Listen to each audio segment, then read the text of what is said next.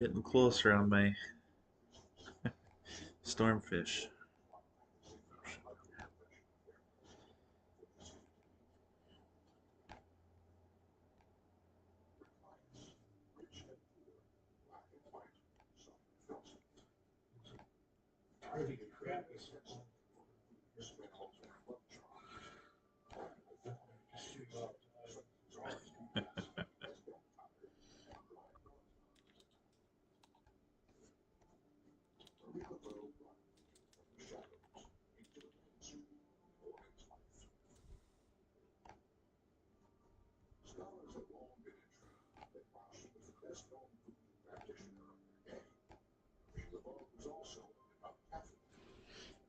There we go.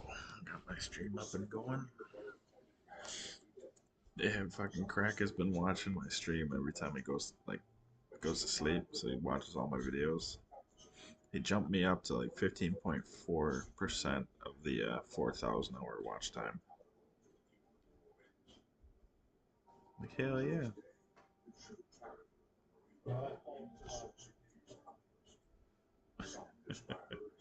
He gets distracted.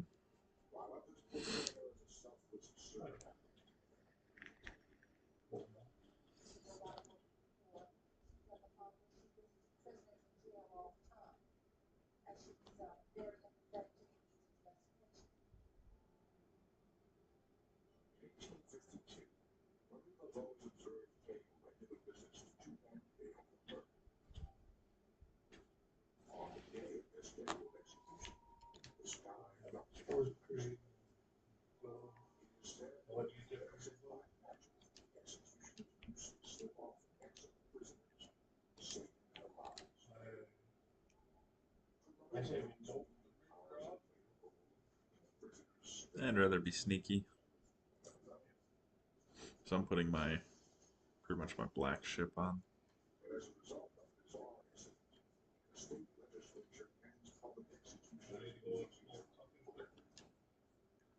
I might. I don't really have a good tuck outfit though.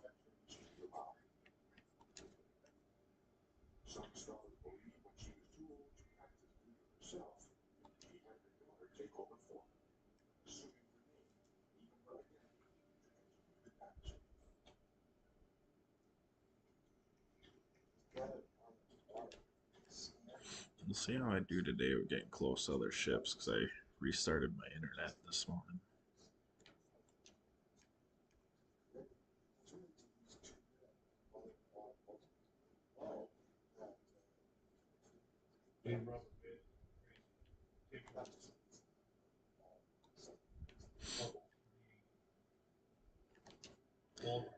For me, it's like I don't rubber band, but like my whole screen will freeze for a second, and then also like come back where I can play. I'm gonna go. If you guys want to start going, I'm just going to buy a tuck outfit.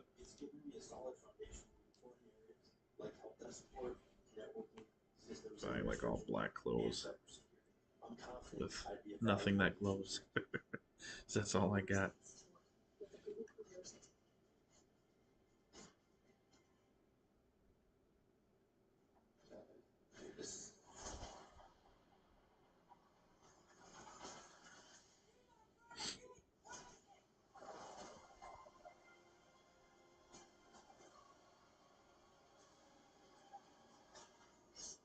What hat do you use when you tuck? Oh,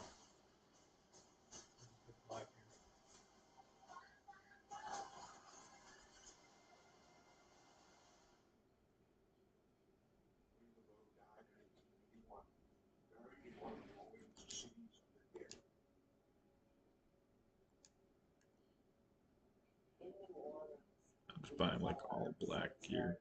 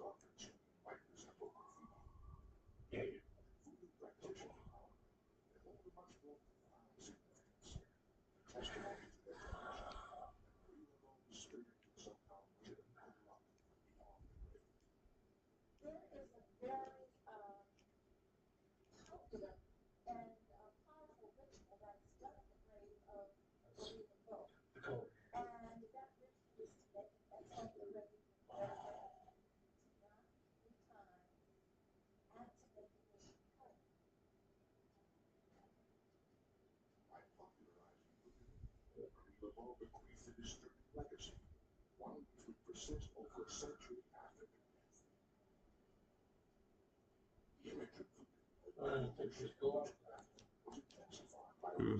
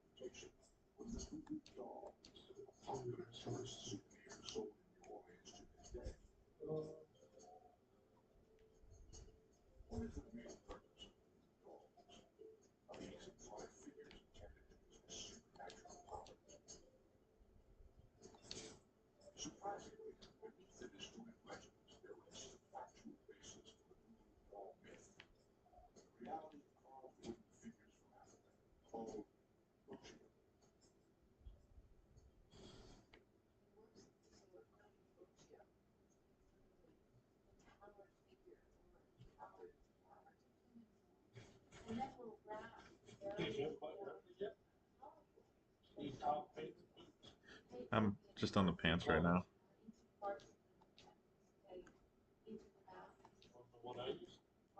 What?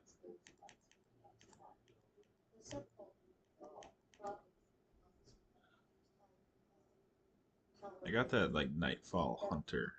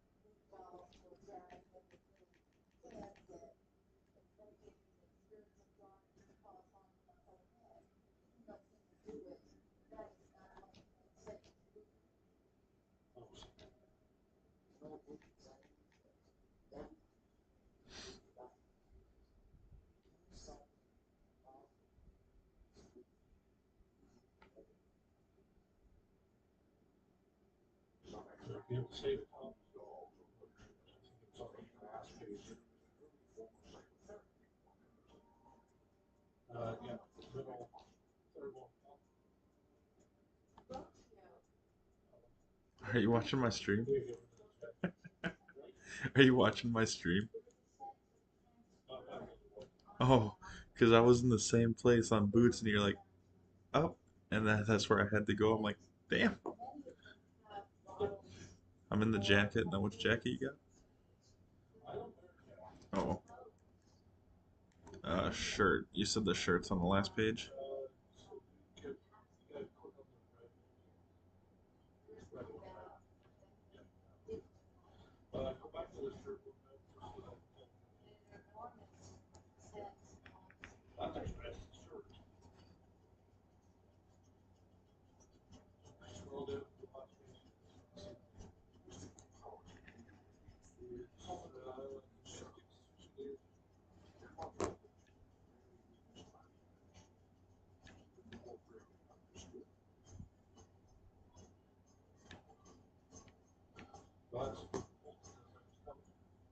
No, how about that one?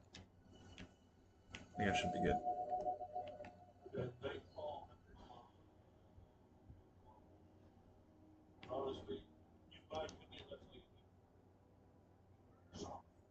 Oh, fair warning, if you watch my stream, you're not gonna recognize your names because I changed, I made it to where it's different names.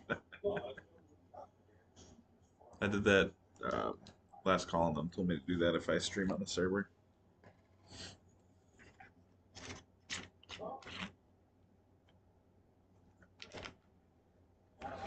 Said it gives goofy names, so I really want to see what names it gives.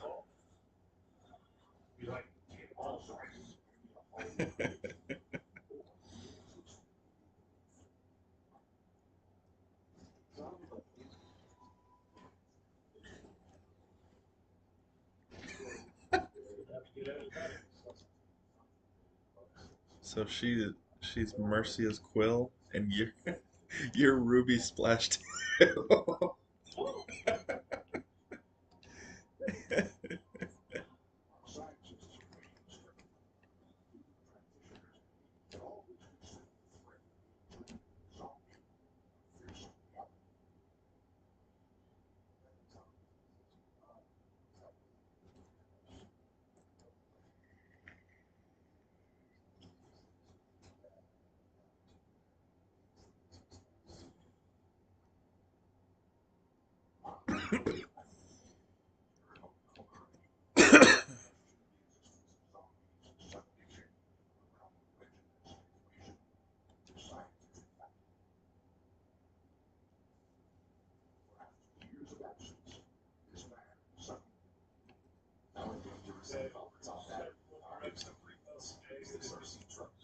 Okay.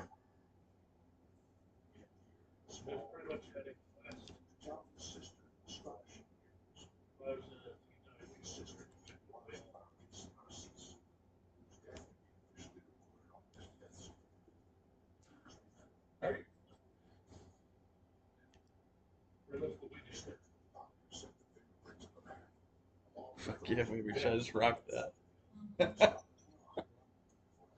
Watch this.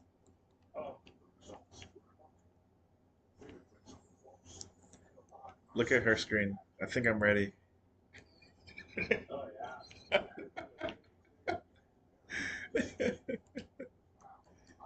I looked at her. I'm like, should I just rock this?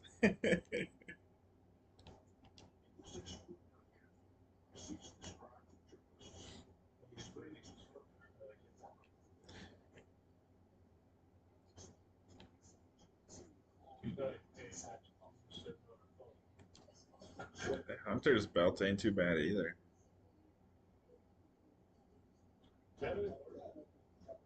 It's the Nightfall Hunter trousers aren't bad either. Oh, like tighter.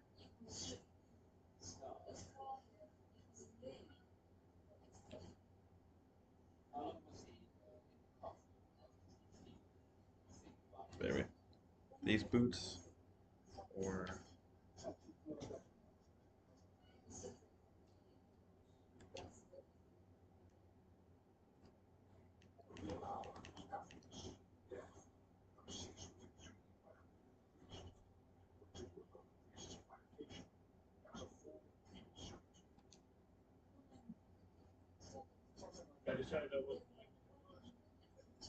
oh,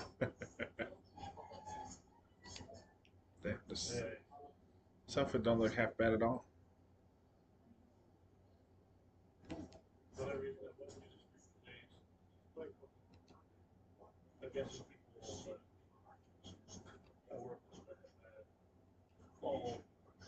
Oh,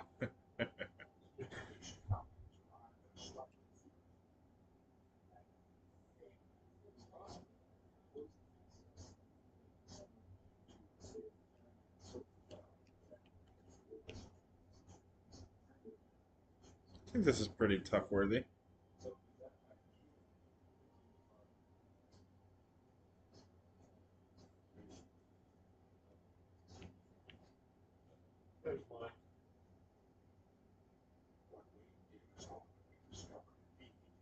Heck yeah. I kind of like this jacket I got.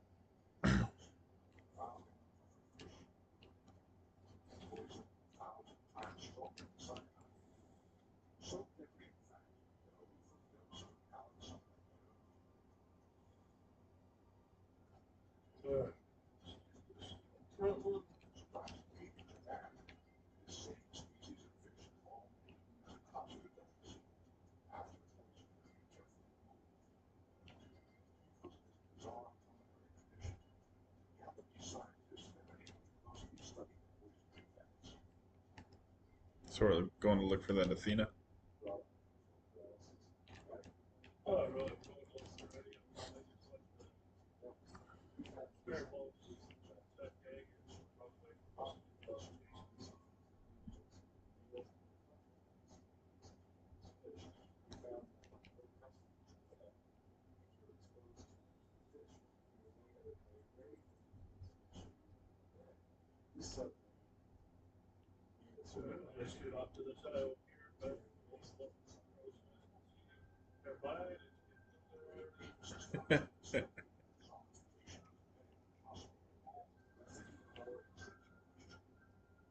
Oh, we got a ship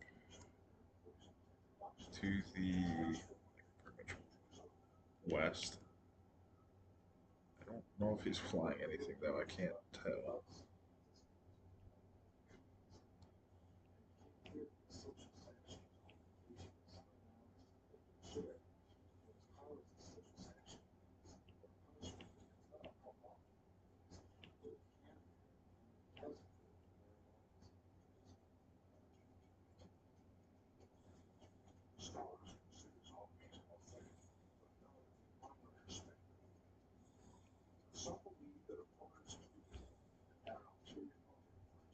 Oh, the fog rolled in, so I can't see anything.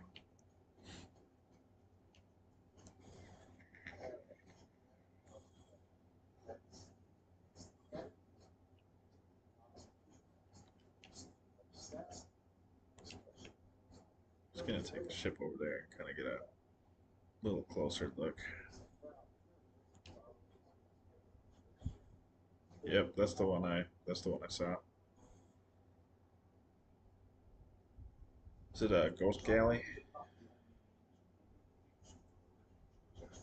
So it's a galley. I think that's the one I saw. Oh, yep, they're flying something too.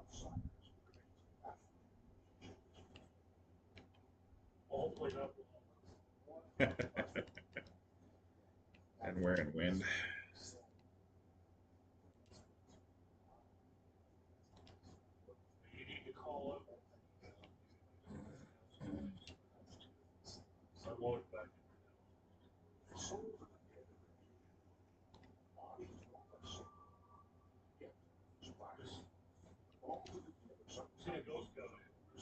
Right in front of us.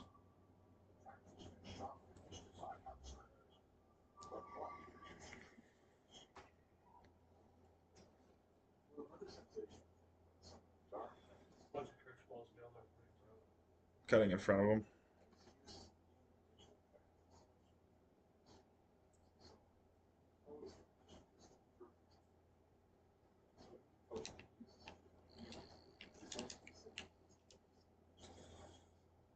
No one's even on here.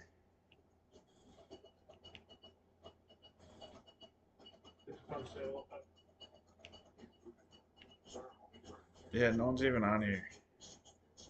They sunk.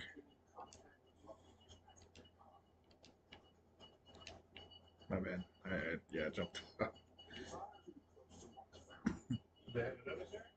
Yeah, they're Athena 3.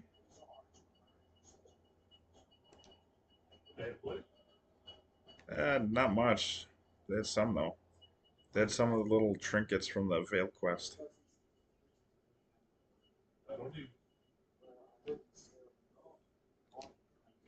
and they had a storage crate. I wonder if that ghost galley killed them, or if they're on the ghost galley or some shit.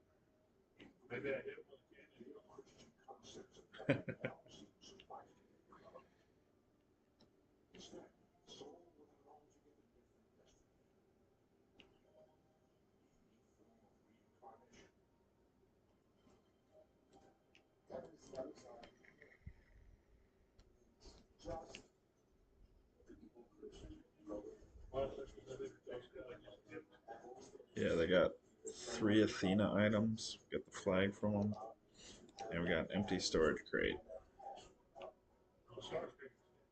Yeah.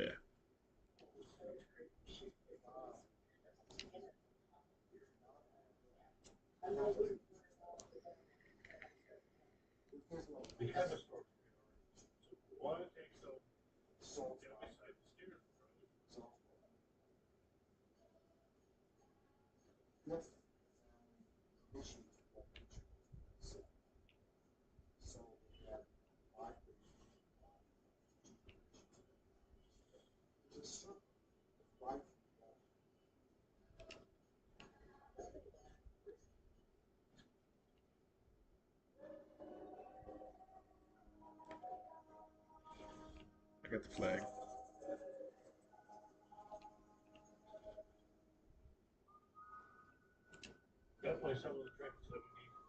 Yeah.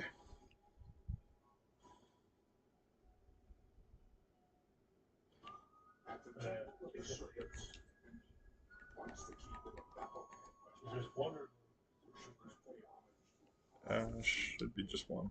Yep, just one. It's a skull.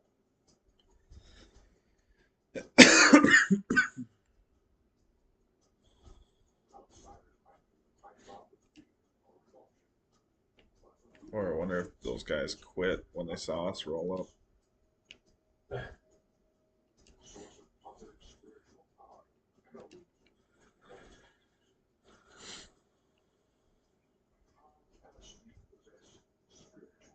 There goes the Athena.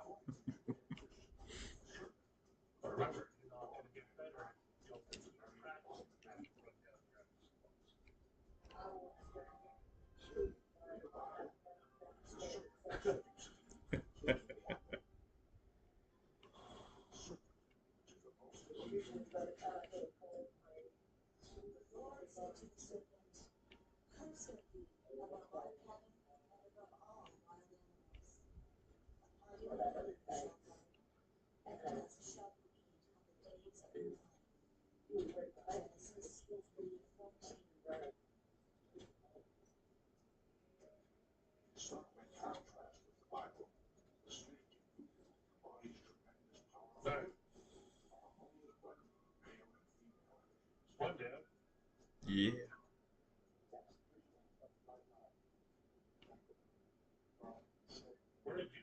Hey, there's a ship to our about southeast back there. It's a sloop.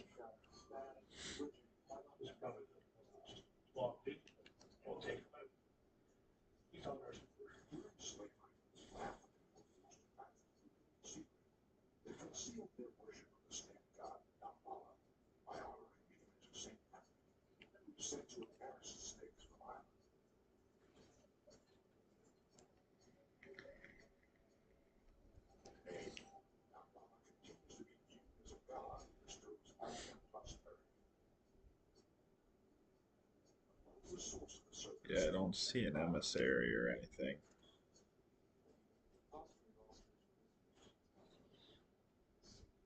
But if we can sink some of these people and get them to leave and get some new people to join, maybe they'll fly some other emissaries. See, see this big rock in front of us on the right side? He's going behind that. He's heading pretty much west. Or somewhere over down here, like Discovery or something.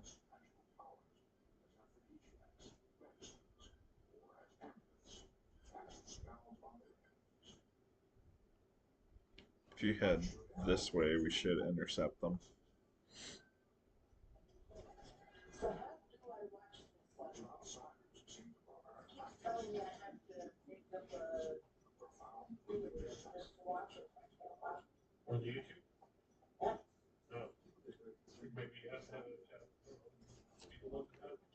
Do you have to have an account on YouTube to be able to watch other streams?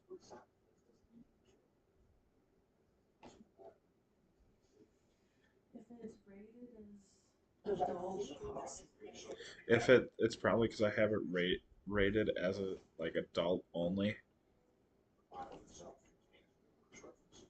so that's probably why. Just because the usual groups I play with, they say a bunch of stuff that kids should not listen to, and he turned our way. Yeah, he is one ballsy motherfucker.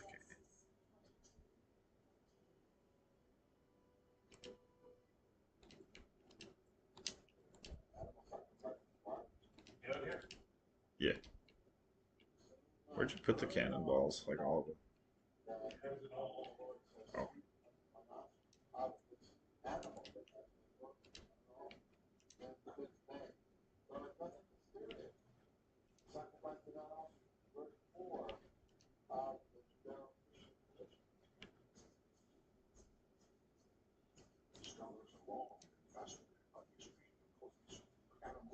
I won't go far enough.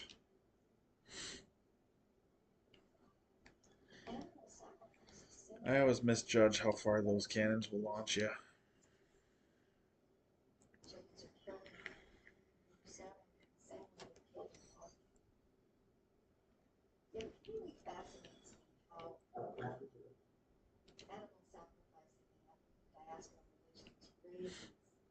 This sloop, though, really messed up and gave us wind.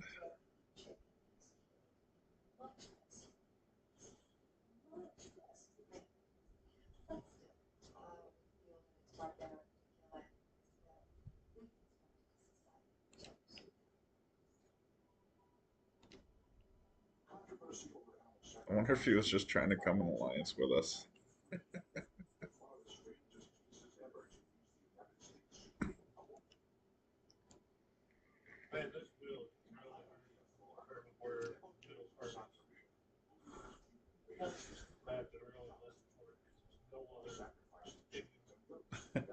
My bad.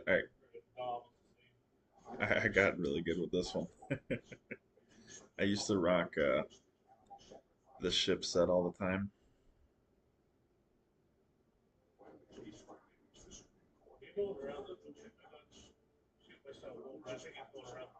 He just hit the rock.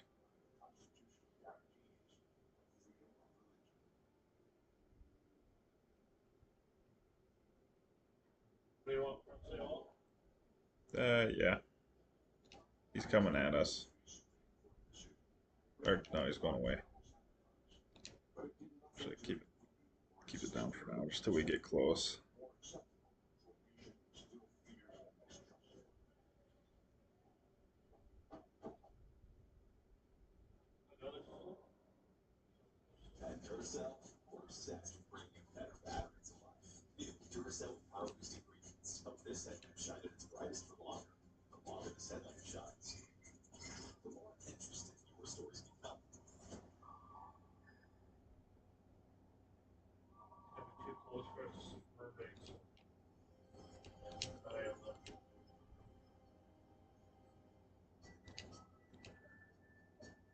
Can you harpoon him?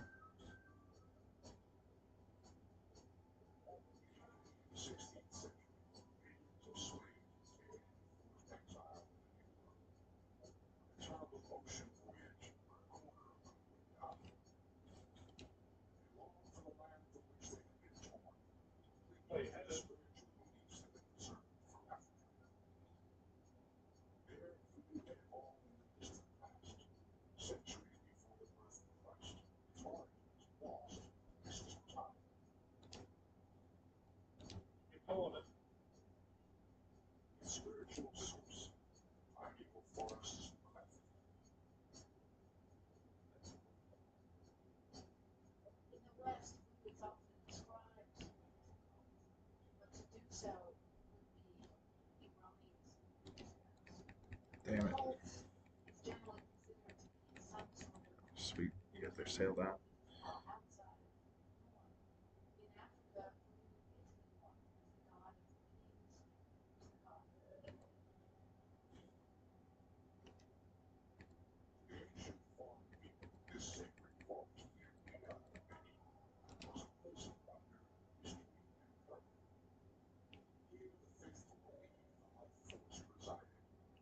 fucking no one on this loop either.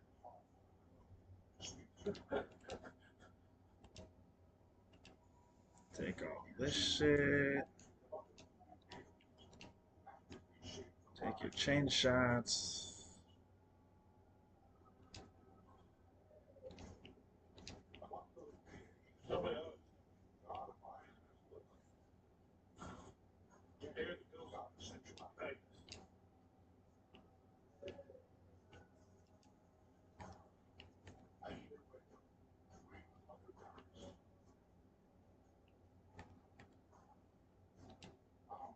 I think they quit too.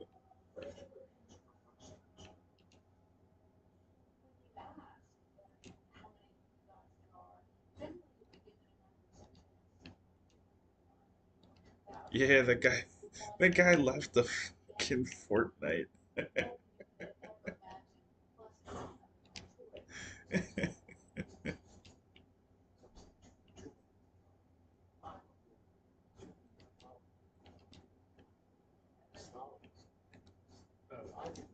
I got us some 4 more chain shot and some fire bombs and blunders bombs.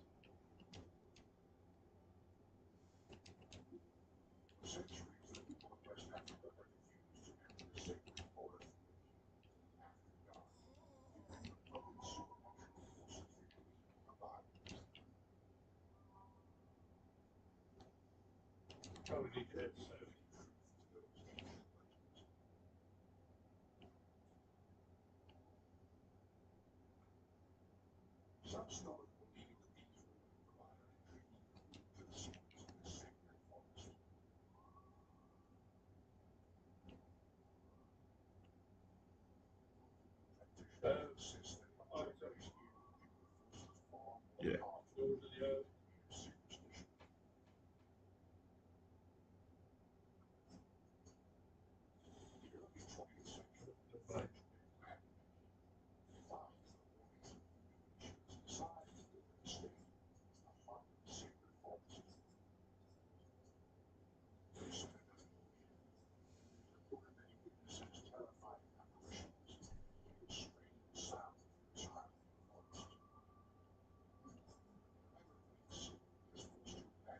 Me too.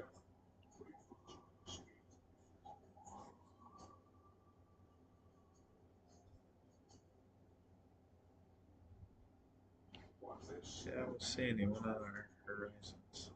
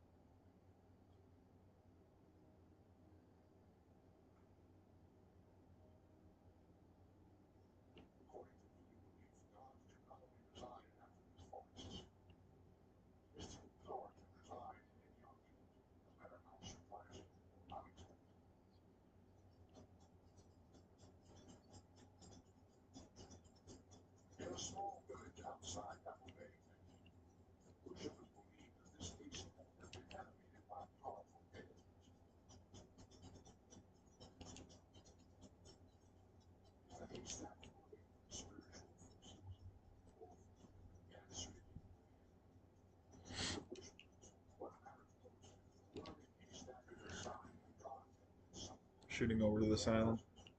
Pillow pockets. Yeah.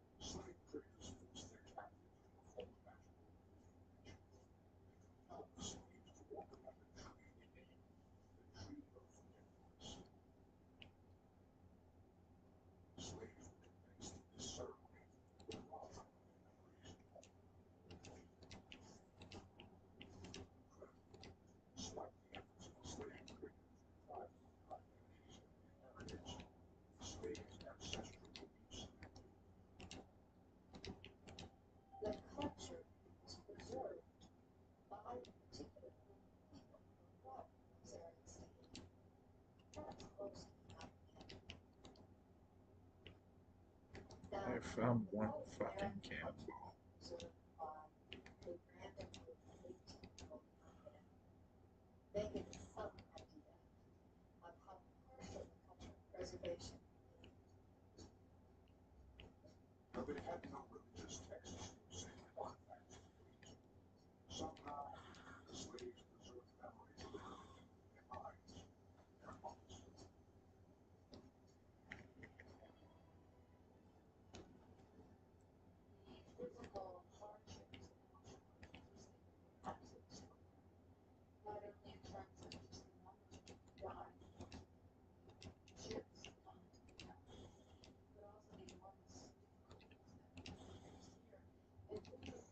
Now we're getting somewhere.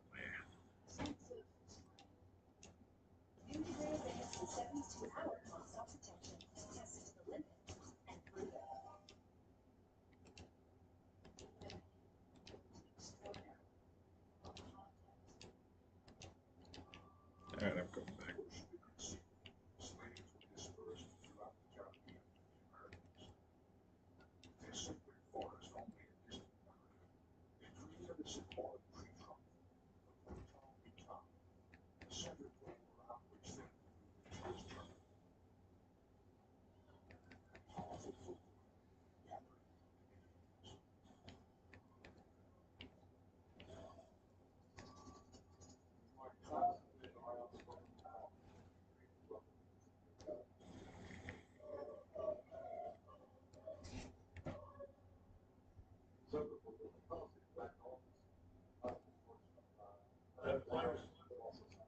Heck yeah.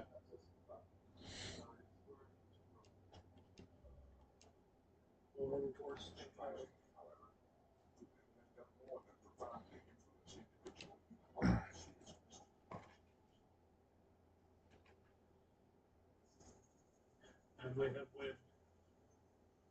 We get back. I'm on my way back.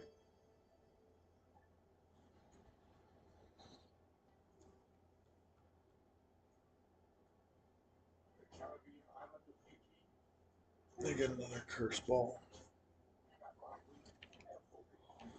Heck yeah. I got a weary ball. Yeah, well.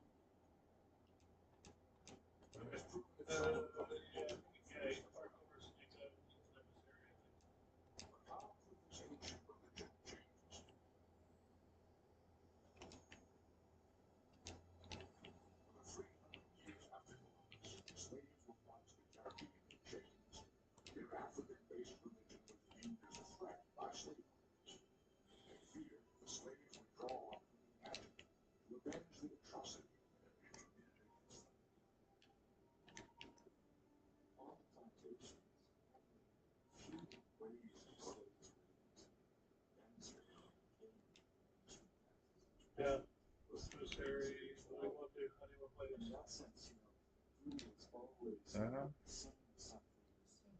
Sink them. I'll raise sails. I don't think he's trying to move.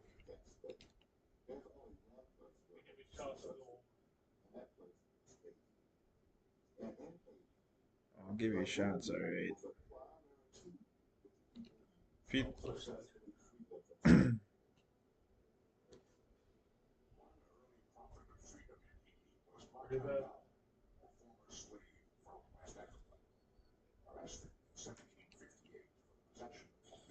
If you two want to go over, I'll level them. Alright.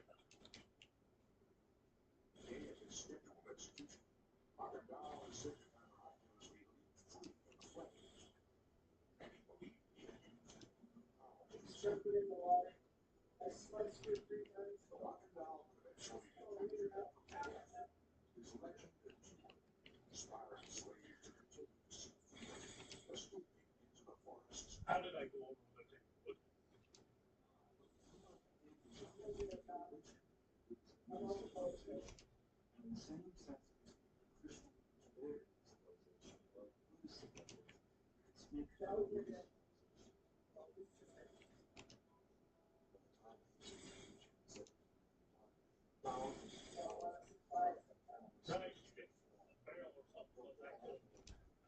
They fix it.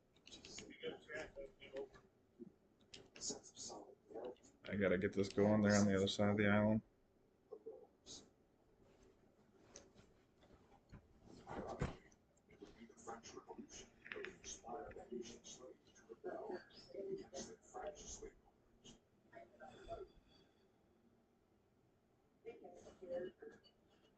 Take that individual plan.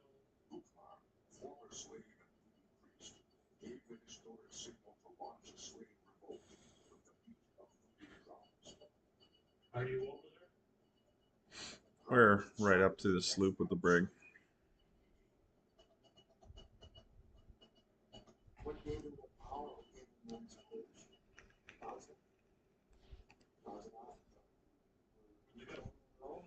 Front left. Yeah, they're on the opposite side of the island. I couldn't tell where they were.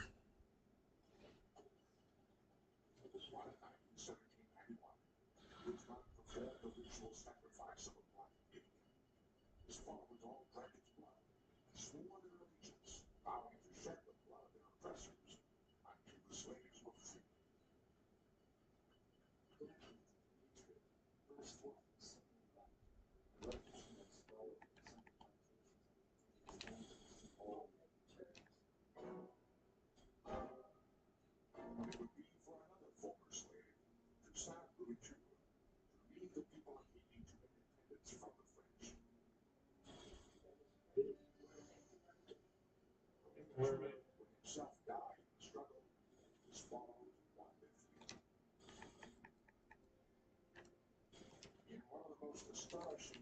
Damn it.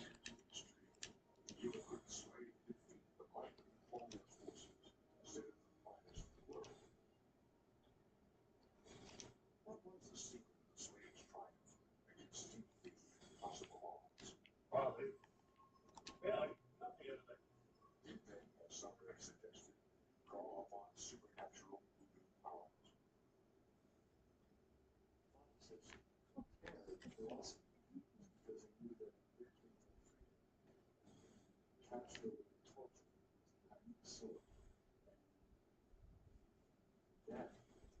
They're trying to lose us in the fog, eh?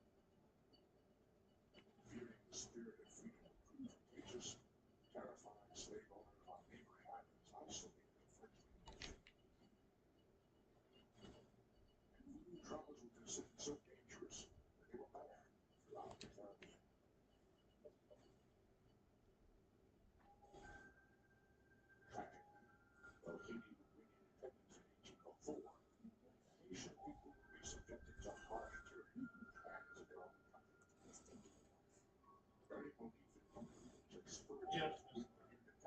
Damn.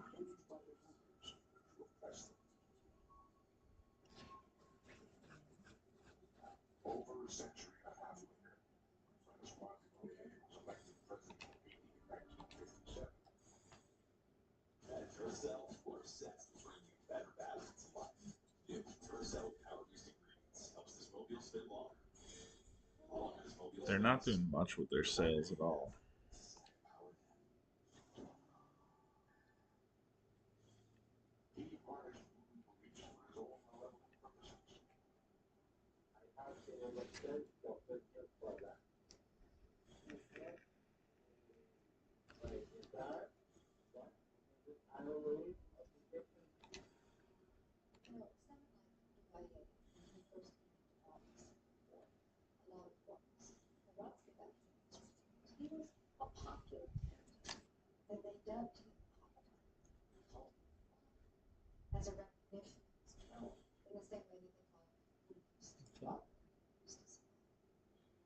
I go for a blanker. I think we can go rest, take that, and just go over. Okay. Who are you talking to? What you guys talking about?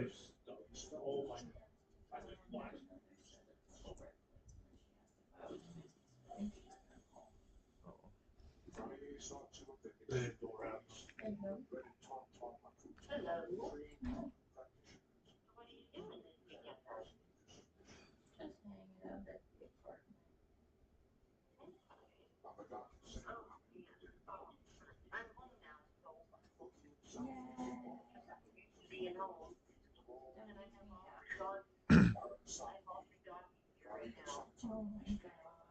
So Georgia's coming home this weekend. We got to figure out the sleeping arrangement.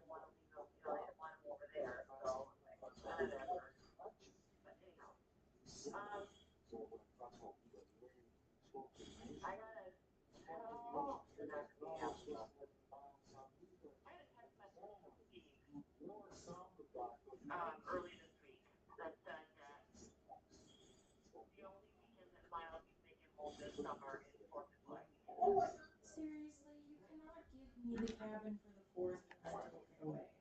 Two dead. Absolutely the fuck not.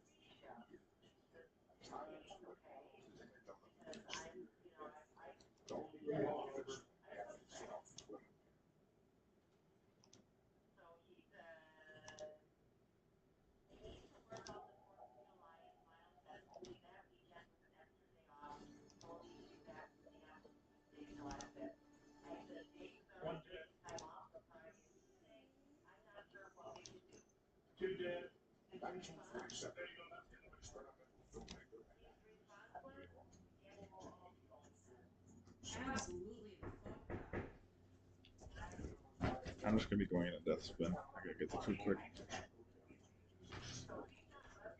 What the fuck?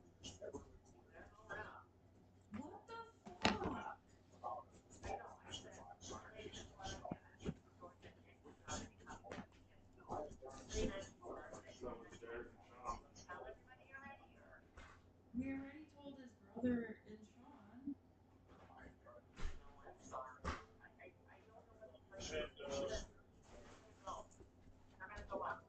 Looks like we just get up there first.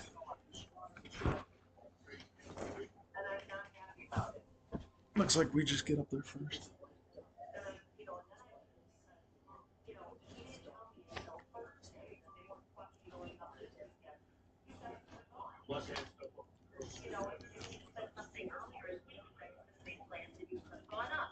Yeah.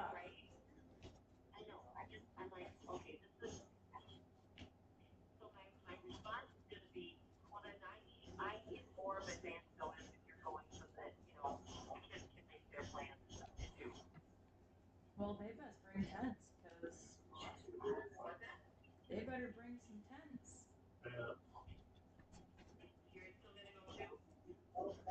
I'm not budging. I already took time off.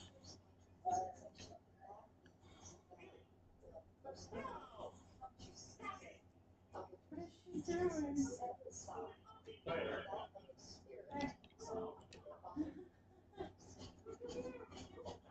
Yeah, I'm not budging because I already took time off. And if they don't like our party, then they can leave. Because we're gonna be lighting fireworks off. My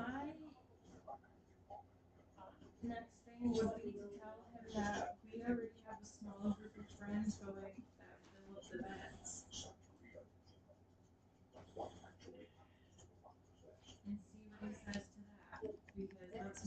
And see what he says to that. Because that's not fair. I mean, Jared might have like one more buddy because he's got a lot of fishing friends. So they like to come up and fish, but it's not going to be like a crazy amount. In Georgia, and they already coming for the full weekend, so Steve doesn't need to know that.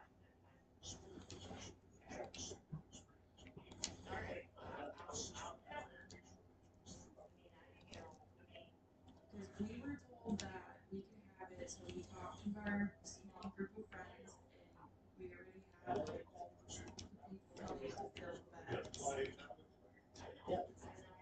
Yep, it's on the front.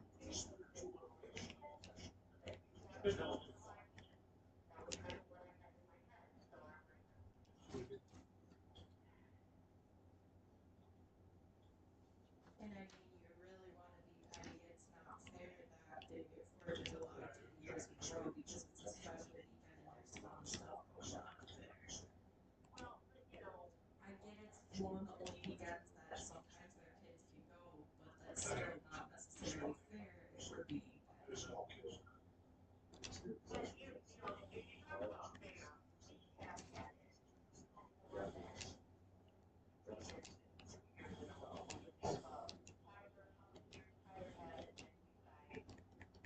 What's that? Yep.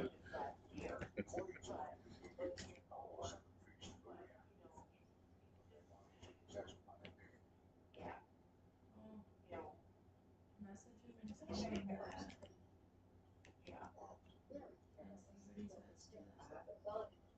see what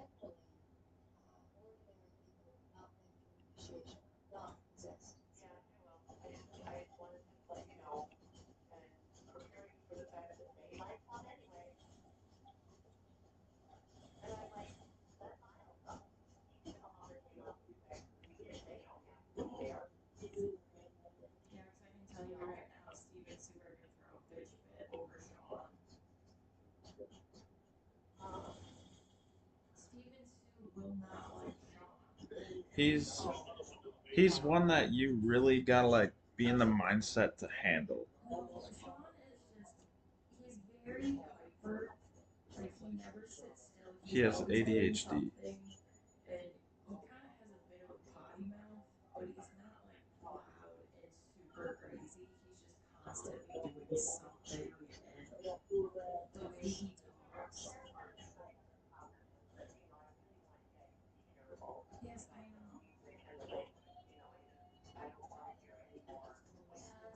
I know. Don't get me started.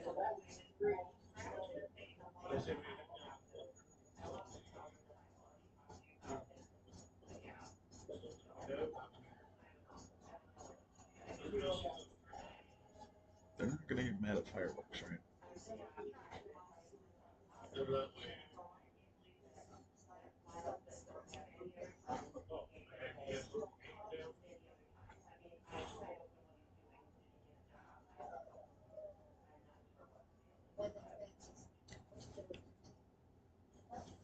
Yeah, I don't see anyone on the horizon.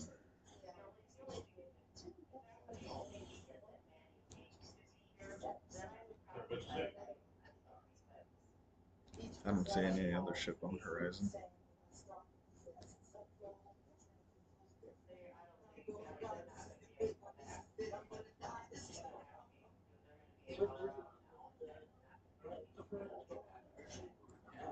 Yep, I put him on the bow.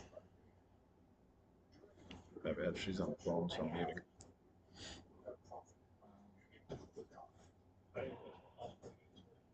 Yeah, she's on the phone, so I'm muting.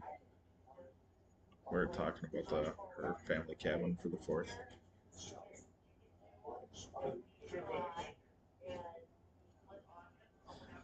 I'm muting because I'm talking too.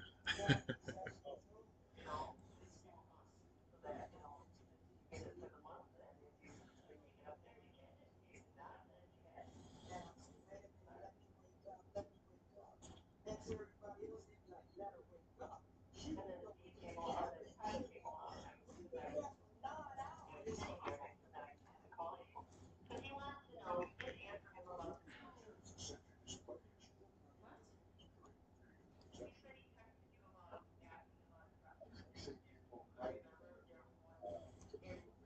never got a text from him. No.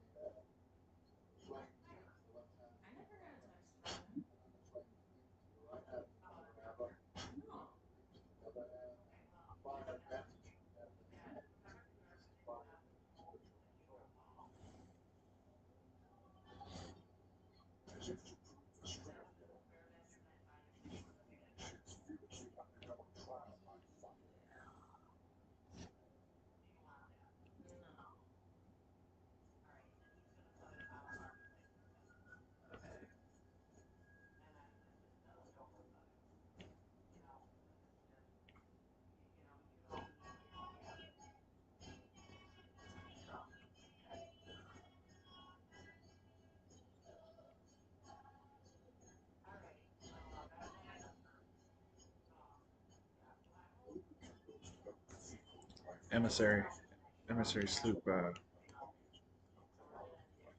to the east.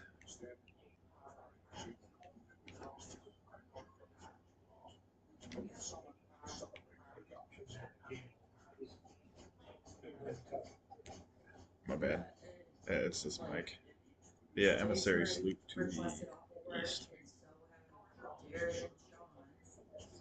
Yep. Like, Jay's not the only one who moved his work schedule around to make sure they go.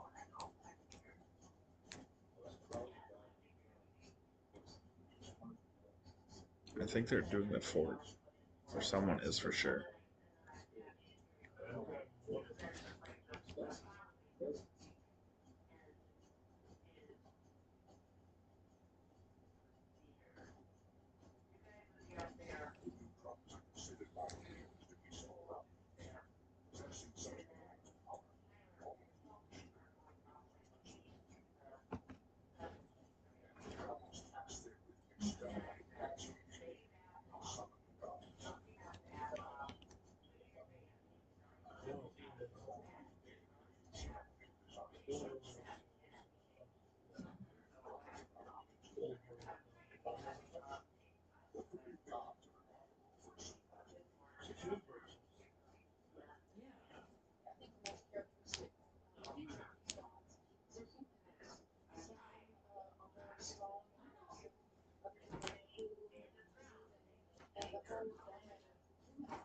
They're sleeping in tents. They're gonna have a rude awakening when they don't have anywhere to sleep. Or they all gotta share a room. I wouldn't mind if just Miles comes.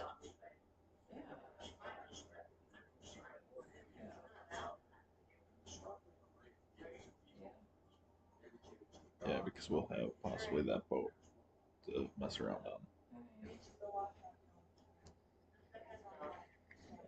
Let me know.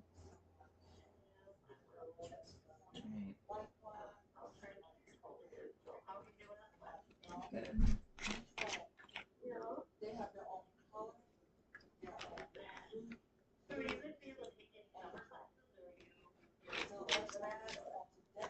And Danica called too. Because summer classes, it's like, it would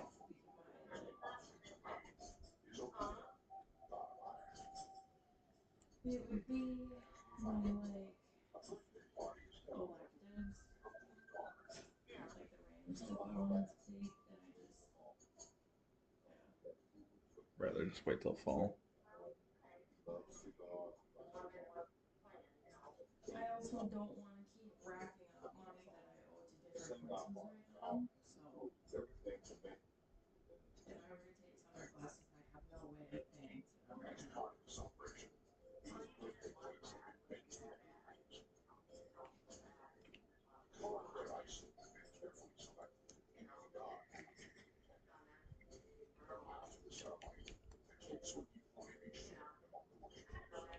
Still over there. Looking.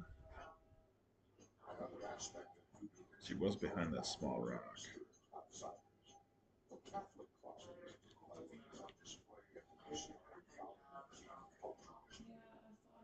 part-time job, but then we have to put Kimber in daycare, and if we put Kimber in daycare, the money that I earn from a part-time job would probably be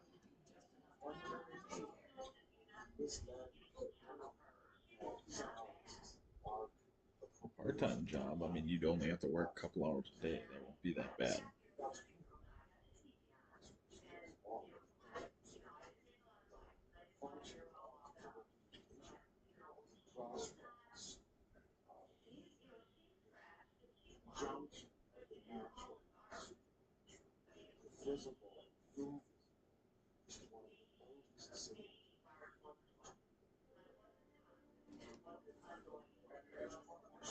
Yeah, I'm not seeing them, but I wonder if he went behind some of these islands.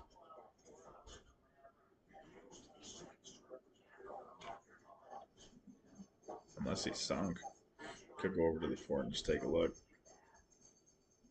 Because he was kind of behind this small pointy rock right to our front right. Jay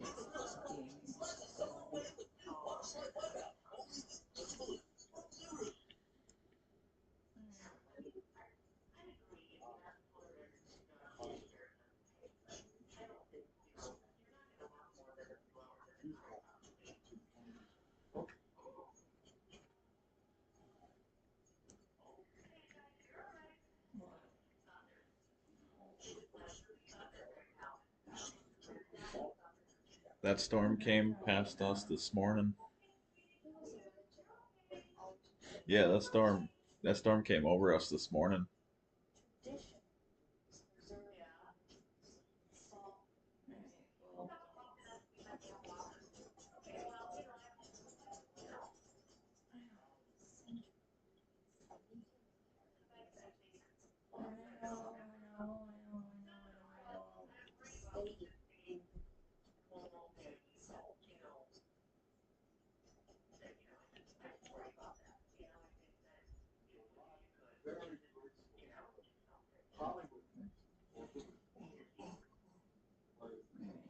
just got food,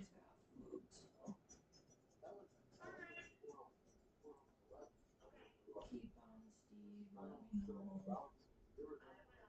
I'm not budging. Okay. I love you too.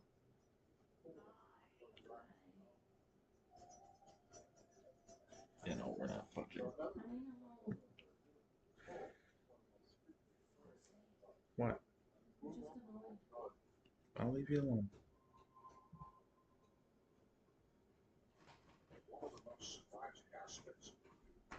Dude, no.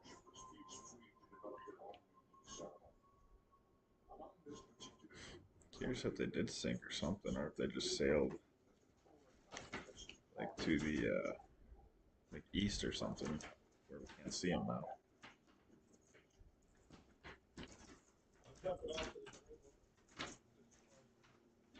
Okay.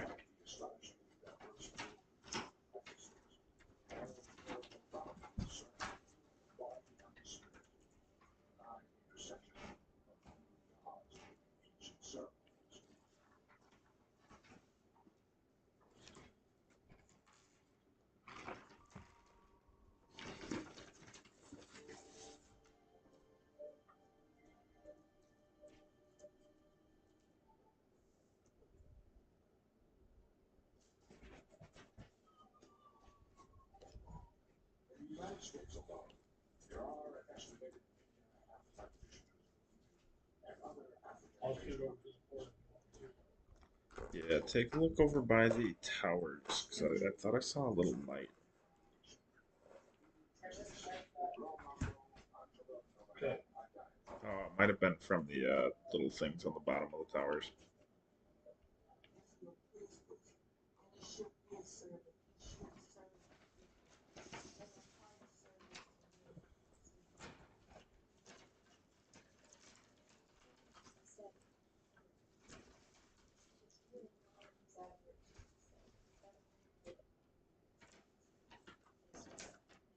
That's your mermaid? Yeah. Up to the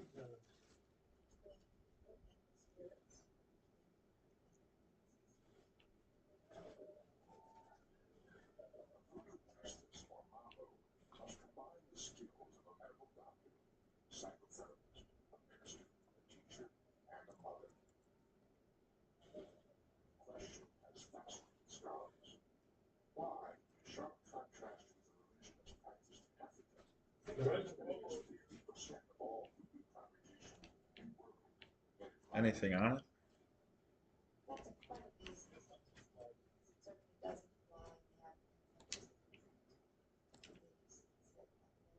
Gonna turn this around.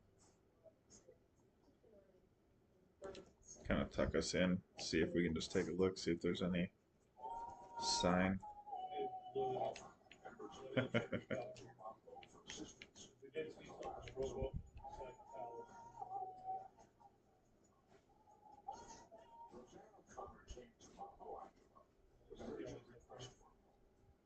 the tower.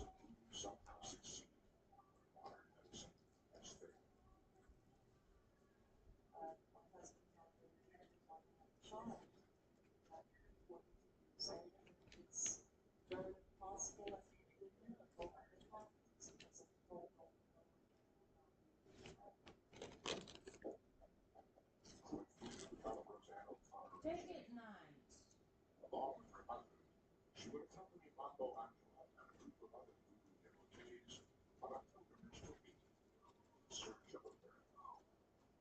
I hear the Philly evidence.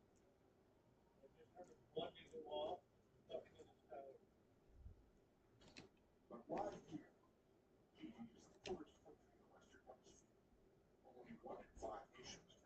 How does it get down there?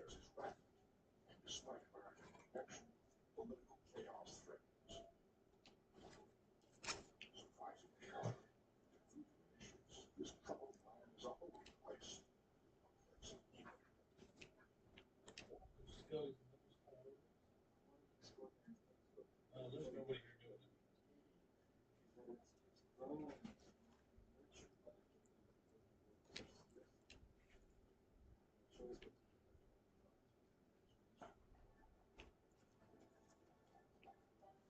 But you're heading right here.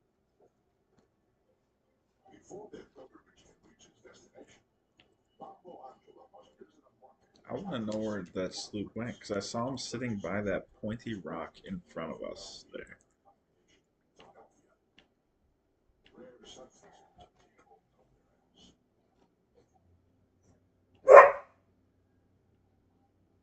Oh, I see a sloop.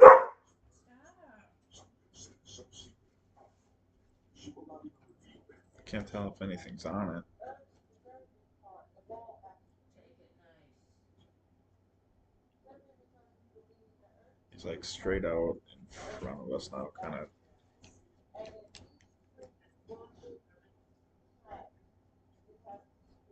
Good old Chris Holmes.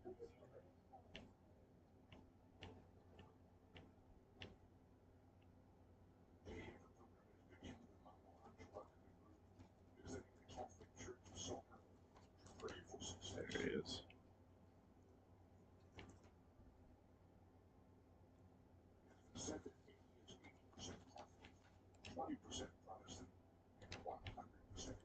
You should grab What? So grab whatever Chris Paul got. Grab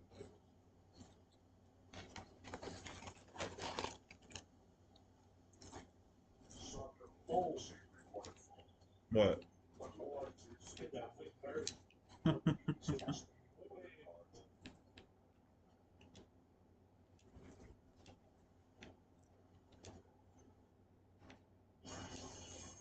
Okay, I grabbed. So I grabbed pretty much the fun ones that I like to mess with. There must be heading north.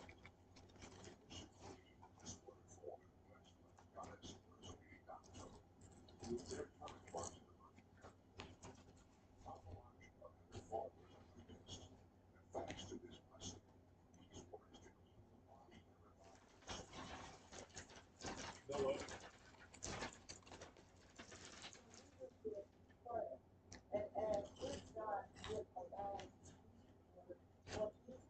Screw it. Let's take him out. Right.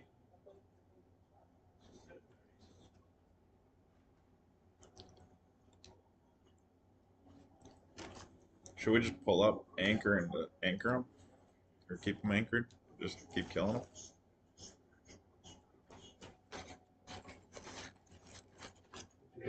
Let's do it.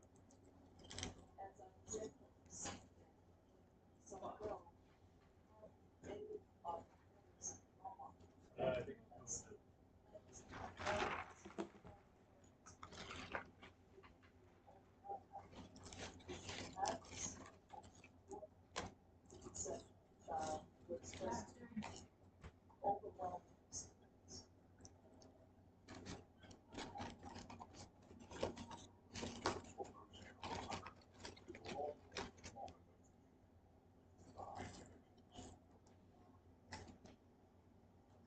he's still lives.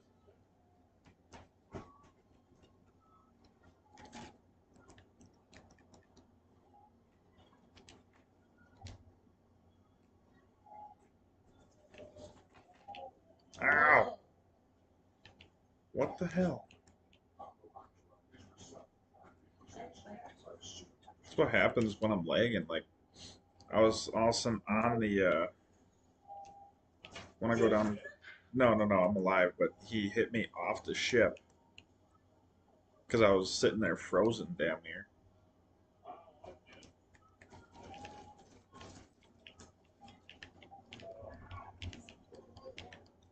Bullshit.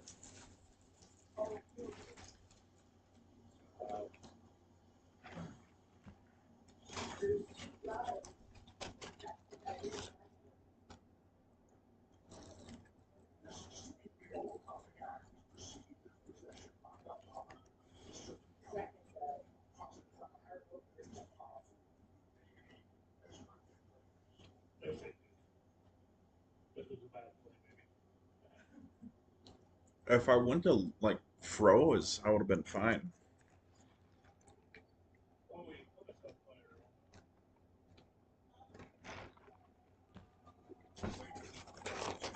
Is their shit moving? We're freaking hard.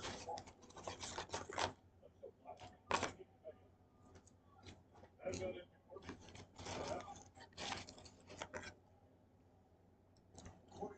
You're on fire like that's so black.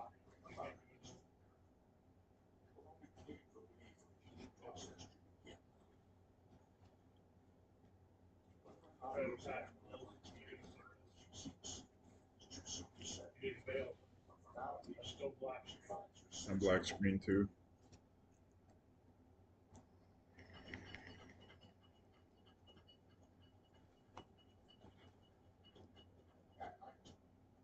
I'm here.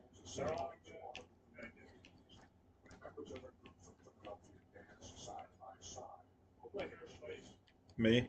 How? How do you fucking sword me when I'm blocking, motherfucker?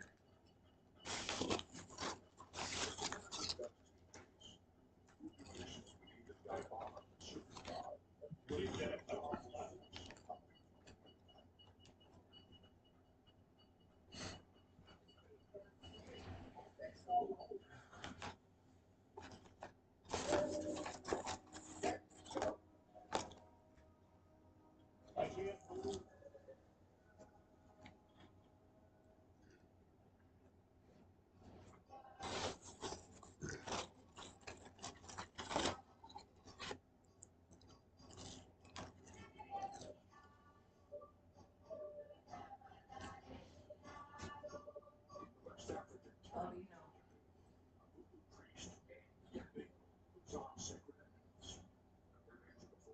Sounds like they're firing into us.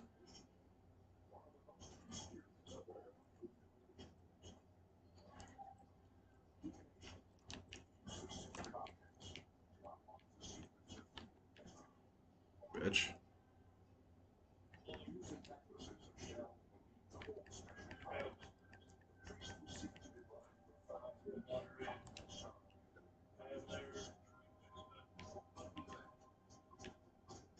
I'm on their ship.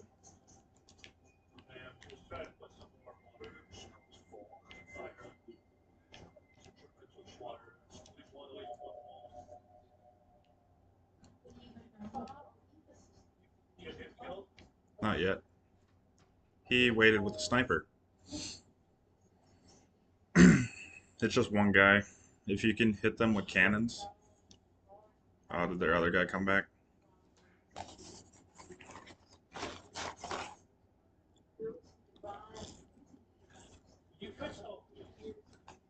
They were hitting us with cannons.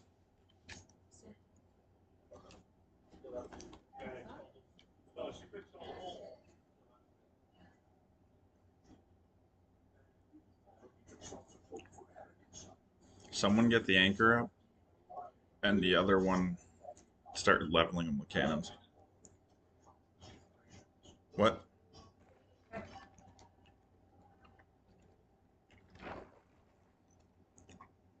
I'm coming back.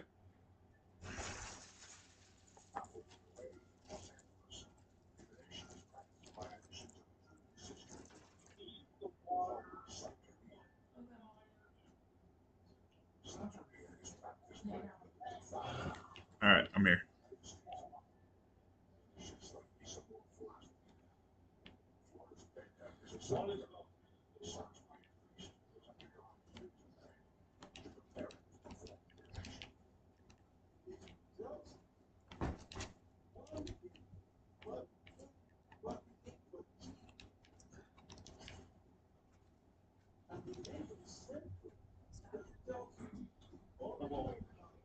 Do it.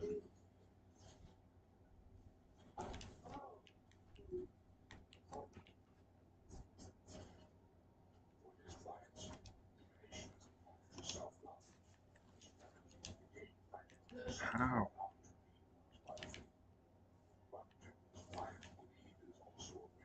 Okay. One's half dead. Come here. Bobby, come here. Back over here. Come on. You're about to lay down, Bubs. Hey, lay down. Lay down. You're hurting me now. Lay down. Lay down. I'm coming back.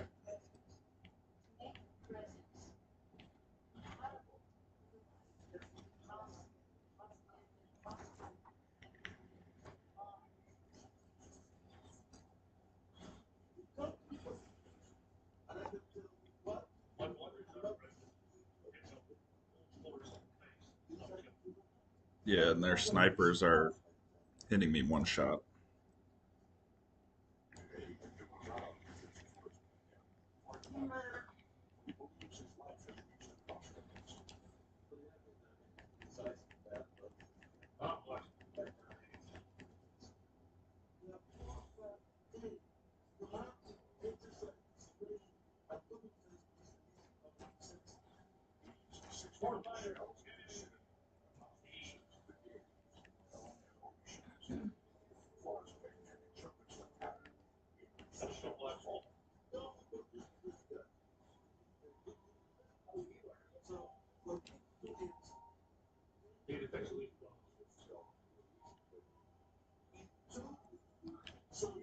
One's dead.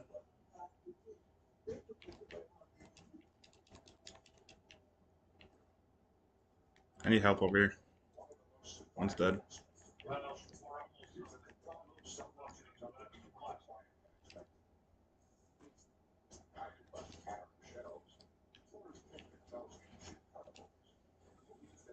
Yep.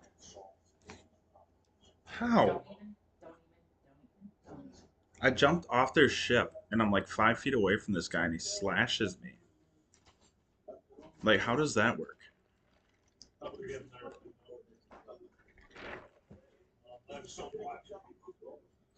Like,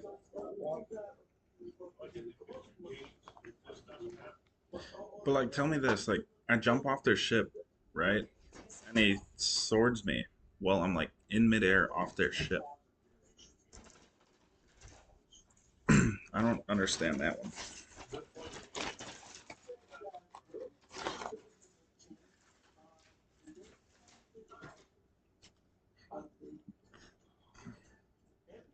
They took all our loot off the ship, by the way, too.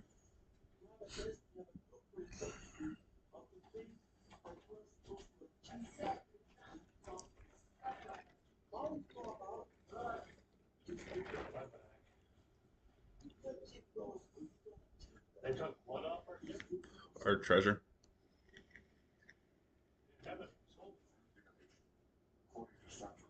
Oh, well then there's treasure floating in the water behind them. Stop.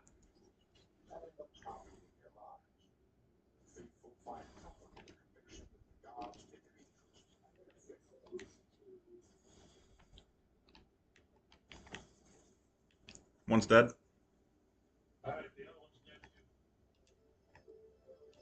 Somebody's getting crank her up. Yeah, can she get... Oh, but both our sails are down. I'm over.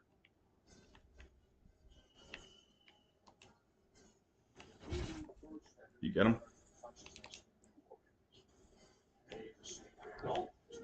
How? I blundered him.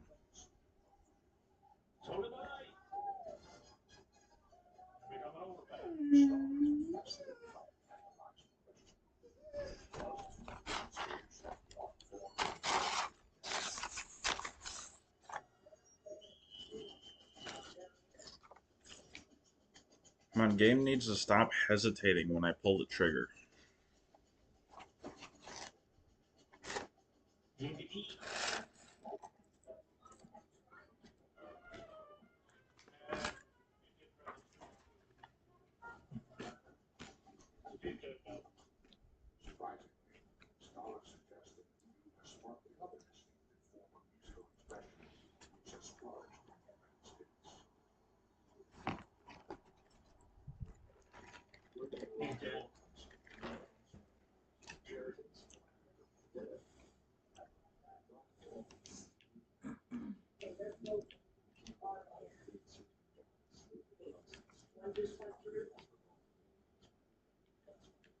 Oh my god.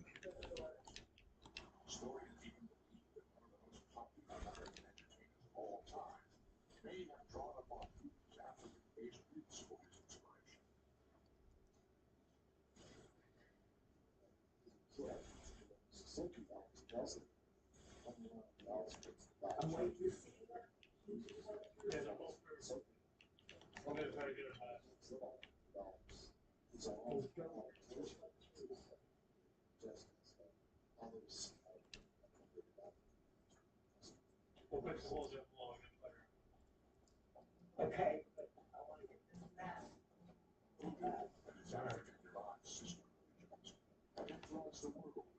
He's coming over. He's up. Yeah.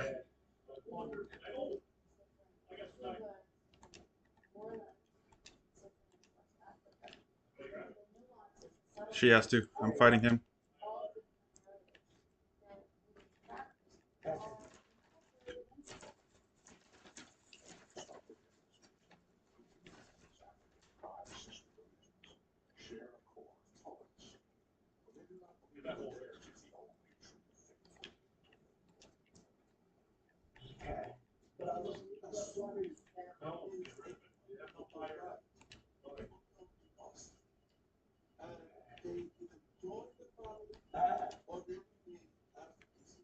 Dude, get out of here. He's dead.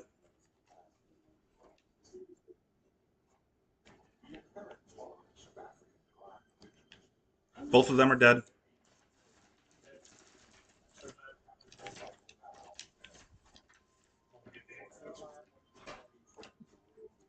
I got their... Yeah, get the anchor up. I got their storage crate. They have no supplies now.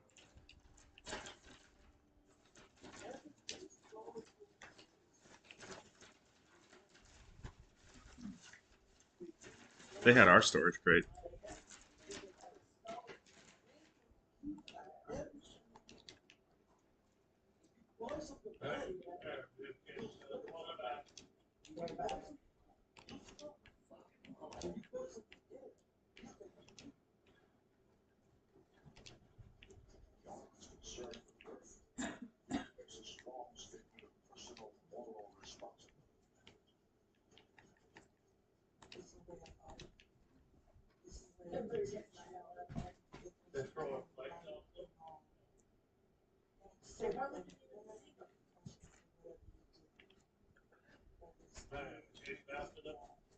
Yeah, I want some revenge.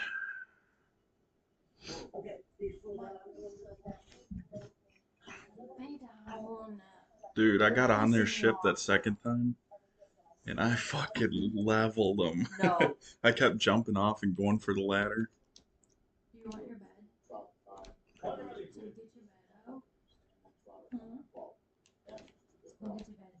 get your bed out. Go get your bed.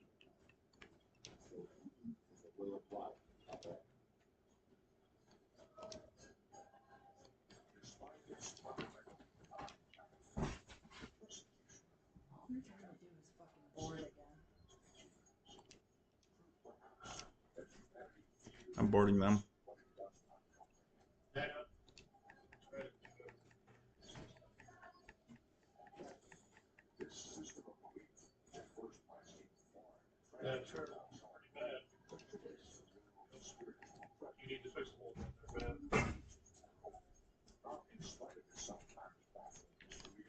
Oh shit, I'm out of ammo.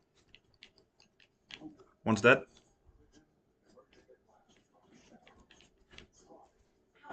And I have walls. They quit.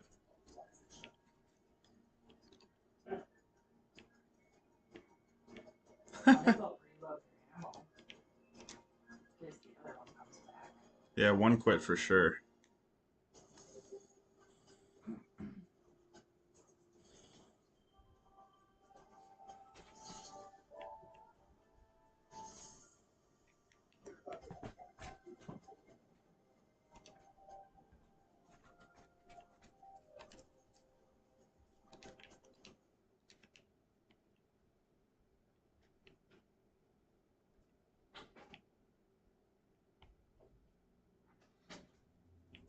Yeah, I think they both did.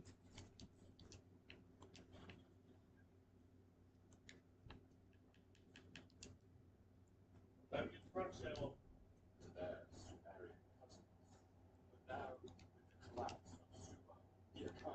Gogurt's in the main menu. The other guy's appearing offline.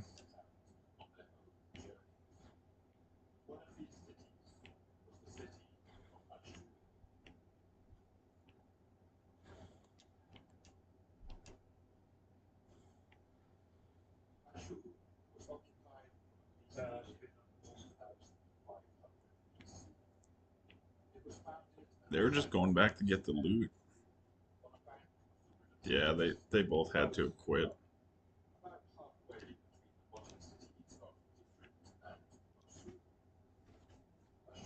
That's awesome. I just went over there and I wrecked shop. They weren't even trying to fight me. They were trying to repair their ship.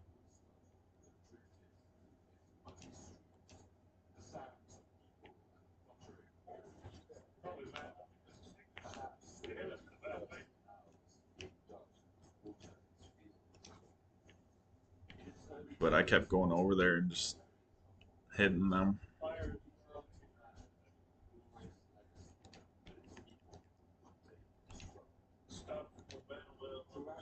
Hey, you guys should hit up these barrels. There's a couple more chain shot, some wood. Take those. Got a couple more curse balls.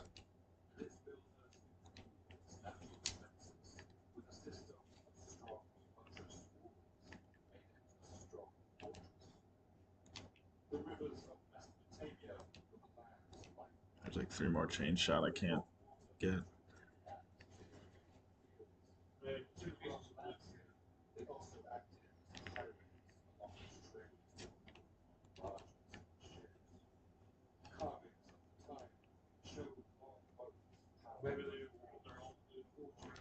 Maybe. I mean, dude, they should have had us, but they just didn't take the opportunity to like full on hit us.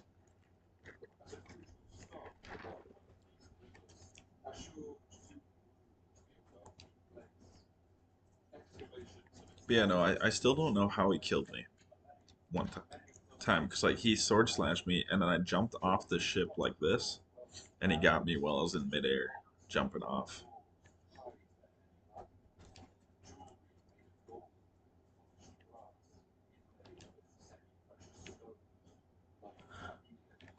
That just makes more room for another ship to come in.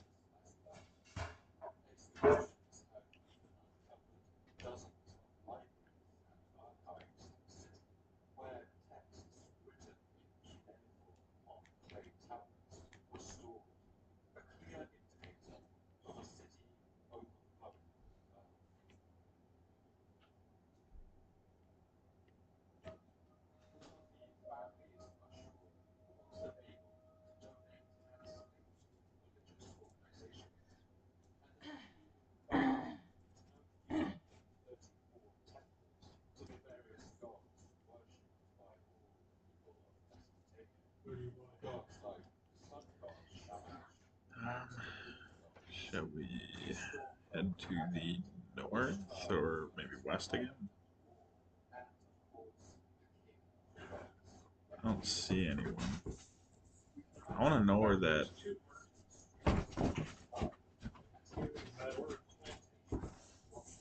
Yeah.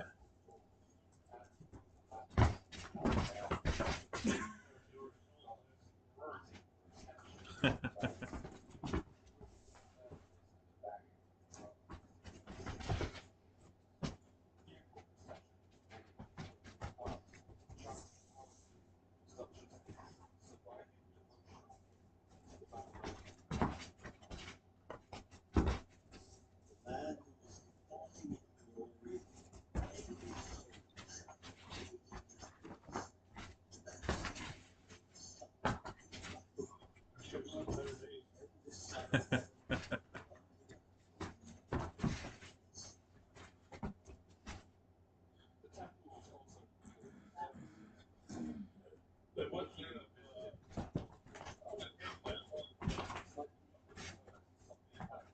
you agree with this game? Like, what we need to at least leave one hole down there.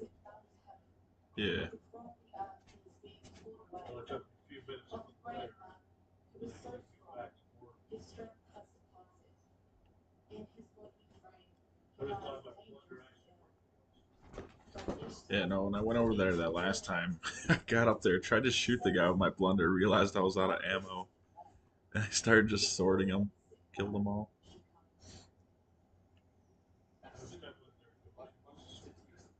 Yeah. My my blunder just kept like every time I hit the trigger, it would just like hesitate before it shot, so you'd be able to sword slash me.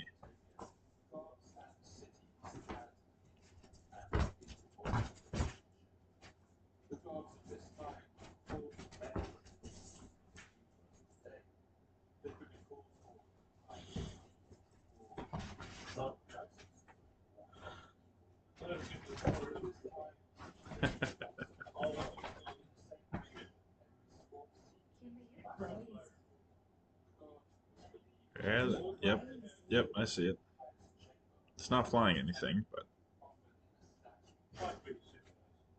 no, they logged off.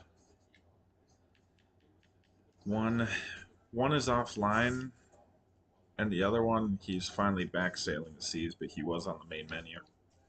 So I mean, he could have came back. If they're flying rainbow stuff, that's them.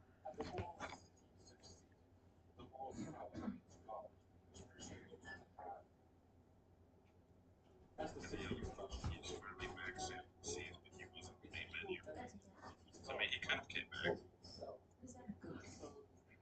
If they're flying rainbow stuff, that's them. Well, to my one viewer, thank you for watching. Hit that subscribe. Unless it's you, Pat the Cracker.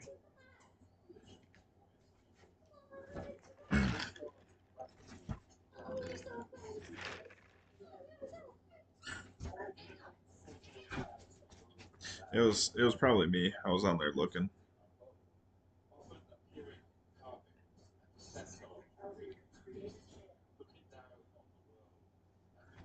Yeah.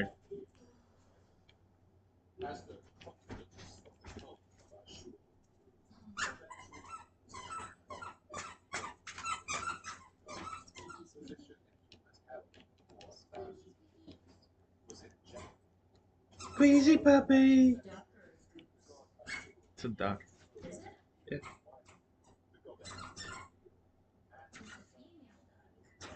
You wanna know how you know it's a duck?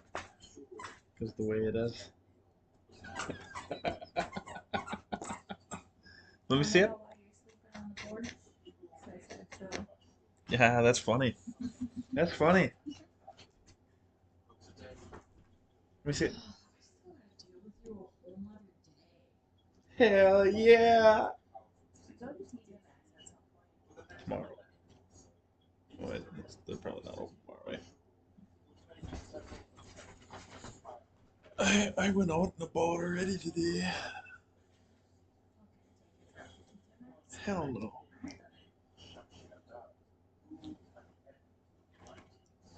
This lady just asked me if she could take my truck to the store. I'm like, hell no. You act like I'm a bad driver. My truck's my baby, alright? I've only been in one accident before. It wasn't my fault. If there's one person I will never let drive my truck, Georgia.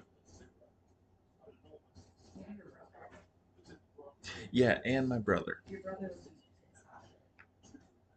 No, I'd find out from the police department the next day he hit a light pole. Dude, so it was like 2 years ago. It was New Year's Eve, right? There to our left.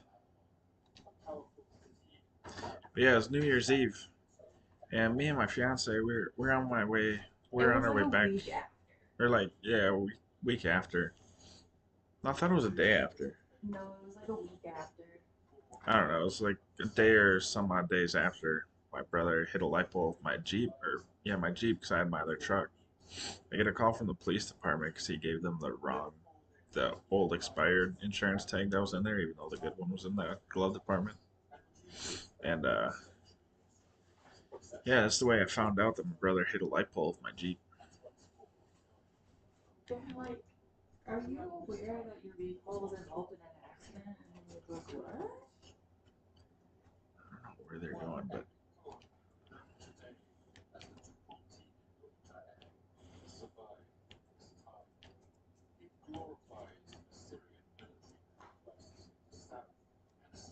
You know what's really nice? hmm.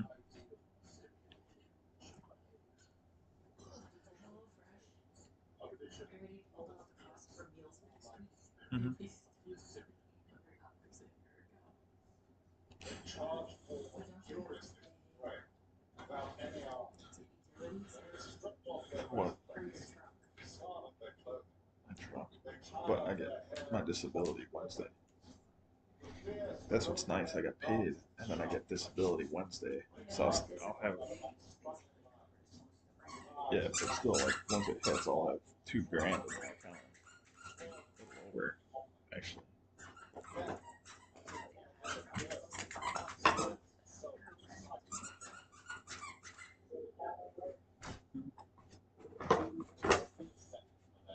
Yeah, and I just have the phone bill and electric to pay and internet.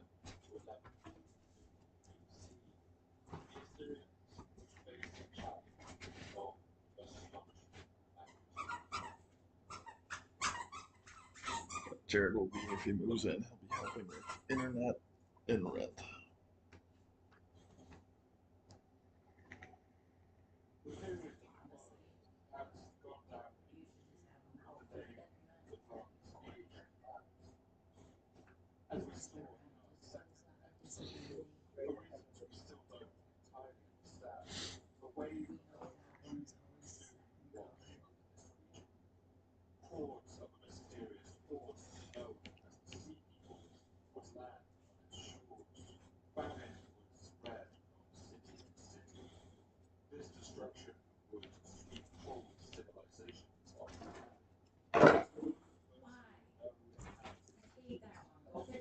There's another sloop behind us, but I can't tell if it's that ghost sloop. Yeah, there's another sloop behind us. I can't tell if it's that ghost sloop though. Might be that ghost sloop. Pick a different one. I don't like this one. Hey, your face is really cute.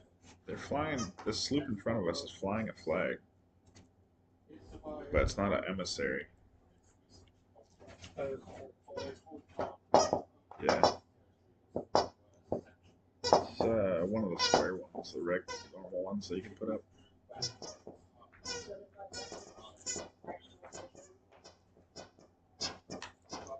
Let me look.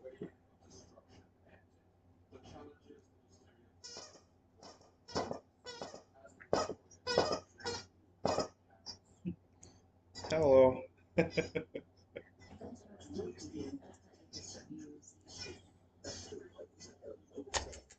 Come here. Come here. Come here. Come get it. Come get it.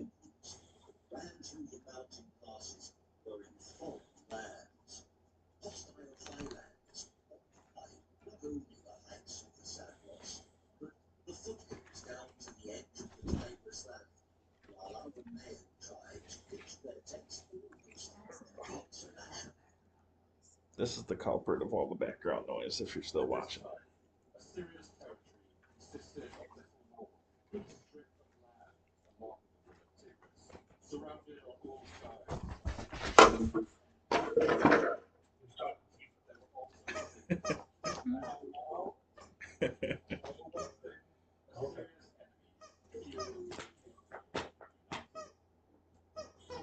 Hey, we got emissary sloop straight ahead too.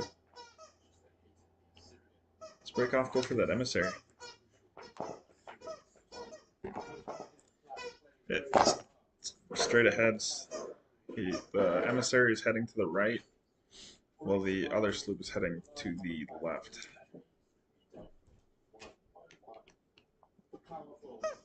Dude, now we got another sloop off to the right. Front right. We found 3 sloops. Now can we just instigate this?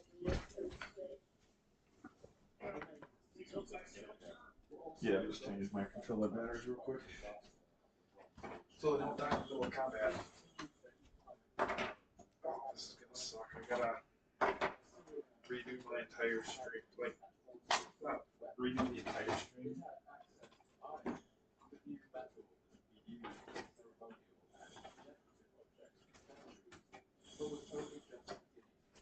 I gotta cancel the Xbox One to get my mic to work.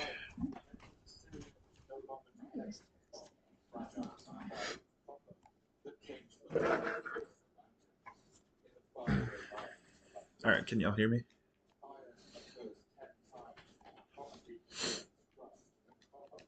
Yeah. Legend, can you hear me?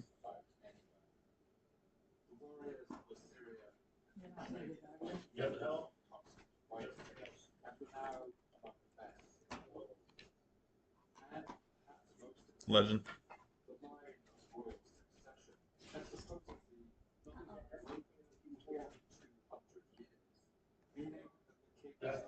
Can you hear me? Hello? Okay. When I do my batteries, I gotta like exit my Xbox stream. Like not the whole stream, just the like part that's viewing my Xbox. And I gotta redo it all. Not the whole thing, just the Xbox version. Otherwise,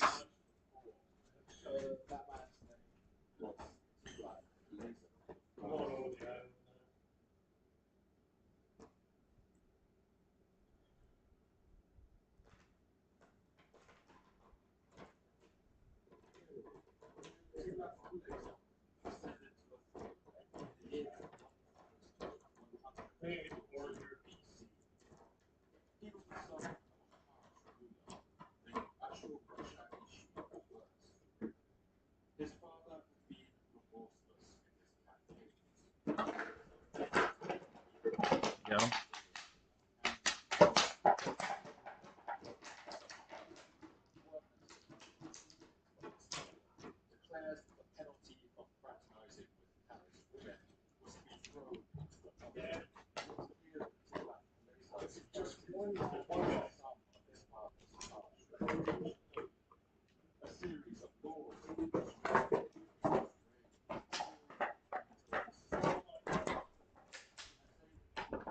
What?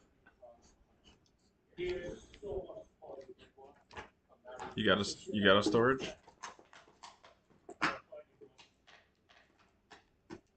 Coming. What should I hit first?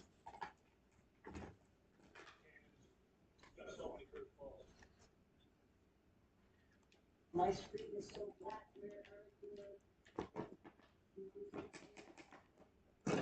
Maybe 65.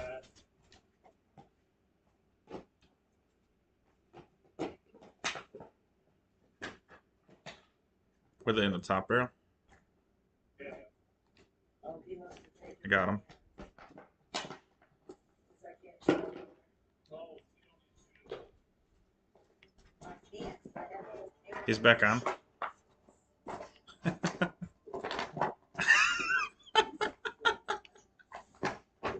Yeah, I got all the cannonballs.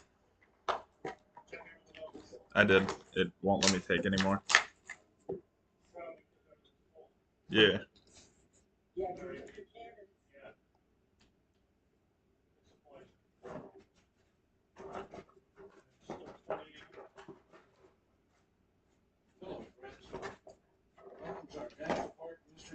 Holy sh! I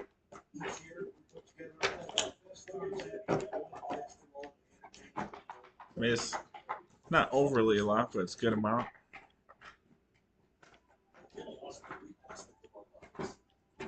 There's still more in there.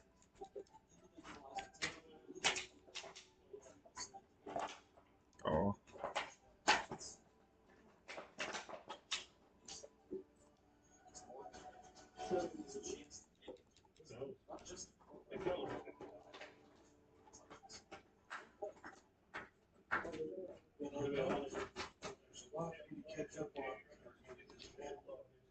This video is full of unexplained, bizarre disappearances, amazing survival stories, unsolved mysteries. We're gonna need some more cannonballs.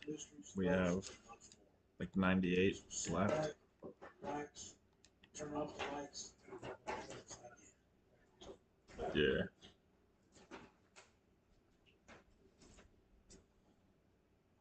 Kimber. She's ripping off the plastic part of the bottle. But, yeah.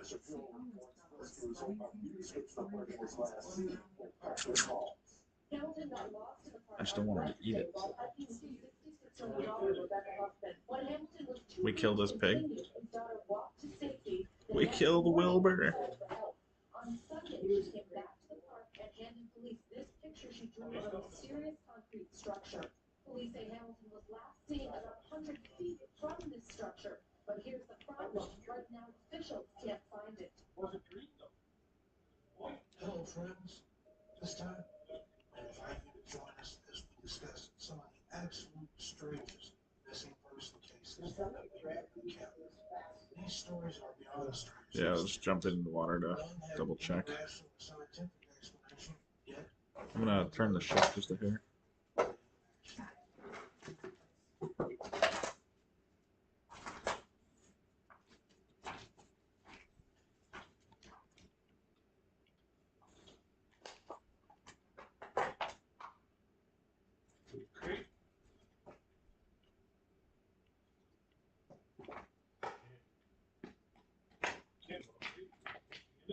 Yeah, there's another sloop off to our front right. Heck yeah.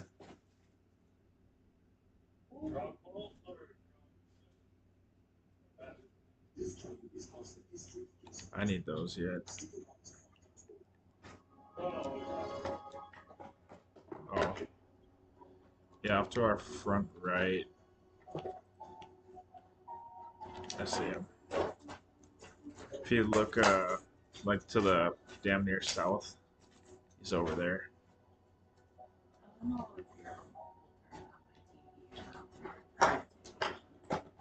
Hmm? What?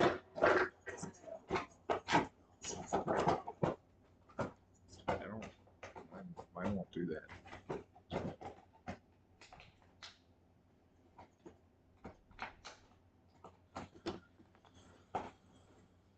Yeah, I don't know where your remote is. Hmm? I turned mine though. Yeah. Oh. I thought you meant turn it to like the TV thing that you do. Oh.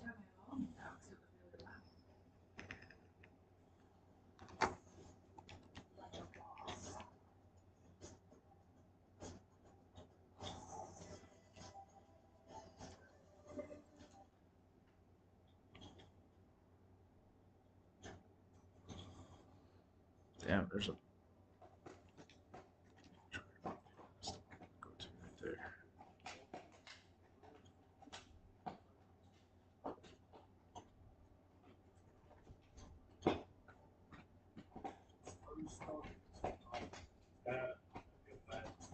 What? You what?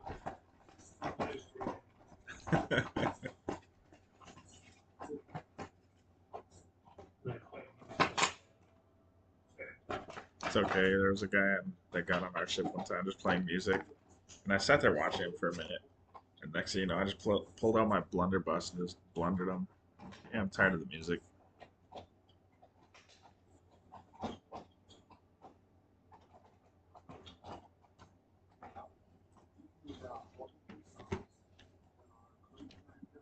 That shit just sunk. That one did? Yeah.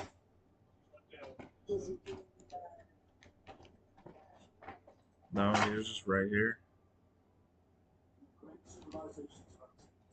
Was he up here by the island? Yeah.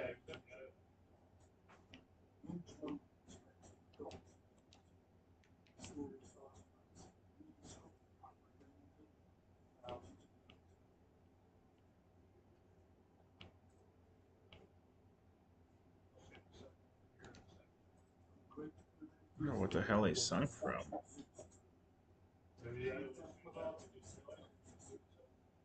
Yeah.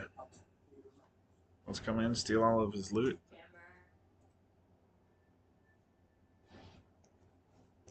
She's pooping. I don't think so. I'm not sure though. I couldn't see it.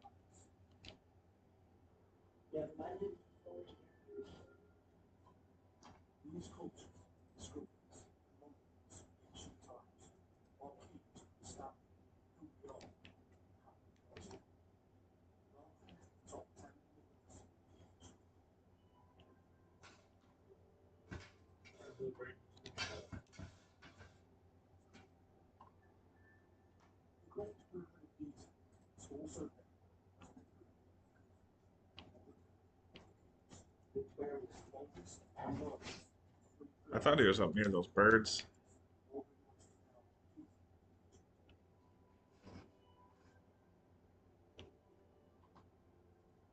There's no, that's your mermaid. I'm just gonna go up towards these birds here because that's where I thought I saw a ship. Oh wait, there's some stuff in the water behind us. Yeah.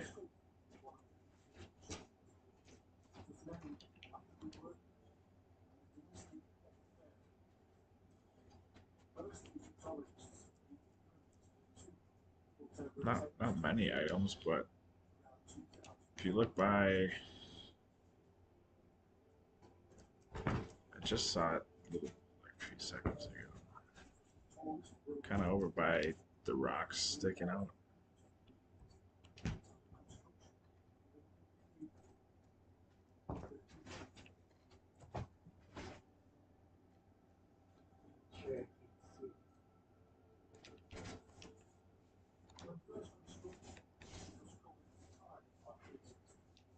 It's like straight in front of us, not too far.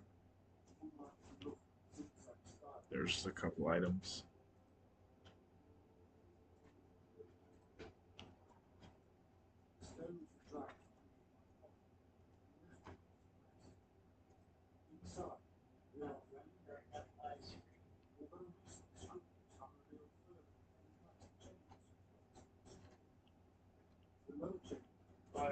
They're there. They're off to the right, front right.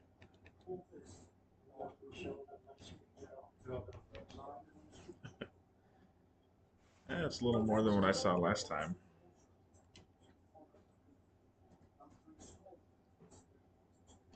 What do we got?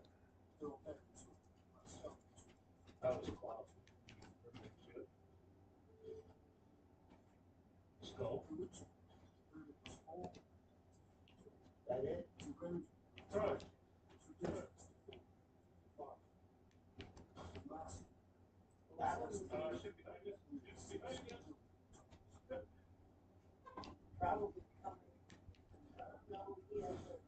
That's that one I saw earlier with the hard flag.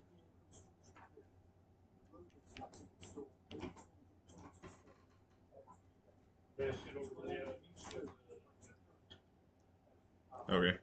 I'm gonna, if you want to shoot over, I'm gonna come around this side of the island.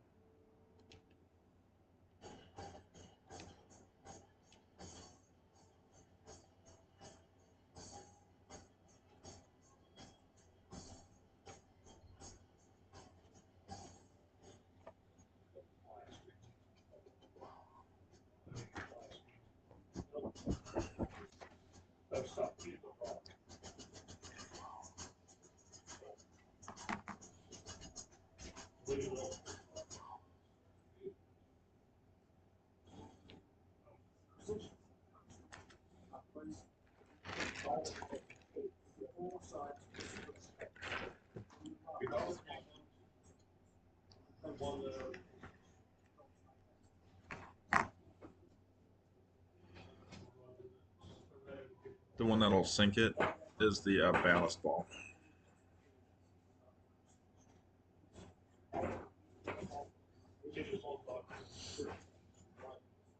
So curse balls, you just hit their ship, and it won't put a hole in or anything, but it'll make like the ship either the barrel's not able to go into for a few seconds.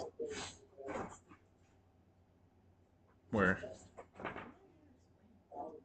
that's one.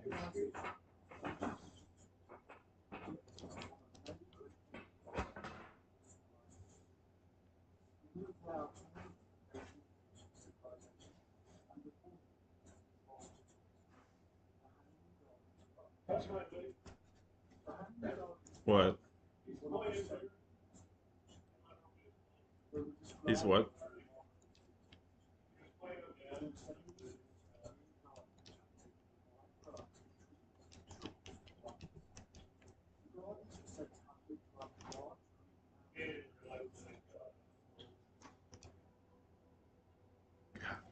I'm so used to the ship moving.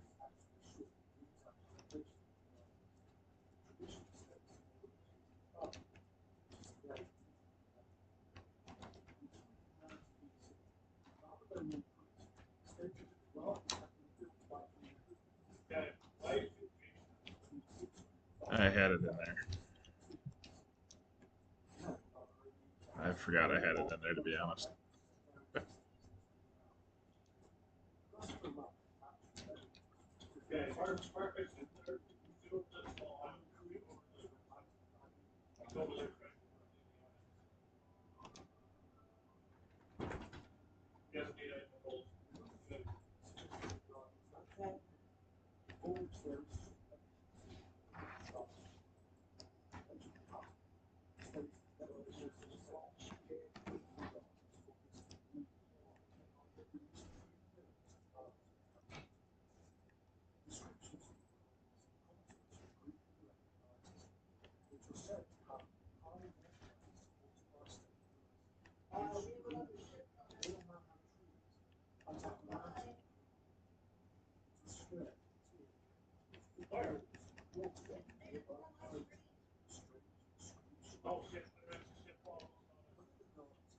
Go back.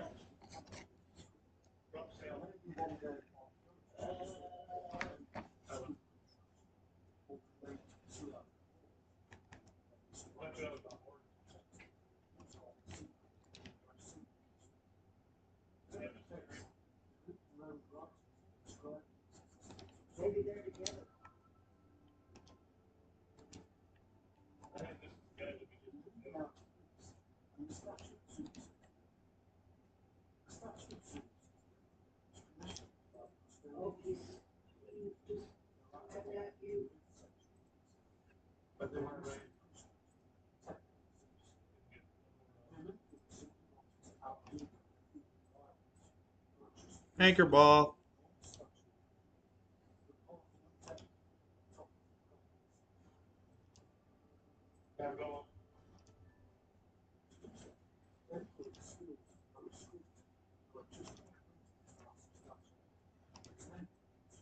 I killed him with a cannonball.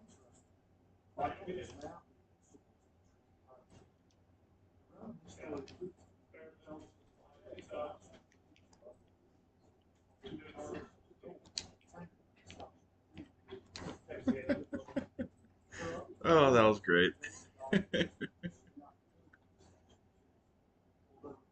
I think they shot someone out onto the island.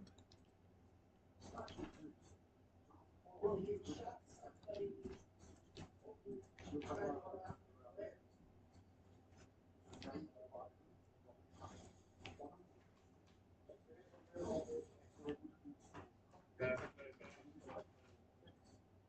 what are you doing? He didn't have one. That guy did. The other guy didn't.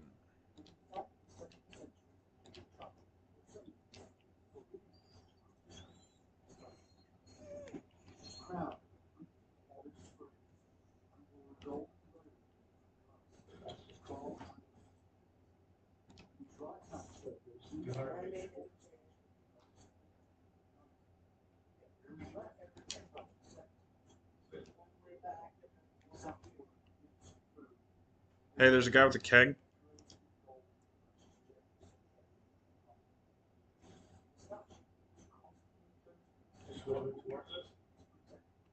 I see him. I'm in the water with him. I'm just gonna go.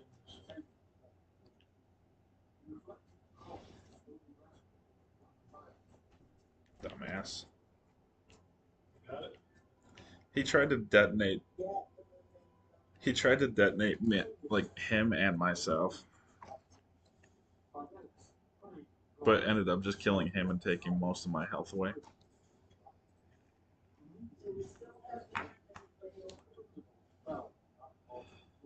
It's probably a guy doing the tail. I'm not worried about him. That was a smart play though with that keg.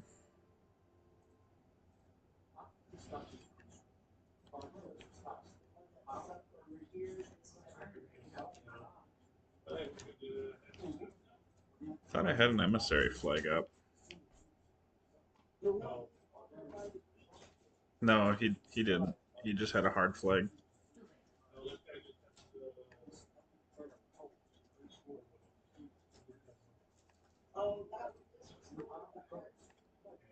Oh. just practicing.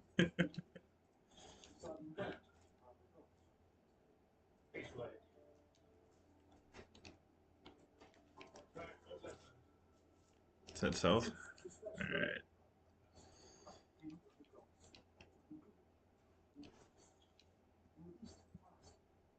Finally, a little break time so I can finish eating.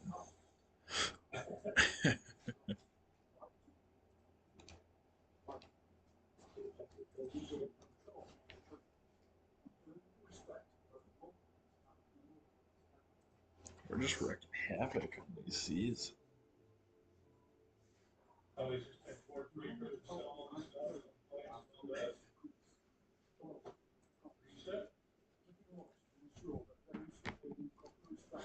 What was that?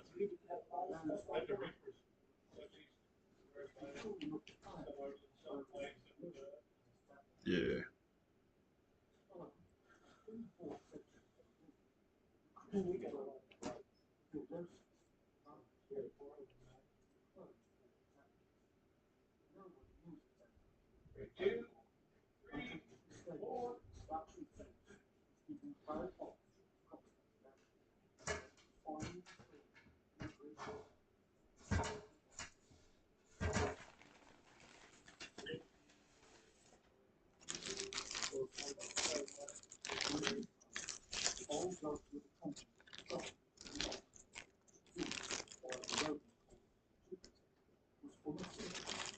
What do you think you're doing?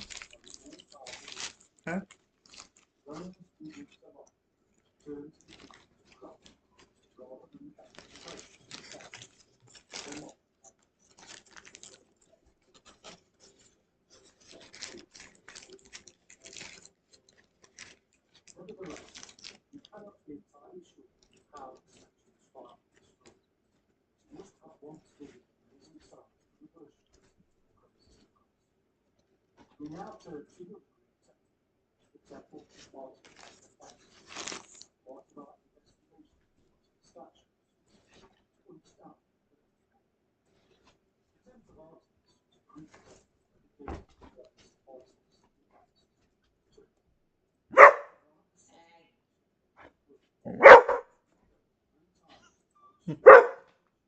You really want to bark at me?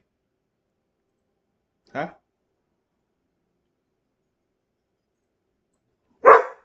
Kimber, enough.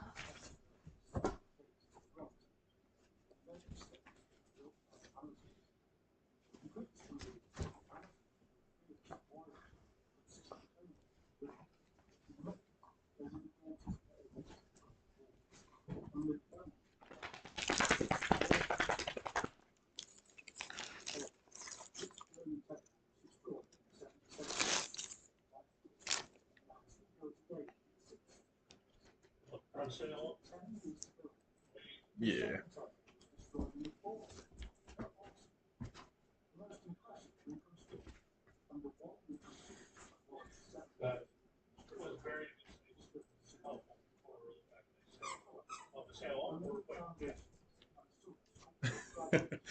That was the first answer, her question.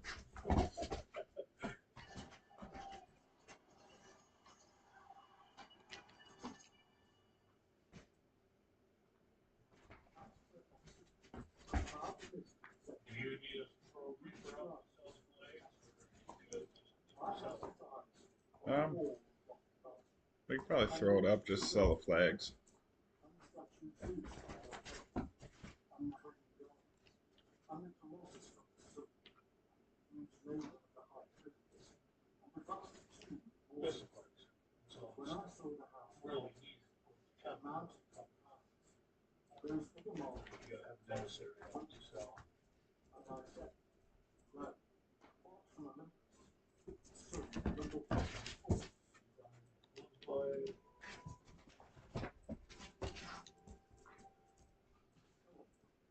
We weren't even going that fast.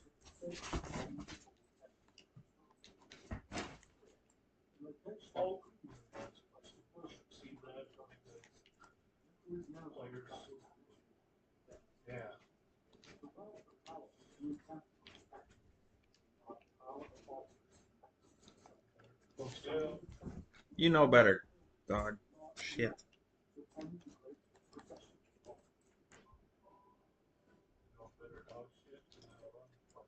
No, I got my sandwich on my lap, and she keeps trying to get up by me and get really close to my sandwich.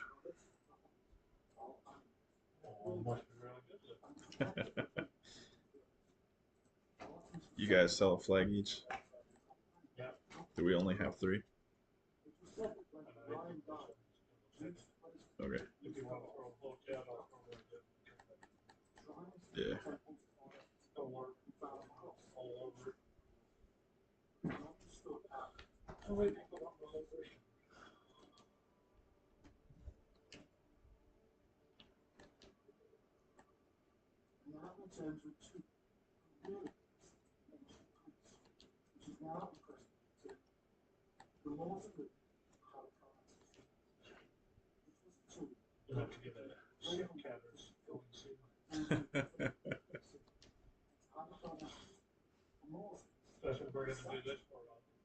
Yeah.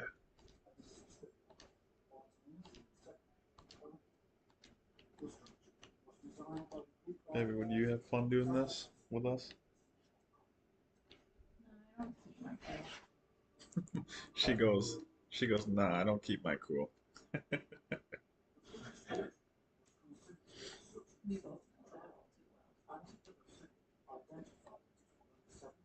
But what about if you're on the team that's actually winning?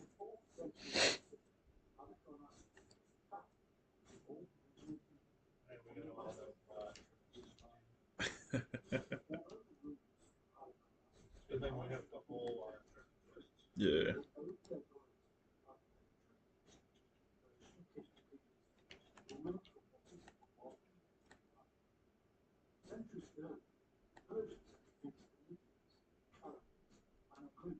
Do we want to try and server hop?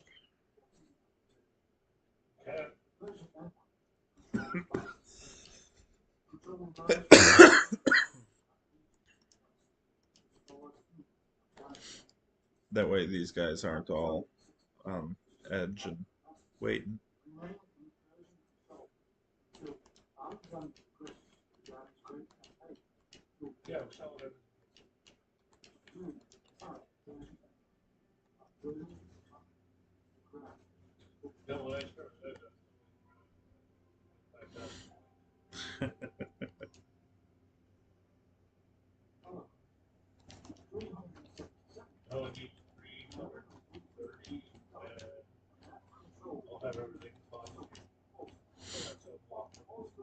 Damn.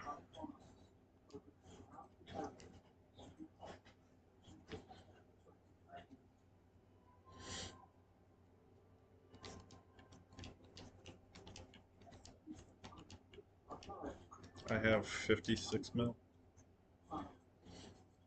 I'm just waiting to get a lot more so that way I can just buy everything in a stream at once to piss death from above off.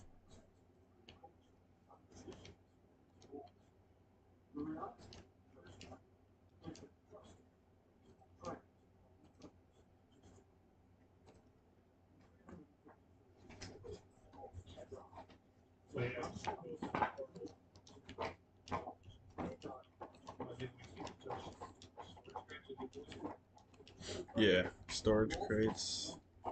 Anything that's not worth money.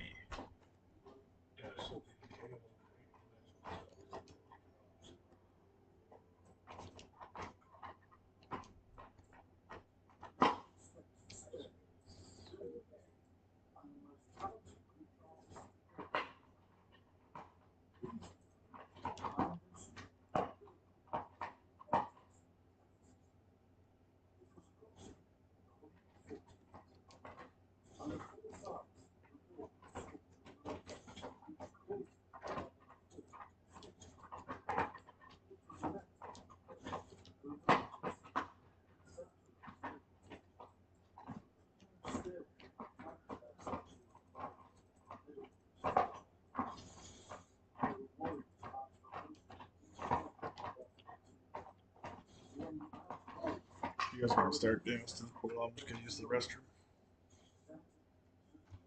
You right back.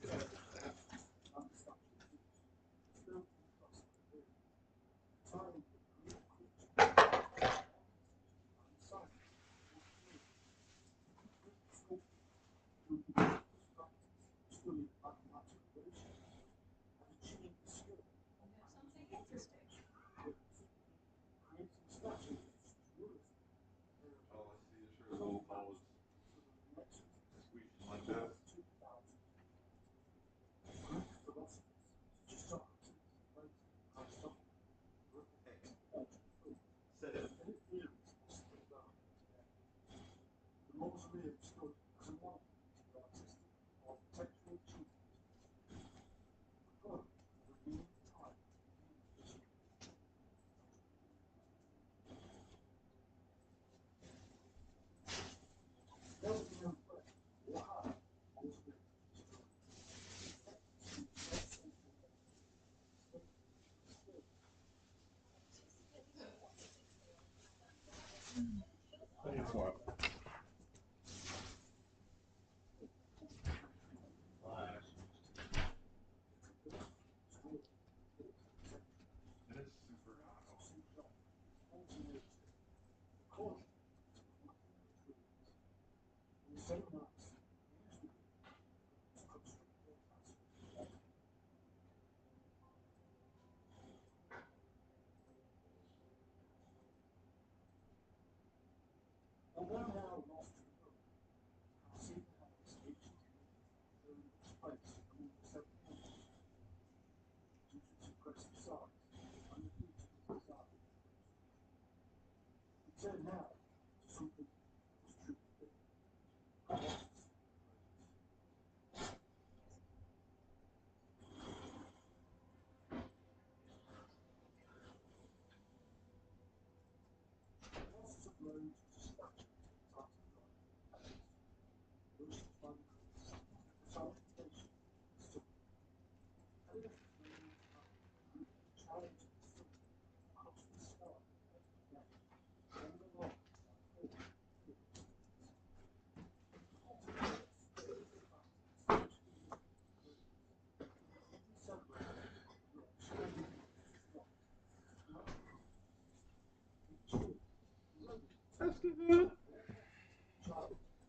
What? Alright.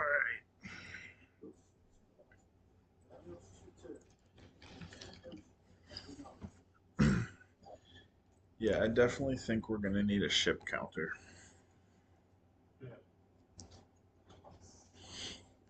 I'm not gonna want to go back through this entire stream just to count how many ships we've sunk.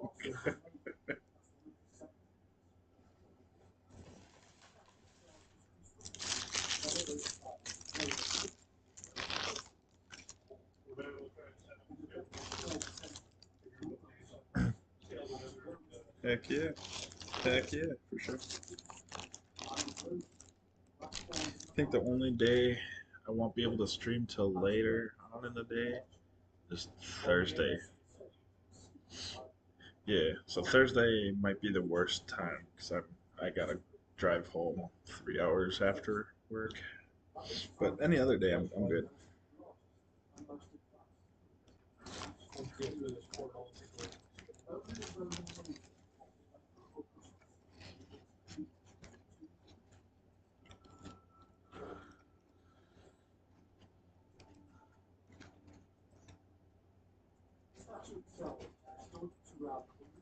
What are you doing?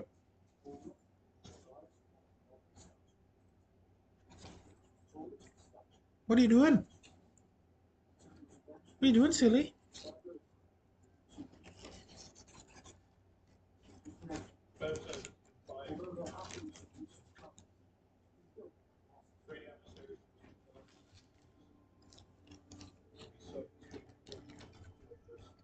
Heck yeah.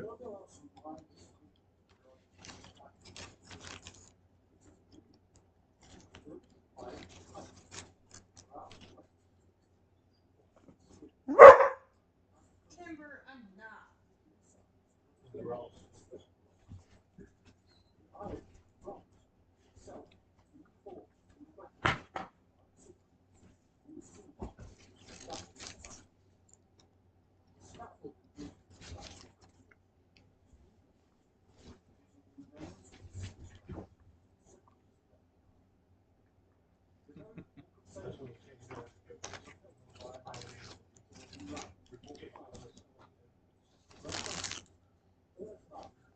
What was that?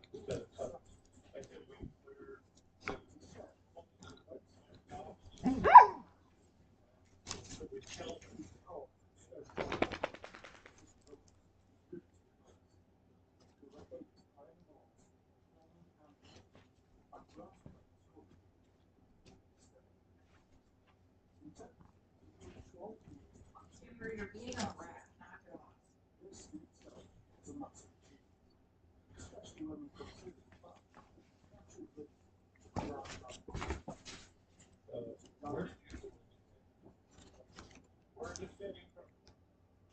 I thought we went through the portal because I was moving my character around.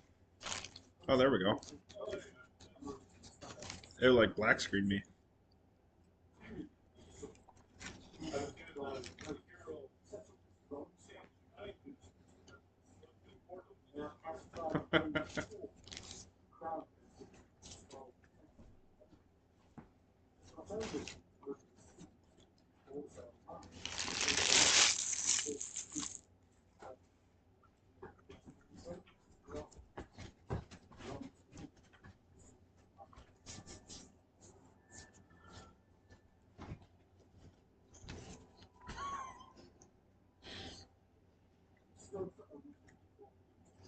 What are you doing?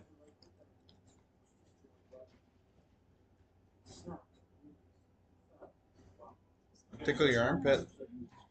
What? Tickle your armpit? Tickle your armpit? Yeah. What you gonna do? What you gonna do? What are you gonna do?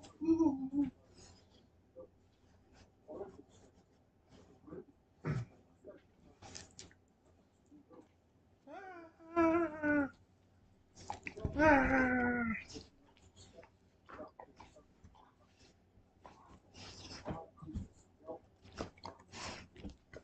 All right. Enough. Enough. Enough. Look at me. Enough. All right. Back up. Back up. Can you lay down?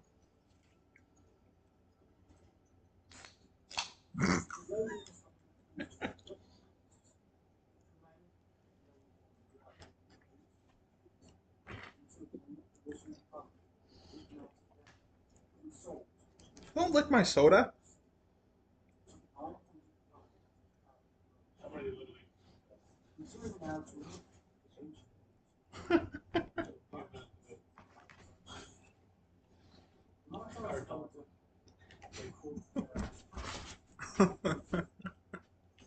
We don't have a server, bud. It was funny because last call and them were like, "Yeah, we'll get on if you get enough people."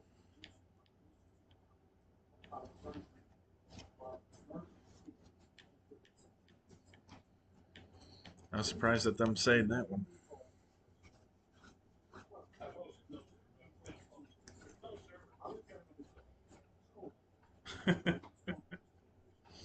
I had one person that wanted to help set it up today, besides you guys. And it was yeah.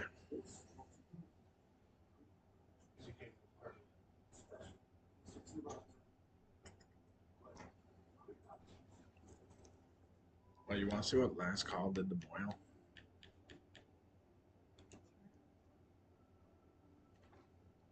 Oh shit, wrong thing. Sent it to me in a message.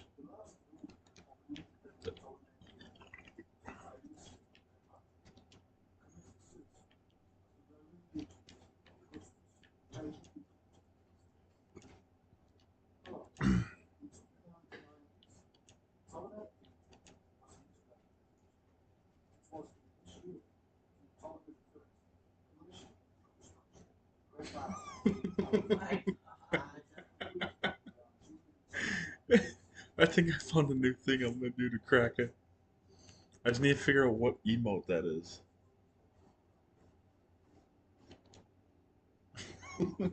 Moyle had no idea until last call sent him that video.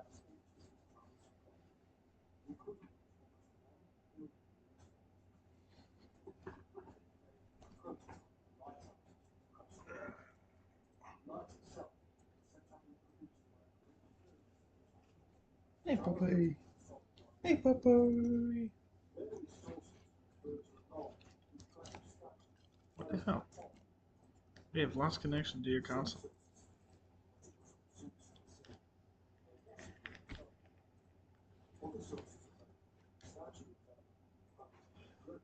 I think it crashed.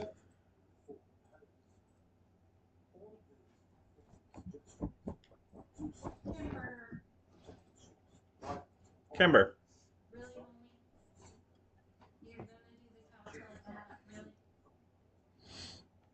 I don't want to buy new furniture right now. Please stop. Yes, I'm talking to you. You phone. I don't know what's going on.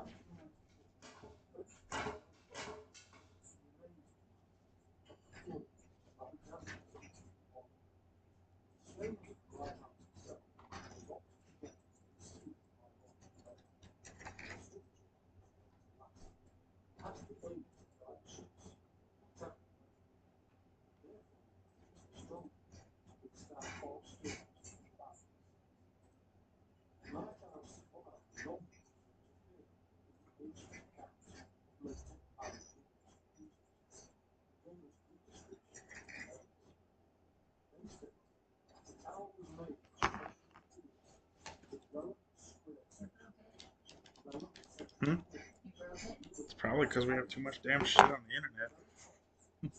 I took my phone off. The internet was having trouble this morning. That's why I reset it.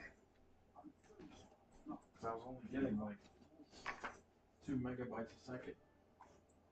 It's probably because we have too much damn shit on the internet. I took my phone off.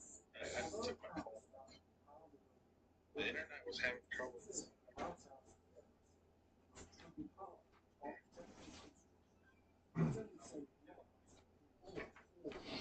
So the internet's probably struggling.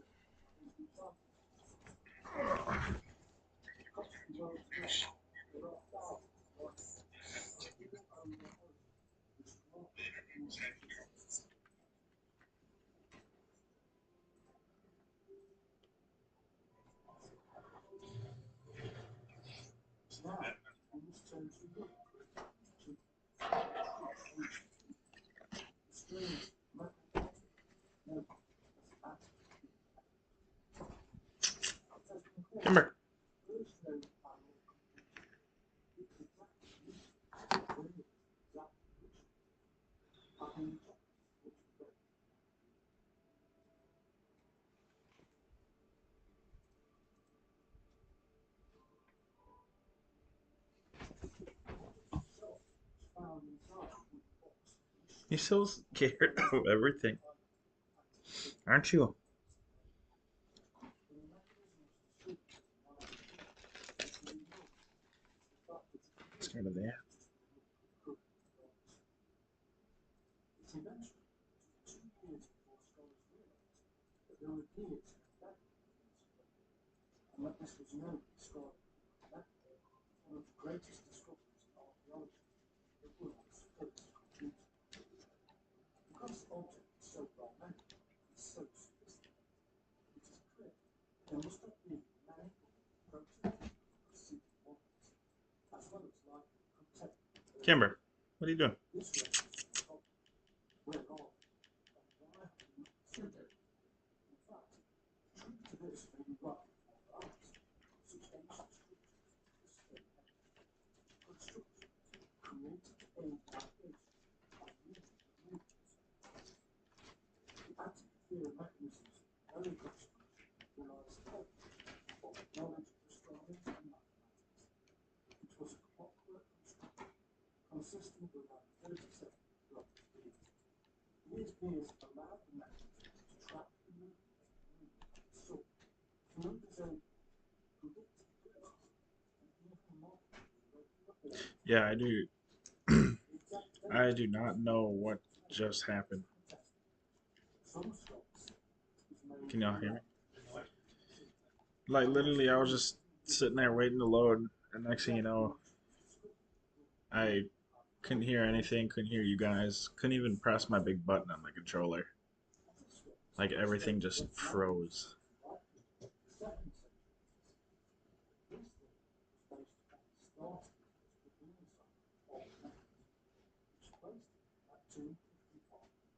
There we go. Stream is back up. So there was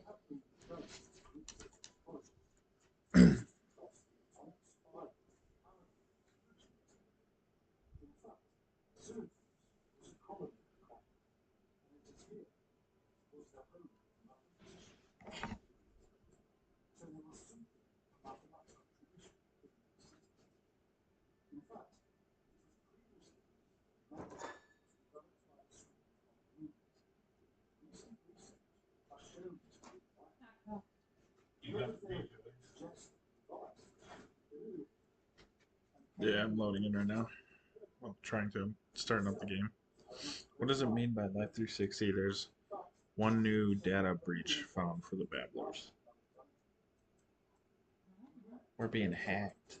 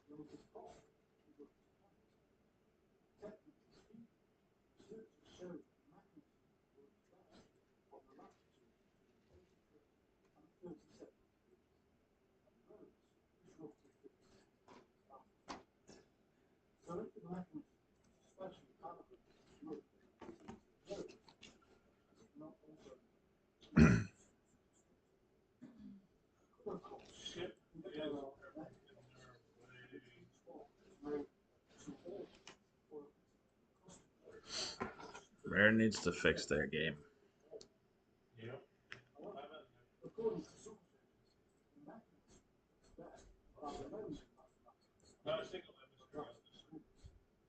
Not a single emissary.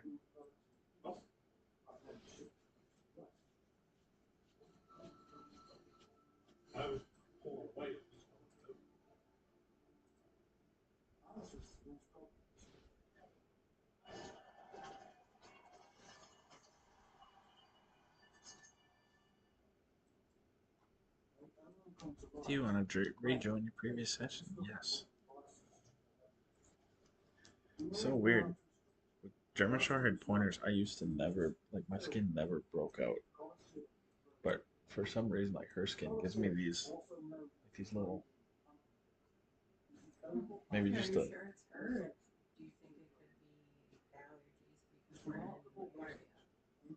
It's when her hair touches my skin, like when her fur. So I wonder if it could. I got this way though, like so. When I had my leopard cornell, my buddy had a pit bull when he lived with us. His pit bull did the same thing. I wonder if it's just like the texture of her hair. Maybe. So I wonder if, because the other German short-haired pointers, their fur was a lot softer than hers. So I wonder if hers is more coarse. That's what it's doing.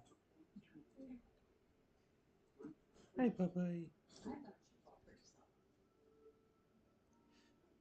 When you feel the actually German bloodline, you're gonna be like, yeah, she's not as soft. Well, their fur is like her head. That's soft all the way through. Come here.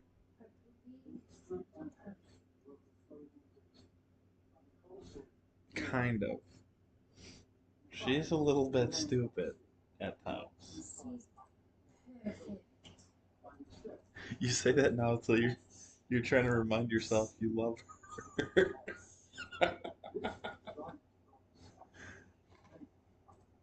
What are you doing? Are you sleeping? Trying to sleep? Oh, you're.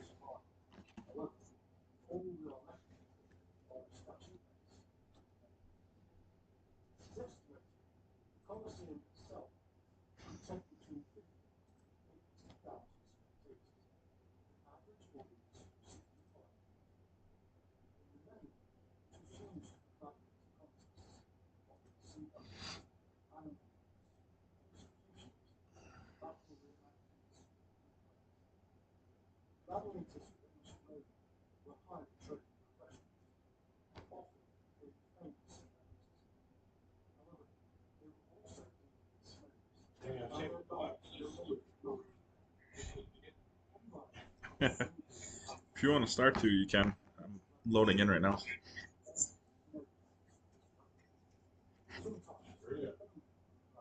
I am.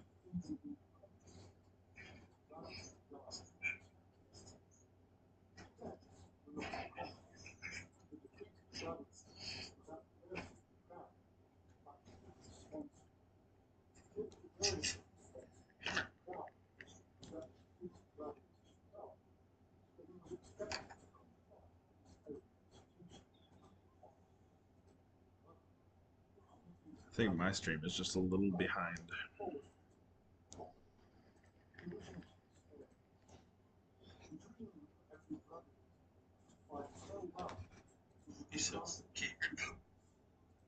Oh, there we go.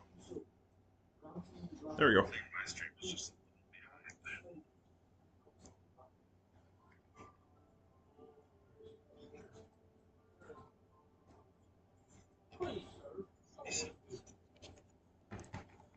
I'm not trying to. Hey, your guys' your name is Healing Navid. Her name is Silver Tongue.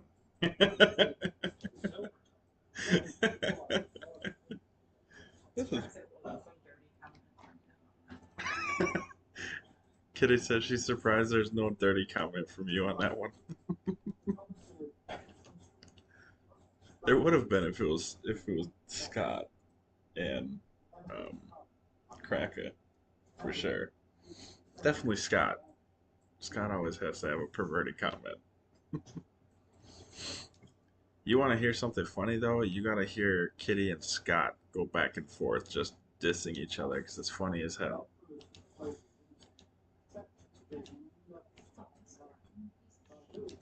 She calls him.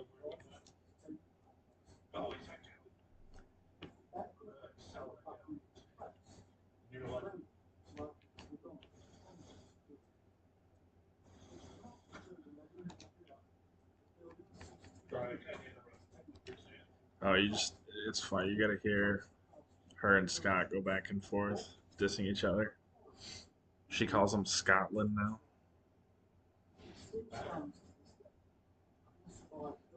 Damn it, and oh, you're good. Yeah, what did Cracker say again? He's like, where are we going? Yeah, Cracker last night goes, so where are we headed? She goes, Up your ass and around the corner, Kraken. Now shut the fuck up.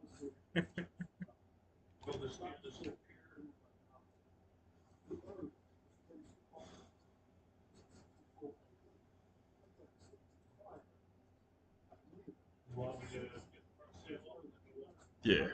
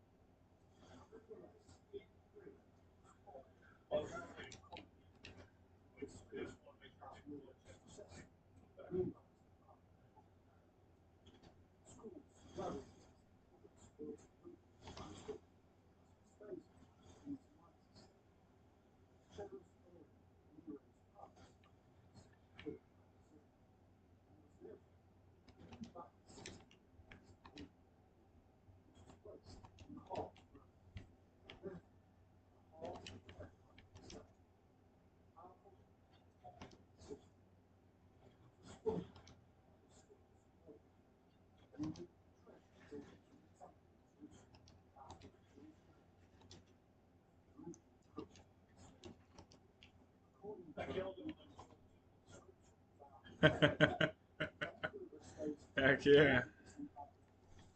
Did he, did he have anything else on his ship?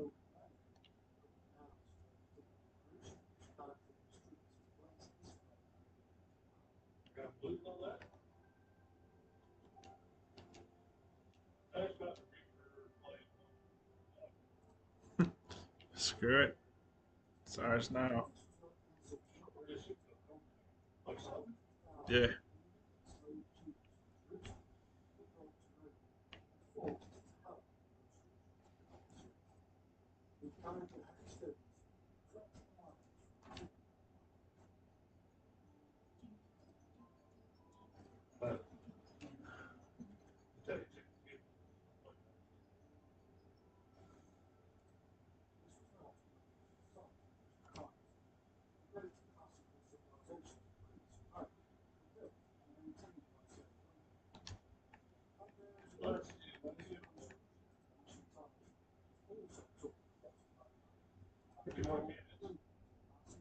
We got 3 more chain shot, 13 more cannonballs in here.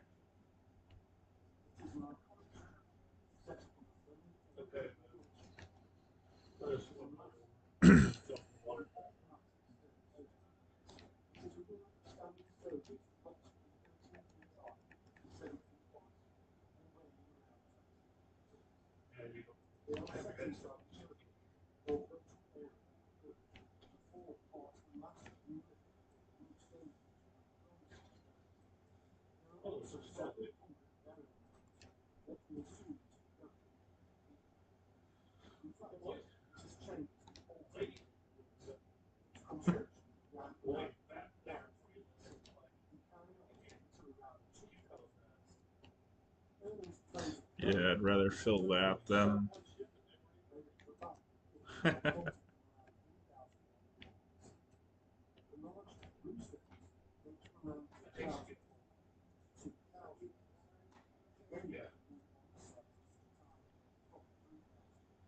But we got a flag out of it, kind of.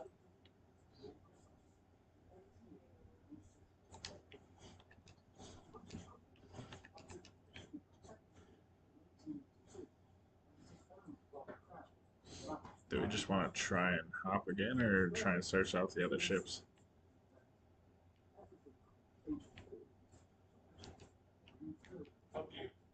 Don't matter to me. I'm cool with whatever.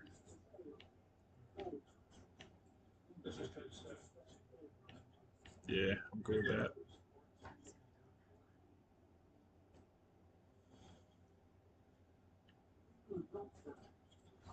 I texted Scott. I'm like, yeah, we need legend with us when we go open server. Like this is more fun than continuously getting wrecked.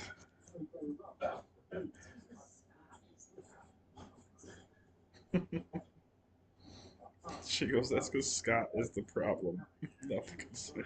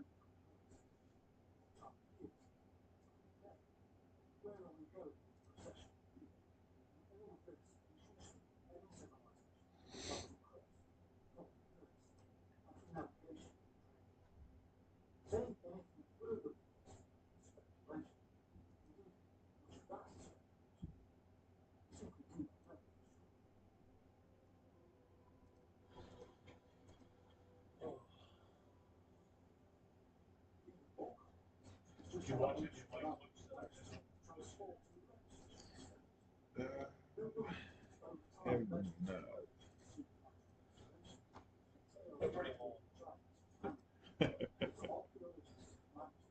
I want some of.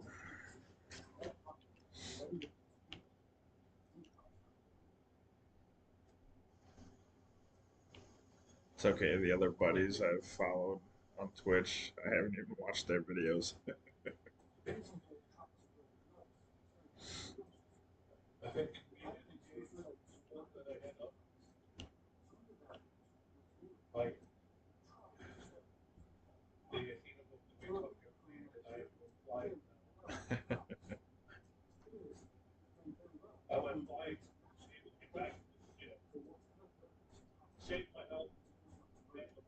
Damn.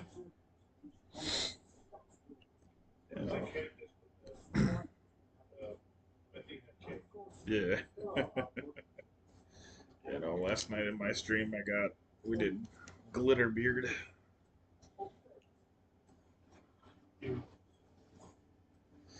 Yeah, we had a couple people that haven't done it, so they wanted to see it. You know, me and Kitty, we like to do it. I just like to see the tree light up.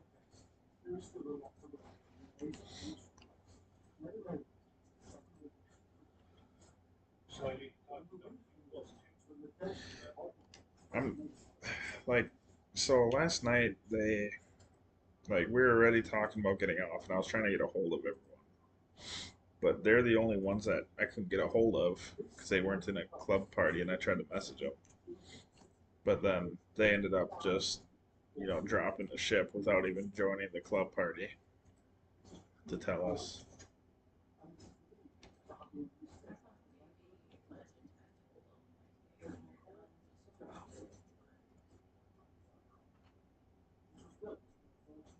So that's about all I know. Because they didn't even message me back. I'm like, this ghost ship? Oh, he was sitting over here.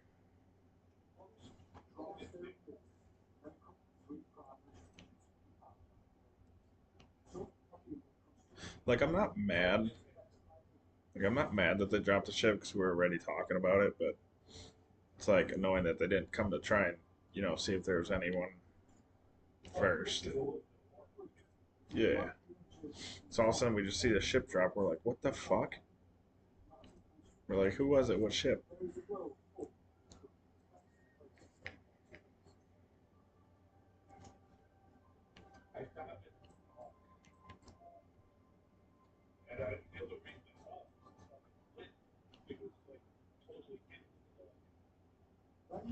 I can't see shit.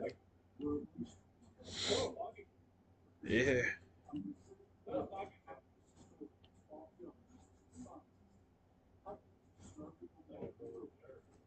We're going into the roar.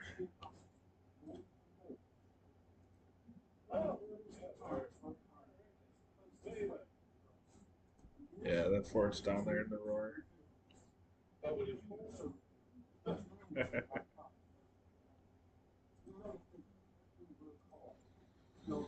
Yeah, I let last call know about it this morning, but he wanted to know if you had like talked to them at all.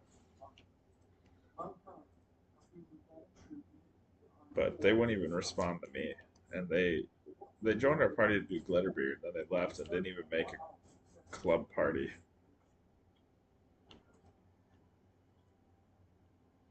So it's like I couldn't get a hold of them at all. No one would join back into the party.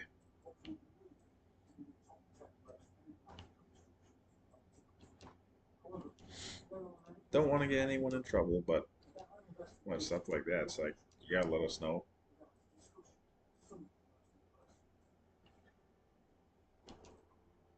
And then the other one I have an issue with is that let me see the name.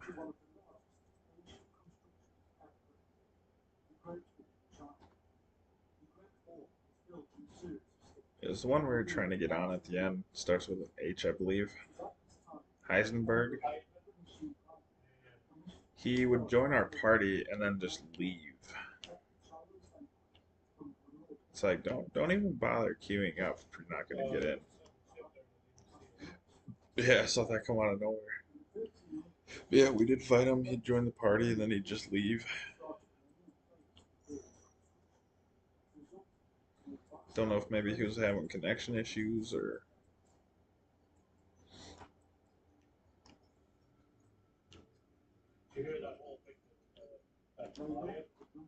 no. What happened?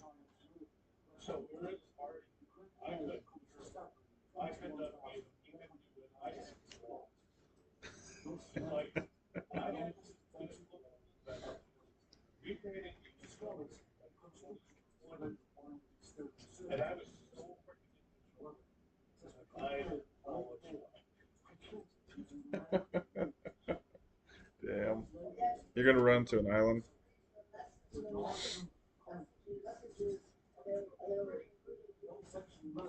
Damn.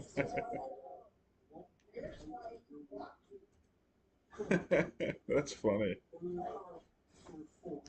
So, Legend had Goliath blocked, apparently, because they couldn't hear each other. They ran into each other back in 2020 somehow, somewhere on Xbox, and Goliath was sending me messages. So Legend blocked him. But Goliath apologized. He goes, "Yeah, I was so immature then." I just I just told Kitty and she's laughing.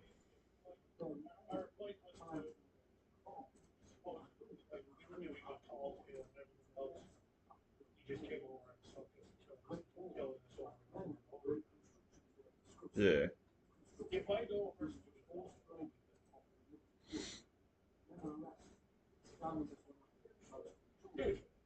See, there's this one guy, he was doing a tall tale, but we didn't know it, and we killed him and sunk him. And he goes, what's your fucking problem, man? Doing a tall tale. You can only sink one sloops man by one person. After that, we just went back and killed him two more times. Cause it's like, you don't send me a message swearing. Like, you're just asking me to come back and kill you more.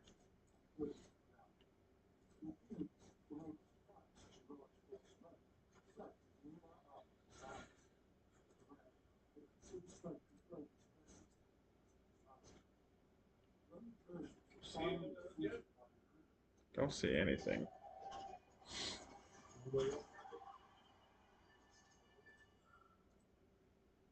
Not that I see.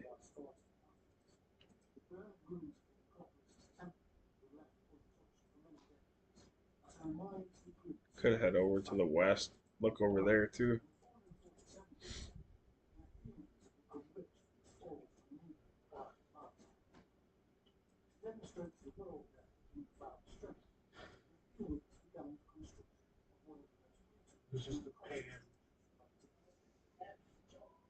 Oh, oh, got some. Like west, southwest.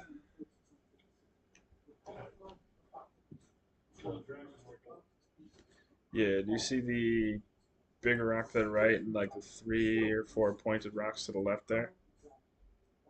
In between there, straight ahead.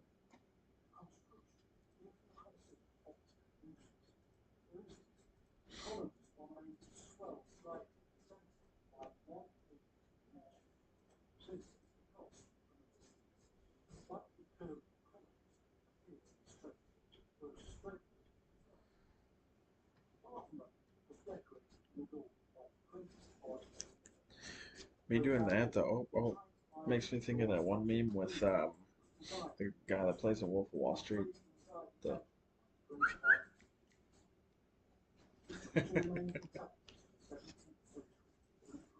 yeah, he's at a shipwreck too. So we sneak up on him.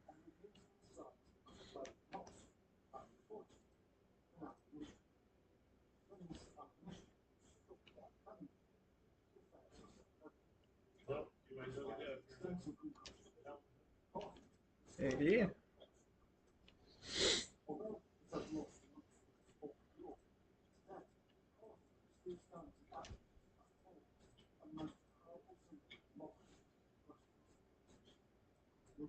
It's so weird going from up there to down here. 'Cause up there I can see everything.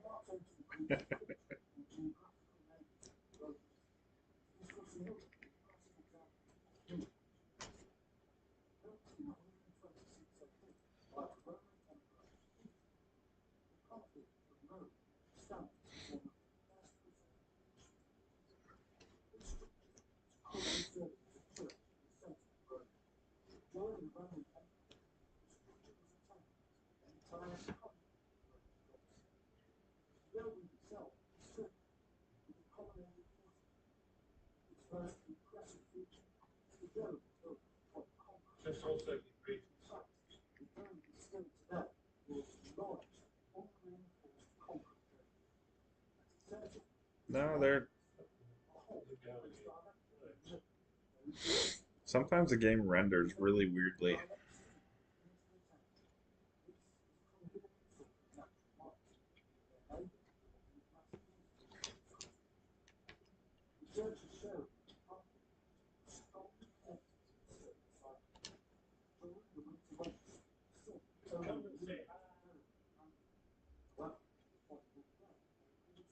Is he running?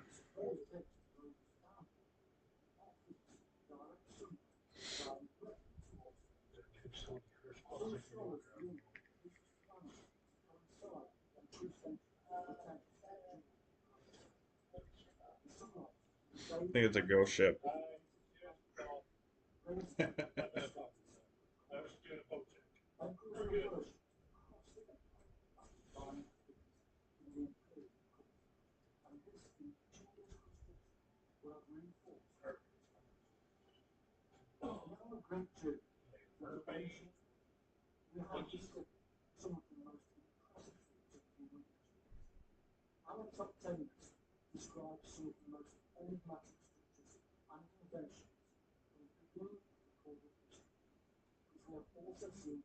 Of course, these guys are going to go into the wind. These guys actually, yeah. I think I just need a dummy.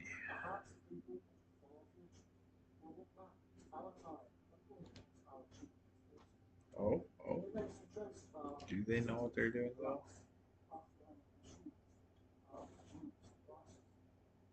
Give us some of that sweet, sweet wind. They're lighting fireworks off.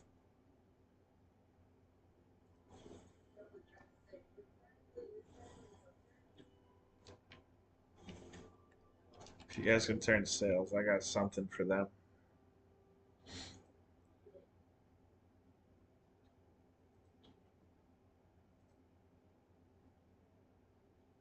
What do you The good old Jolly Roger.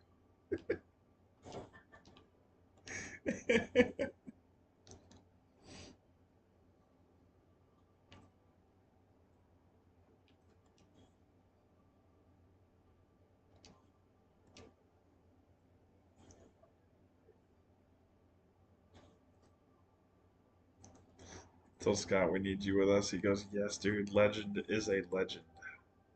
Well, shit, Sherlock. And then Kitty goes, well, no shit, Sherlock. It's Legend Assassins fucking game takes is so infinite. Oh, That's hey. stupid. What's up? What the fuck? Oh, Get the fuck off my ship, bitch. I was too busy. I wasn't paying attention. I saw someone. I was talking shit I'm about watching Scott. the water because there was one more in the water. They both jumped off. Oh, Yeah, no, I saw something in the water, but we passed him because I saw his green gun. So I'm like, all right, we passed, and then also I hear the anchor. I'm like, what the fuck? I didn't even hear him board. If you block with your sword before you climb the ladder and hold the trigger as you click that to climb the ladder, it doesn't make noise. That's stupid because it always makes noise for me. You're just not doing it right. very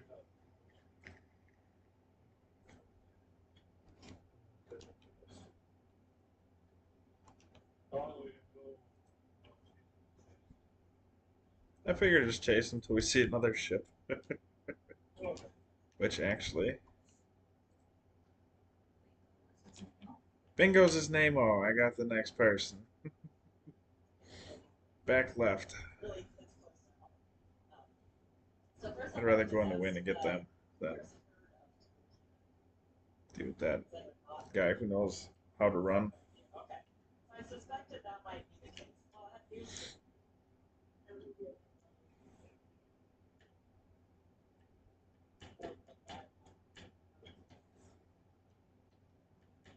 Alright, so I saw that guy. Yeah. No, this one was out a little further.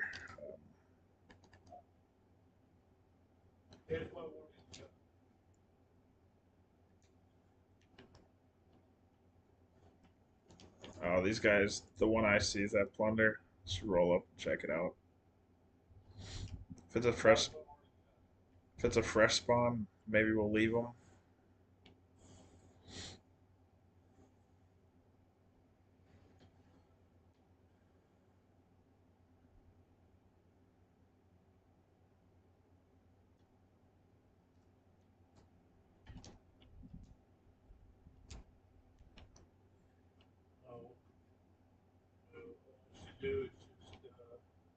June 3rd, 2122.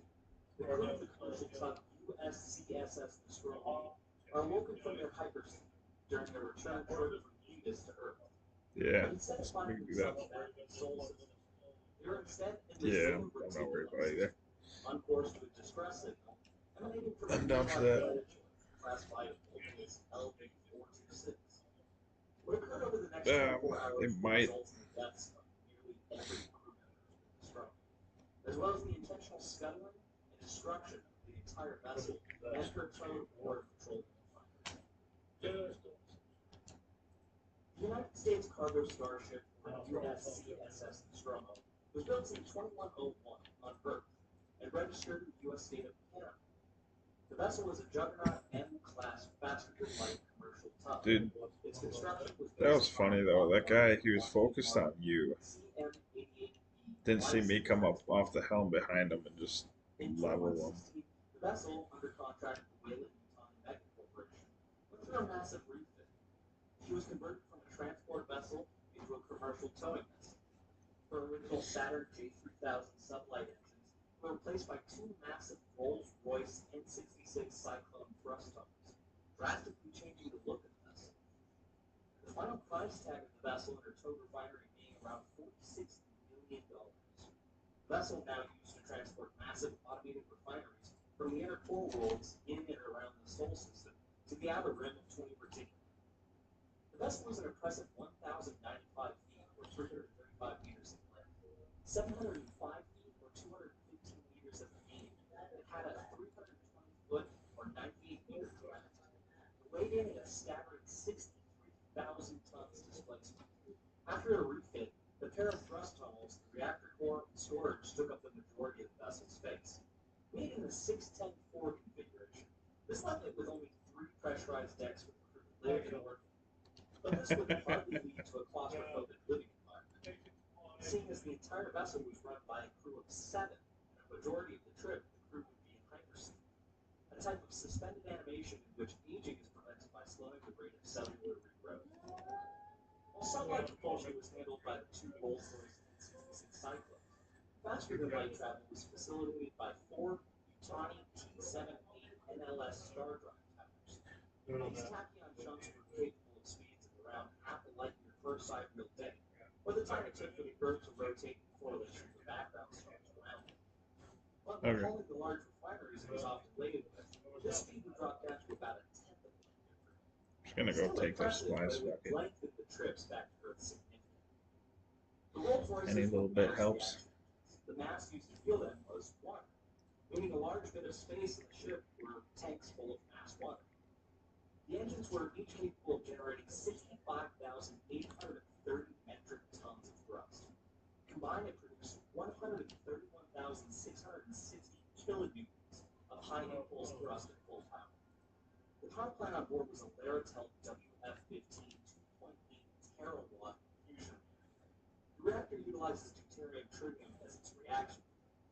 contains it utilizing reaction lasers.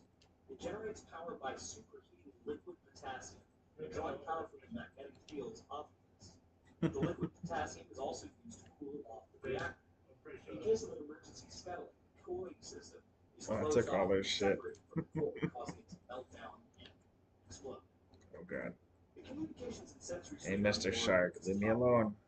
On the bow of the Nostromo is a 10-meter long antenna for long-range interstellar Oh, communications, and a smaller 4-meter antenna for shorter-range UHF, VHF, and HF radio and video communications. There were several other Said he went sensors into the water? clustered around the bow, including a pair of 2-meter telescopes. These telescopes being capable of optical, spectrographic, and infrared detection and mapping. Also in the sensory suite was a gas chronograph for atmospheric analysis, an advanced centrometric navigational radar, and a regular landing radar. For in-atmosphere flight, there was a synthetic aperture ground mapping, and for long range, there was a mass counter for super light or faster navigation.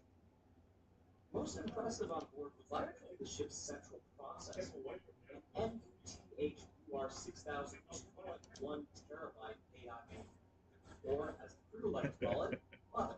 Mother monitored flight and acted as the autopilot. She also managed all the ship's autonomous systems during the crew's hypersleep. The system also had a 2 terabyte automatic backup system in case of failure, and even a third tier of automatic systems in case of further failure. Mother also acted as an advisory system for the ship's captain, and would modify and adjust directives to the crew from the company in mid-flight. Finally on board the ship was a pair of Lockheed Martin Star Cub shuttlecraft. These were named the Narcissus and Salmacis. These small Well, we got shuttles were utilized to shuttle crew to and from over locations 200 in case of emergency, cannonballs. capable of interstellar travel.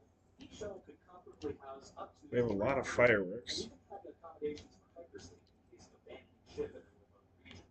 At the time of the incident on the 3rd of June, though, only one of these vessels was operational. Reason being, it's still up. The USCSS Nostromo made dock in Thetis in April 2020. Before beginning the lengthy process of refitting, refueling, taking on stores, and of course offloading 20 million tons of ore and petroleum for its automated refinery to refine on the return trip to the Sol system. 6 weeks later, once fully loaded, the Nostromo was connected to the Tesotech 2100B refinery. The massive automated refinery was built in 2115. Its dimensions were staggering: 6,322 feet or We 1,927 watched meters. the explosion one. I think we've watched most of his videos. We have.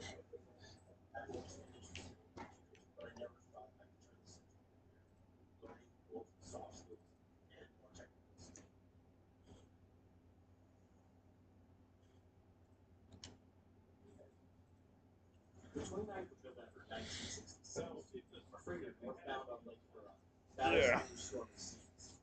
A familiar occurrence befalls it. Split in half, sinks with tremendous loss.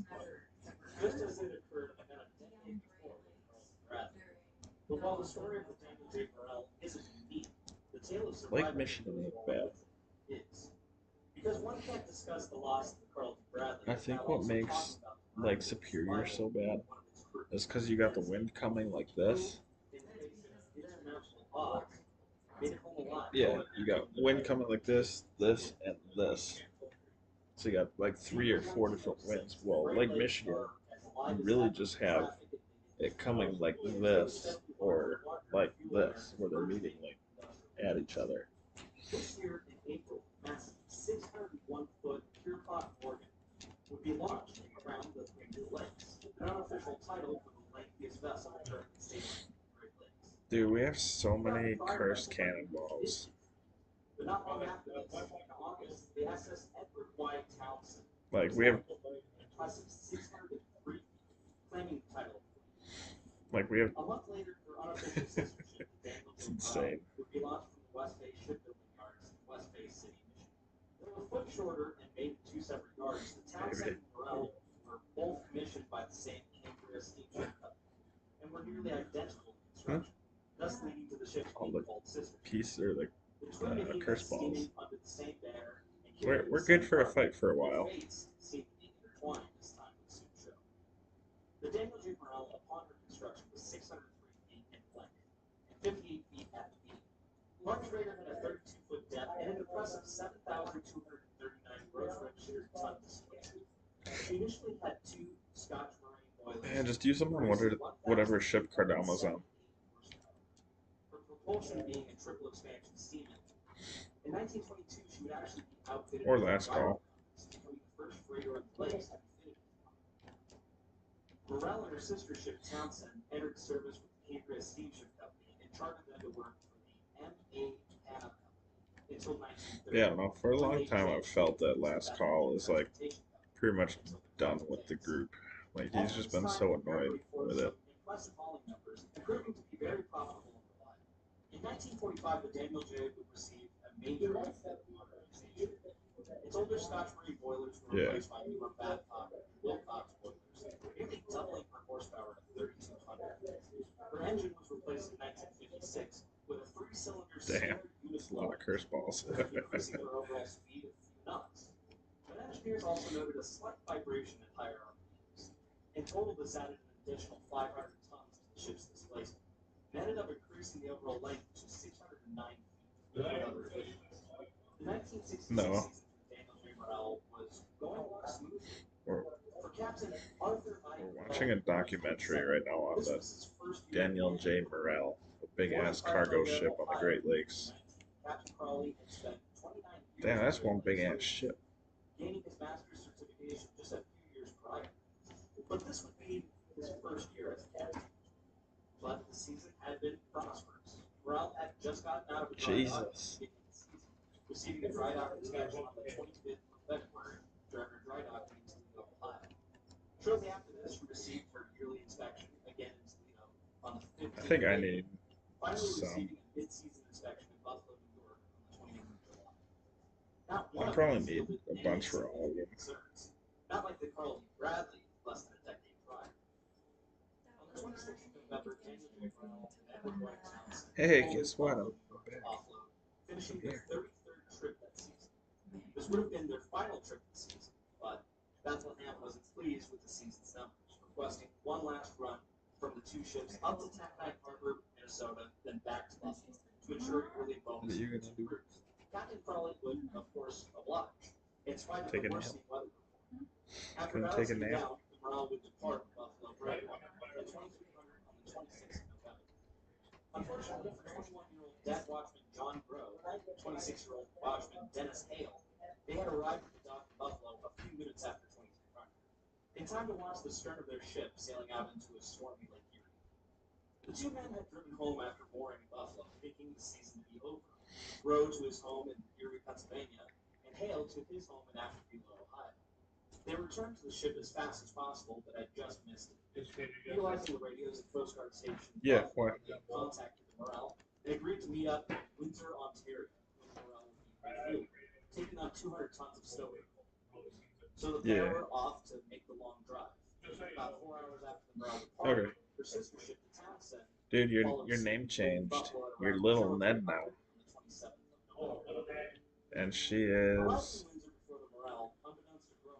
stop moving. Banana Larina.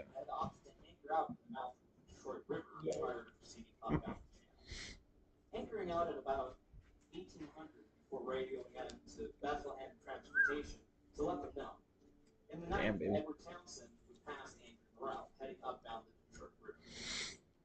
In the morning hours of 0655, It's kind of fun putting the random generated names out. pulling into the coal docks at 0705, Bro and Hale, by this time, had been waiting around 15 hours. Oh wait, last time I made it to this part, and this is There where was it no way froze me. that Dennis Hale could have known that the ship he was stepping onto, the one he had served on for 3 years, would be gone in less than 24 hours. Morale had finished loading on fuel and was underway by 0730, upbound the Detroit River and passing by the city itself not long after. A ship observer passed on their position to Bethlehem Steel as they did so.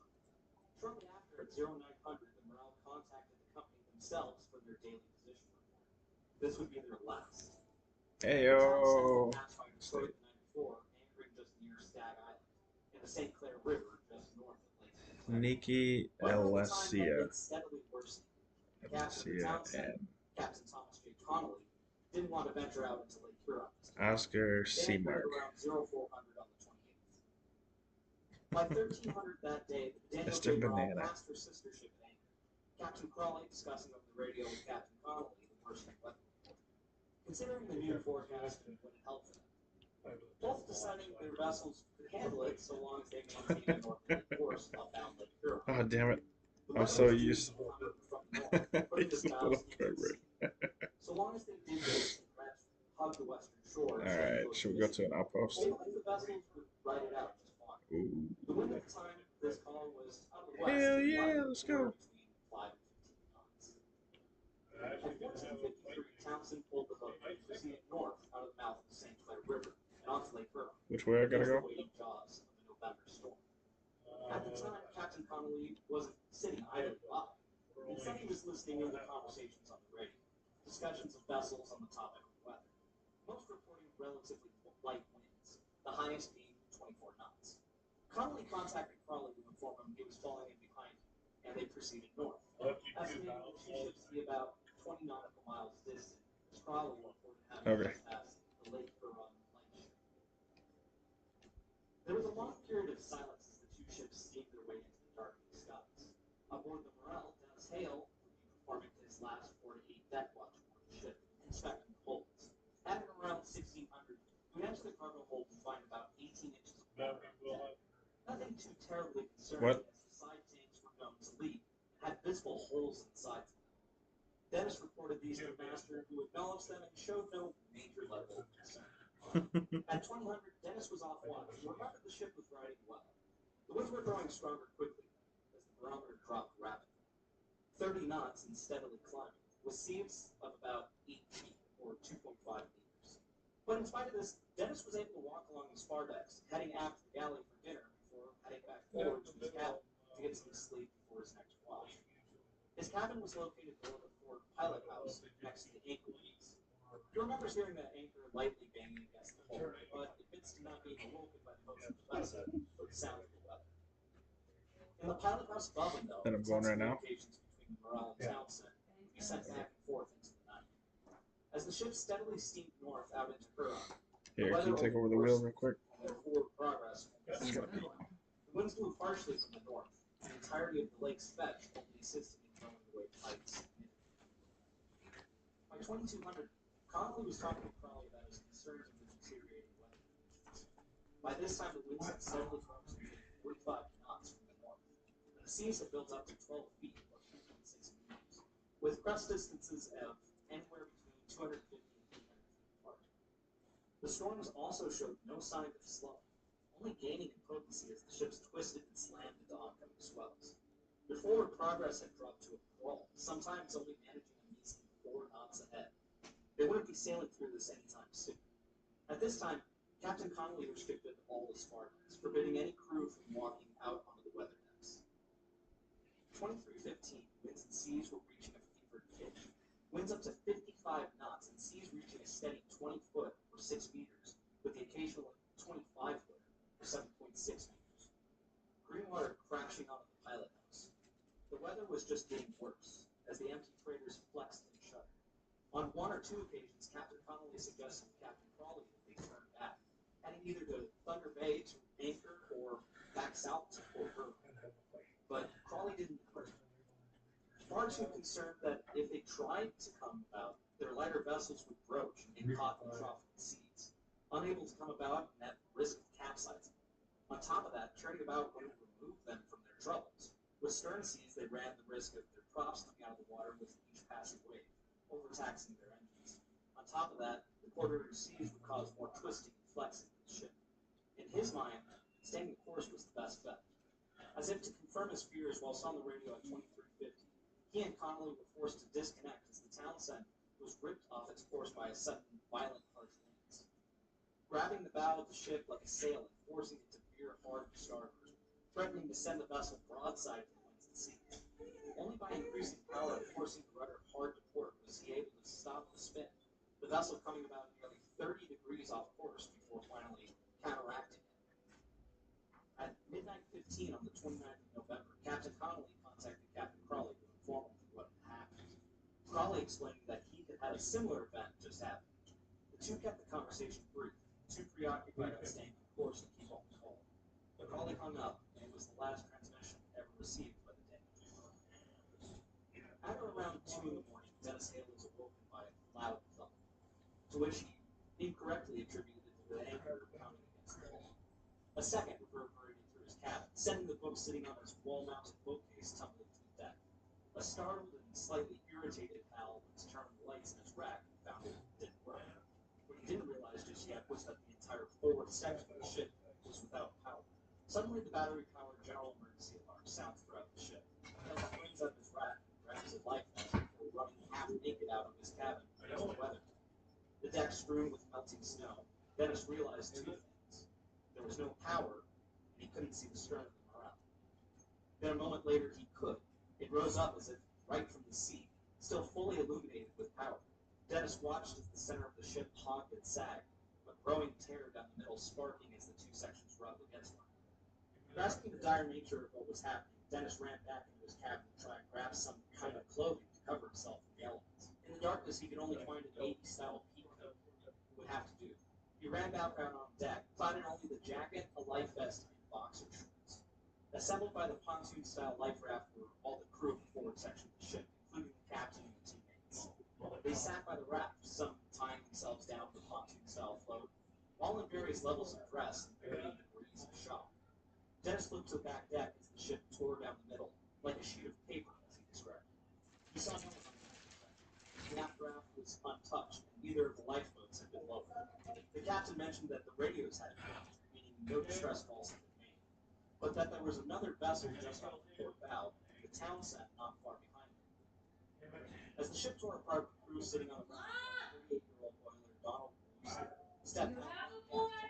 He stood there holding an oil can, staring straight ahead, and the disaster developing before his eyes, giving no indication that he comprehended it at all. Watching silent and stone-faced as the Ark tore herself apart before his very eyes. What was there to say? What was there to do? It's hard to imagine what could have head as the ship split up and sank. Finally, after much reflection,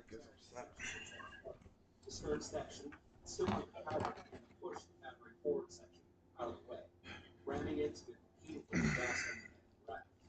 The bow was sinking as it was forced sideways by the wind, and its severed aft section. My bad, I thought I had a little bit more time. Hale sat on the raft, I didn't know we were that close. as the aft section came charging forward. Light still illuminated its massive, now wide open cargo. Are they actually good? As the ship steamed forward, it looked like the open mouth of a great beast trying to swallow the crew whole. Dennis was certain that the aft section would run over and kill them all. But as it ran, they were struck by a wave, and a group of about 15 men were swept overboard into the frigate. How? They're both breathing heavy from a sword lunge that they missed, and yet they can get out real quick and attack me. He saw no one on the surface, but just focused on swimming the crowd. By the time he got there were two others that also climbed. 41-year-old deckhand Arthur Stojek and 20-year-old deckhand John J. They helped the shocked and already numb Dennis and Hale climb aboard. Stojek was wearing only his thin pajamas and a life jacket, whilst Cleary wore only jeans and sweaters. For an extended period of time. As Dennis crawled over to the deck box installed in the life to check their supplies, the others called out at seeing someone else in the water. They helped in pulling aboard 42-year-old wheelman Charles Fuzzy Fossman. The man had been in the pilot house at the time of the sinking and was fully dressed, making him a bit more prepared for this than the others. The first order of business on the raft was getting signaling devices. Okay. If the captain was right, it was a ship not too far away. 4 men beat and bashed the box, which was dented upon being swept overboard. Once they had it open, they scrambled for the contents. Hale took out the flare gun and a pair of parachute flares. In all the excitement, a pair of the precious flares were washed overboard. He fired off 2 of the flares before the handle and barrel of the flare gun broke into 2 pieces, forcing him to have to hold them together to fire them. The small raft was being buffeted about the heavy seas and winds. Hale looked to set up the sea I will anchor and kill storm these oil for some motherfuckers. stability. Storm oil being canisters set inside the sea anchor that slowly lets out oil to cover the surface of the water around the life raft, possibly calming the seas a bit and keeping down the spray whipped up by the wind. But to his chagrin, Mark Stojek tossed the can of oil overboard, thinking it worthless. Already he was speaking nonsense, succumbing to shock and already hypothermic. Then one of the men began to scream and wave his Heck arms. yeah. The Morales 4 section had finally sank. There's, From the time they're the they were galley. waking up to around the time he entered the water, it had been around 8 minutes. The 4 section hadn't floated Or much both longer. are. Oh, one mast is still good. Instead, he saw a rescue ship a little more than a mile away. Hale looked and sadly told the man that it was just the stern section of the Morale.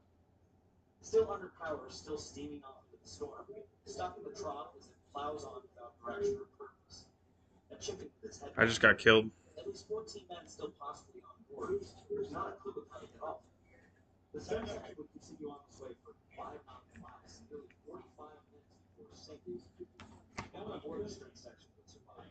We'll never know just what they have done in those final moments. Hale popped another flare for the men. I was just trying to get the ship moving. Discussing their chances as it began to snow. They decided they were better off on the raft than anyone else. They settled in for a long, cold night. No distress call had been made. No one was presently looking for them. So how long could they survive out there in the cold, drenched and half naked? By morning time, after a tormenting night in sea spray and snow, dawn slowly broke at about 7:30. The weather was calm, the snow heavy. Laying on his side facing John Cleary, Hale could see his face was pale and some foam was coming from his mouth. You kill him? Dennis jabbed in to wake him up, asking him, John, are you alright? He didn't respond. John Cleary, at age Thank you. 20, was the second I'm- God damn it. He had survived less than 5 hours. Hale rolled over. Behind him was Ark Stojan, who also didn't respond. There's two of them. He passed away in the night. Terrified that he was now alone, he called out to Fuzzy, who was positioned near Dennis's legs. He thankfully responded, saying he was okay and had been praying through the night. The pair talked a little through the day, discussing their chances and what they'd do when they were rescued and made it home. By 9 o'clock, Daniel J. Morrell had officially gone 24 hours since the Bethlehem Steel Company contacted them. They were We all need to go through at the same time. but they had just been through a bad storm. Vessels were being reported as having topside damage from wind and ice. So when the Morales would report in, no major alarms were raised. They likely just didn't have functioning radios, so that the company waited. Aboard the raft, Fuzzy told Dennis that he could see land. Dennis asked if they were close. Fuzzy stated plainly that they weren't. The Michigan shore was in sight, but it may as well have been the moon for the two freezing retired. Fuzzy had slowly developed a nasty cough that had only gotten worse through the day. What Hale wasn't aware of was that the man had been crushed by something and being swept overboard. His lungs were filling with blood. As they drifted closer to shore, Hale could make out houses. They'd be grounded. He told Fuzzy, maybe someone will see us. To which Fuzzy responded, well, they better hurry, because it feels like Killed one, I think. No, maybe they killed all three of us. Charles Fossbender attempted just that. Coughing and no Yeah. effect. Shortly after, he slumped to the deck of the raft, lifeless.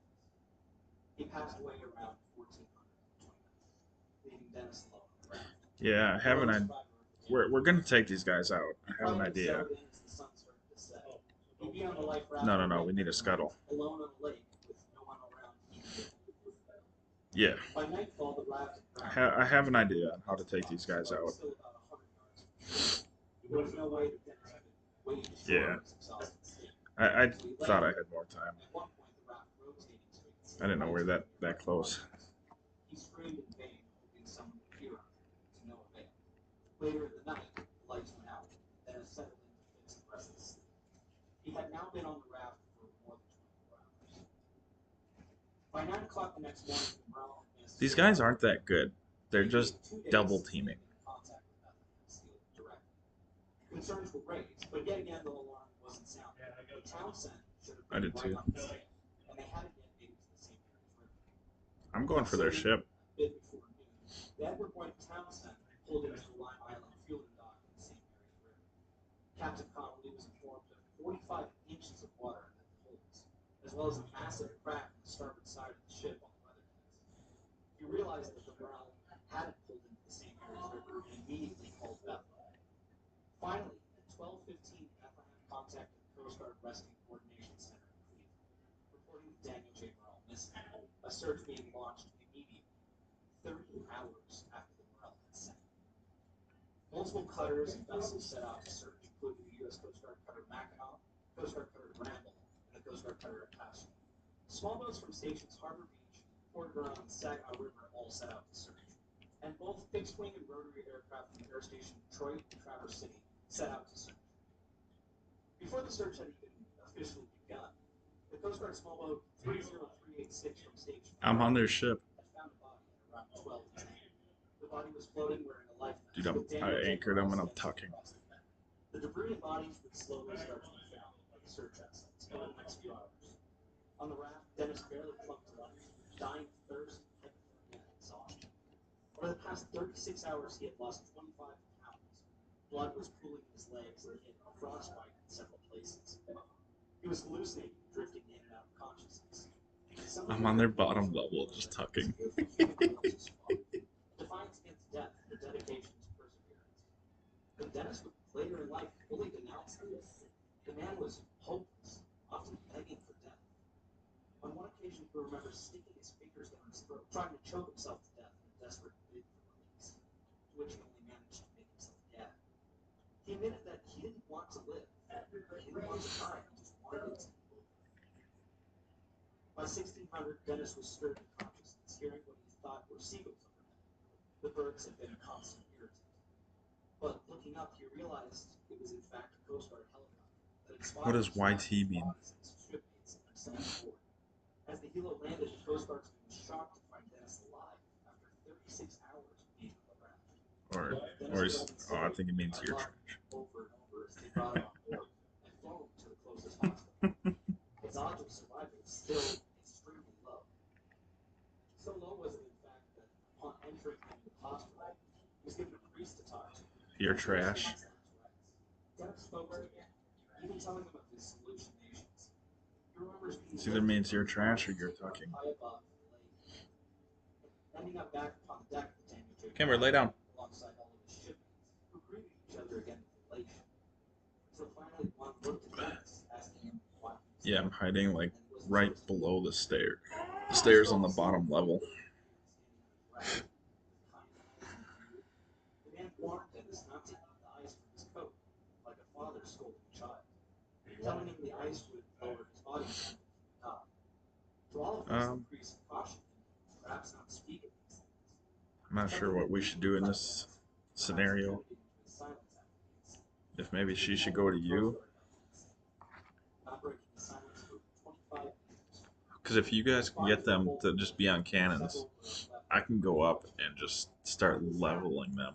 How had a steel freighter sunk on the lakes in a storm yet again for the second time in less than a decade? Something No, let them get comfortable, so that way they don't assume someone's here.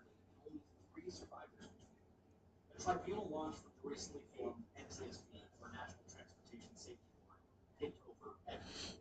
Testimony They won't see my mermaid, I think, because I'm on their ship. Old inspections, old damage, not a stone left unturned. Then finally the smoking gun, the deck of the Townsend, cracked and damaged. The sister ship Morel and its closest living relative. For 2 years after, she would sit in the St. Mary's River, living evidence of what had occurred. It was revealed through her the fatal flaw of long-deck freighters in the cold water. The steel used in Oh, he found me. 1948 were of poorer quality, having high sulfur content. When in cold conditions, the steel became brittle and flexible. Yeah, This they were just searching the ship. That snapped the Morel in half, like it had done with the Carl D. Bradley before this, and nearly We're just died backing the out. Townsend. The Townsend would never sail under her own power Alright. again. A few years later, her hull was purchased by a scrap company in Europe. She was towed out to St. Lawrence Seaway, but along the way, she was subjected to a market-like storm, in a fashion shockingly similar to her sister. The Edward White Townsend would snap in half while stuck her tow, forcing the crew to cut her loose and let her sink. The empty freighter slipping down below the waves in the vicinity, relatively near to the last resting place of the RMS Titanic. Dennis Hale suffered in silence for many years after the vessel, racked with survivor's guilt to which he never truly recovered from. He required numerous surgeries after this on his legs, but many believed his lack of clothing and large stature had attributed it to his survival. The wet clothing would have likely only kept him cold, and he still needed most of his toes amputated. Dennis finally broke his silence 25 years after the incident, going on to have talks and even writing a book sole survivor Dennis Phillips told the story. In 2009, he went out on a dive boat to the side of the sunken well. Are you doing Standing on adventure or board was pirate's divers life? from below to video the wreck. At one point, a Alright, I'll do plastic boat was adventure. handed to him. It was connected to the bow of the rock. After 43 years, he was finally connected to the ship and the 28 shipmates he had left behind. The crew of the dive boat stepped back, leaving the emotional man with his thoughts. Dennis Hale passed away on the 2nd of September, 2015, at the age of 75.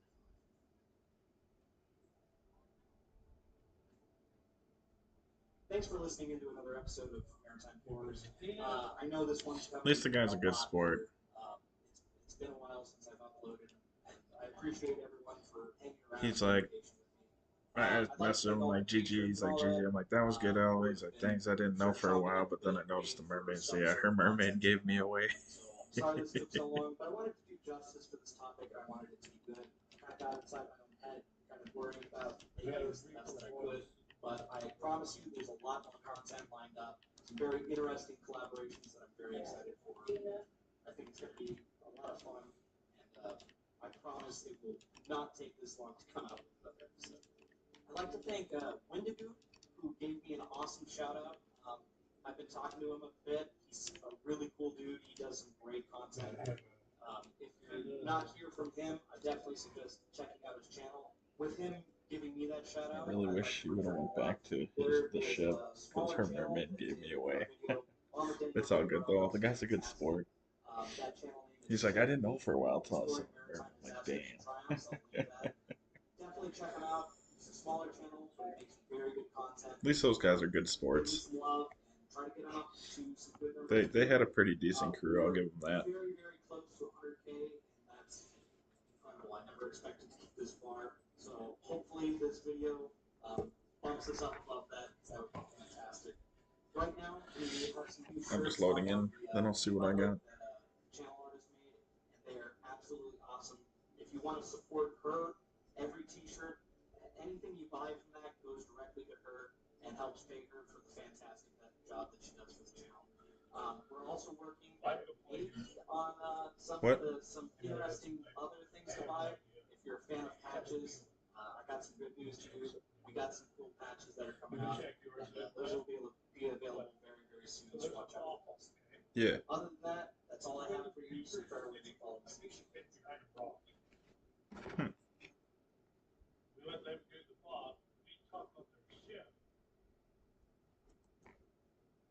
Yeah.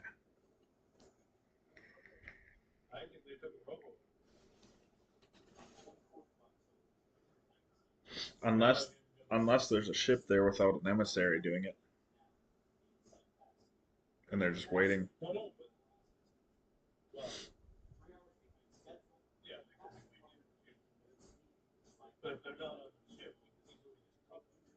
Yeah, that is true.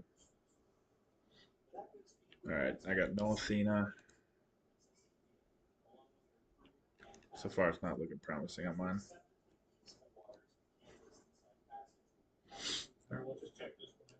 Yeah. I'm just checking Reapers. Yeah, mine's a bust. I'm coming to you.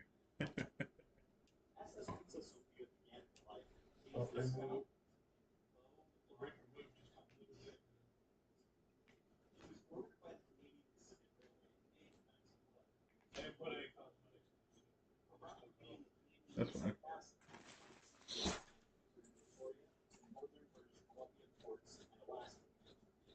I don't want to turn your controller off, baby.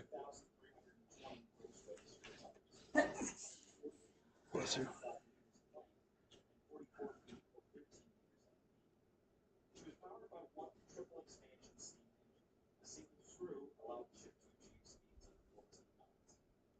You stay jealous of that.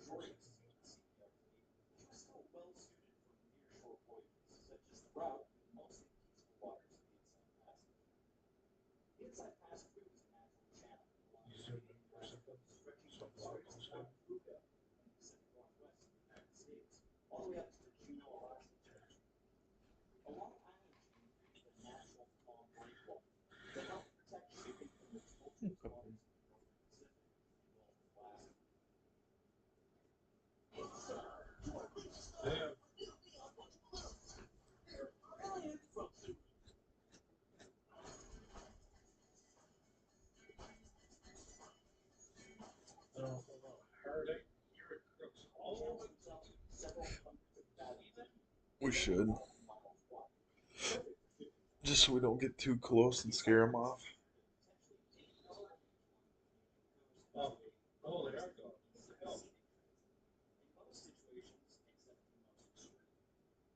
Head over in that direction then, see if maybe they got sunk.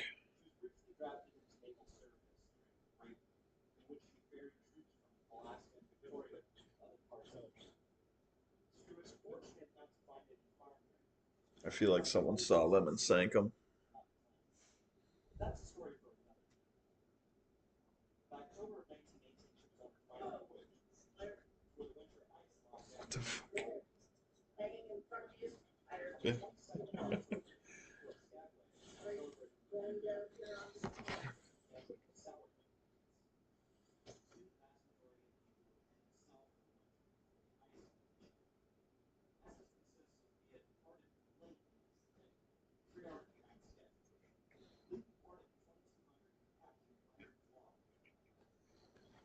What the hell?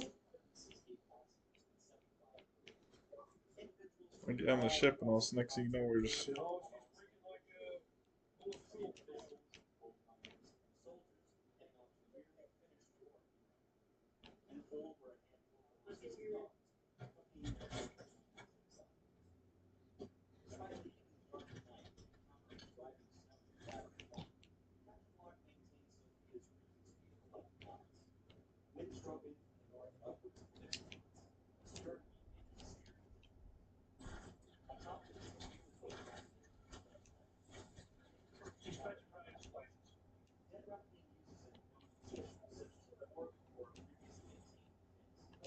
Thing was smaller than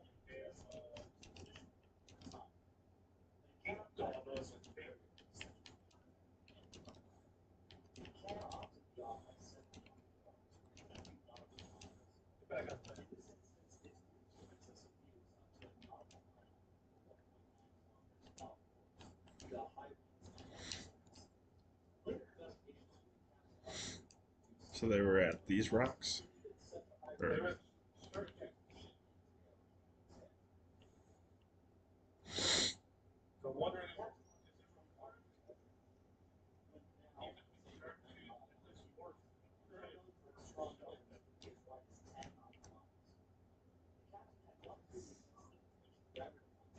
so wondering if they're well, this time, unbeknownst to the captain,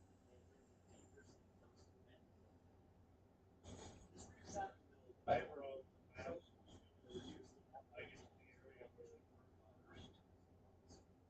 Typically, the reef sat just under the surface, and at low tide, it sit up to 12 feet above the surface. The hazard was marked by only a 5-foot which would have been impossible to see in the conditions. The Princess Sophia ran around far back, 0200. Yeah, so they were right around this rock. There was initial shock wave. yeah. And that wave struck and the word letter now happens.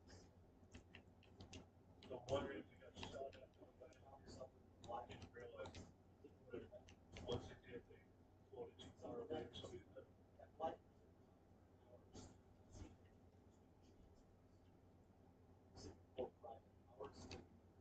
You see anybody over the top? but in spite of the initial panic of Johnson, a quick inspection found No, there's no one there. ships had been punctured on the rocks. A wireless message was sent out and received by the sea captain. The rest of them. High-tide Kimber, you're gonna hit the island. Yeah, probably. first attempts were Sophia was waves pounded the stern less than the waves were such that efforts to launch lifeboats had to rescue ships were slowly arriving. Determinations No, I actually checked. Oh, they're on the island. low tide Yeah. by this time Sophia was fully out of the water and rested. When confident the ship would hold, Captain Locke warned off the rest of the expedition. Certain dust and safety. By this time a hole had been punched in the bow of the I was gonna tell you that last second because I vessel. saw their shit floating out over here. Rescue vessels made.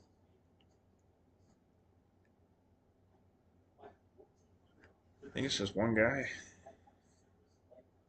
Unless his teammate went away. There's a snake right there. I just want that fucking flag. Which I got it.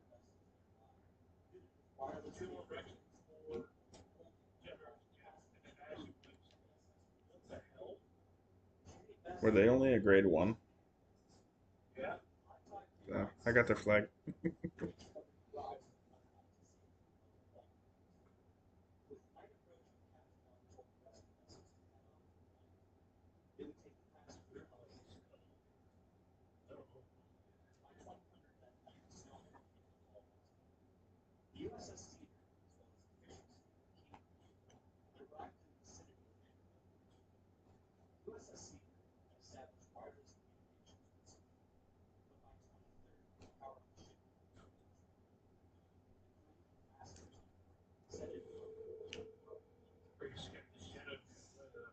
Hello? You good?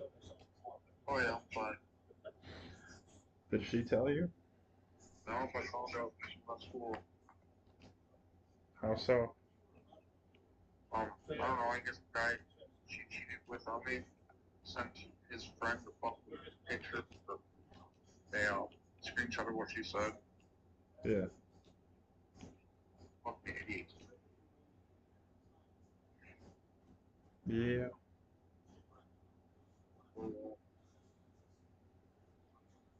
Well, it's up to you if you want to move over here or not.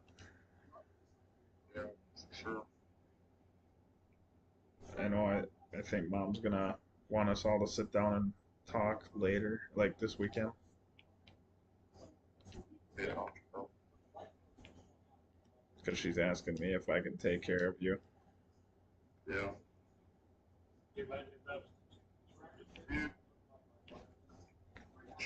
But, all right, buddy. Alright, bro. All right, later. Later. Yeah. What's up?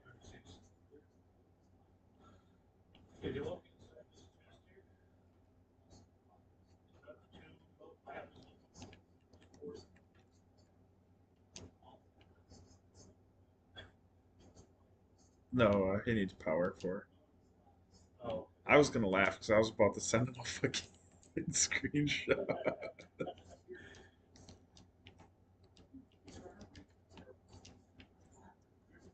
Yeah, no, I was looking around in the crow's nest, and next thing you know, I saw right before you said there was a guy on the island. I saw the mermaid next to all the shit. So I wonder if they hit the island, didn't know it or some shit, or if he was just trying to tuck. Wonder if he was just trying to tuck in case someone came to do the fort.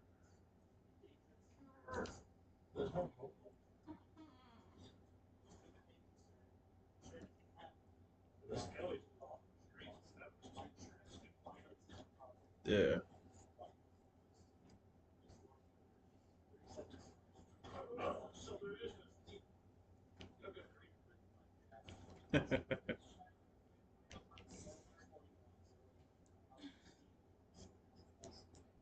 You good? What happened? She gets her elbows in between my ribs. Kimber, stay still.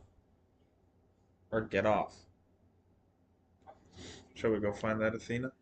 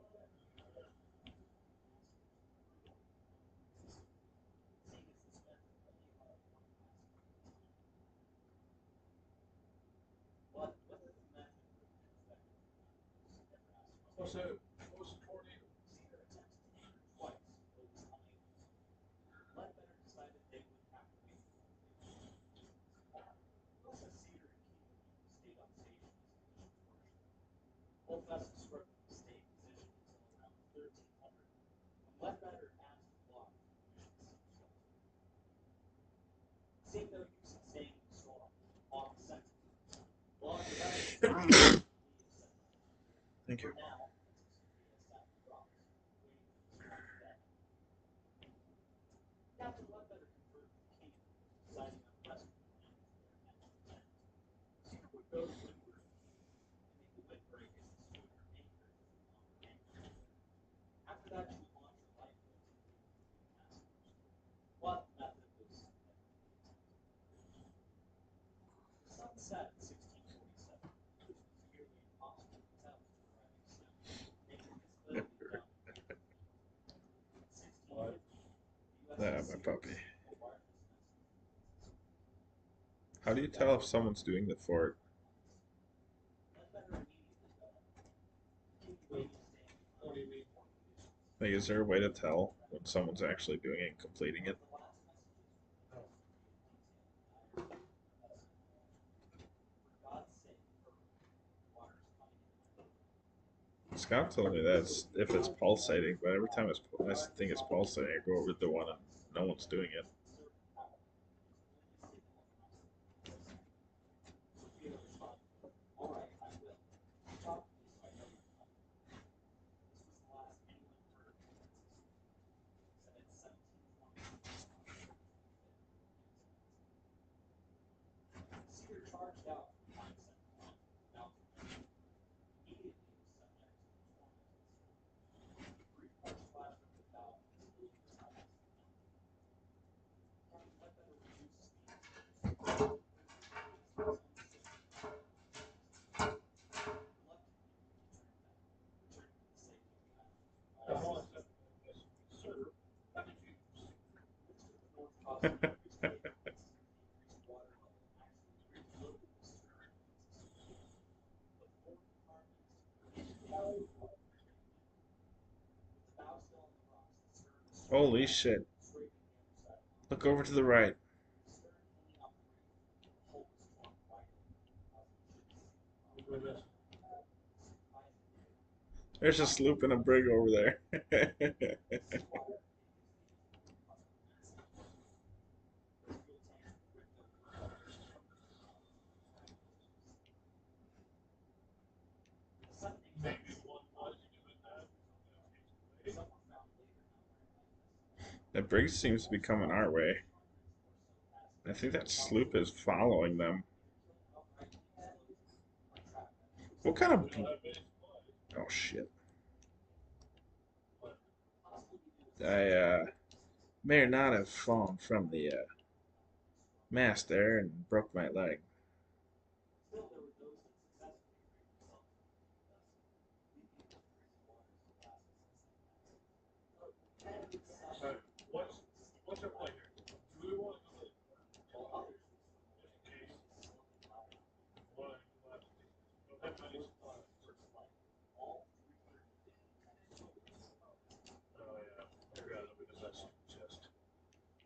No, but you can actually the following morning, USS Cedar departed to investigate the storm. Is here what I want you to do? Upon arriving Yeah. at sea at 08, I want you to go for a board on the 40 feet from the hull. Yes, sir. I can do that. Cedar began searching for survivors, spending 3 hours traversing the stern and quarters. Only bodies were found. The watches on them had all stopped around 7:30. I'm getting the waters. I'm ready. Yeah. One of the Oh, man. passengers Okay. was struck. An English setter that had been found covered in oil, wandering ashore 3 days later. Once Ledbetter had returned to check out the bodies, he sat quietly. I'm missed because I fucking lagged. No hope of survival. In the months and years following, several allegations and lawsuits were Let's see if filed maybe I against can board the sloop. CPR, and even a few of the vessels on the sinking ship. Most seem to ask the same question: why didn't Captain Long abandon the ship? Cedar shared a question. There were times during the 40 hours on the reef that conditions were possibly safe enough to evacuate. A possible explanation I got may there have been fast. his involvement with Clallam. Clallam was a steamship that operated a very similar line to the Princess Sophia. In 1904, the vessel was taking on water and seemed likely to sink. The captain ordered an abandoning of the ship. Lifeboats were swung out, and women and children were loaded onto the boats and were driven ashore. 52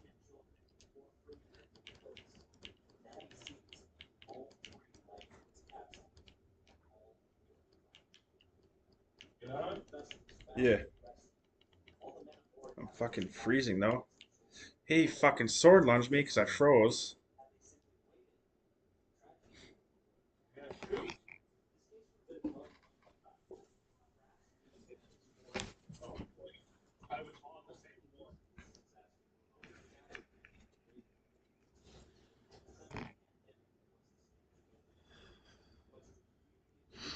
He rolls on deck laughing, but doesn't realize that I fucking froze.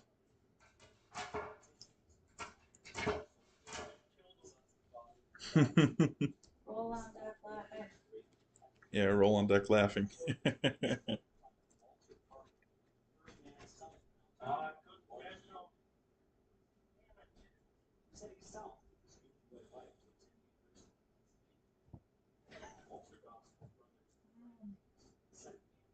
Kimber.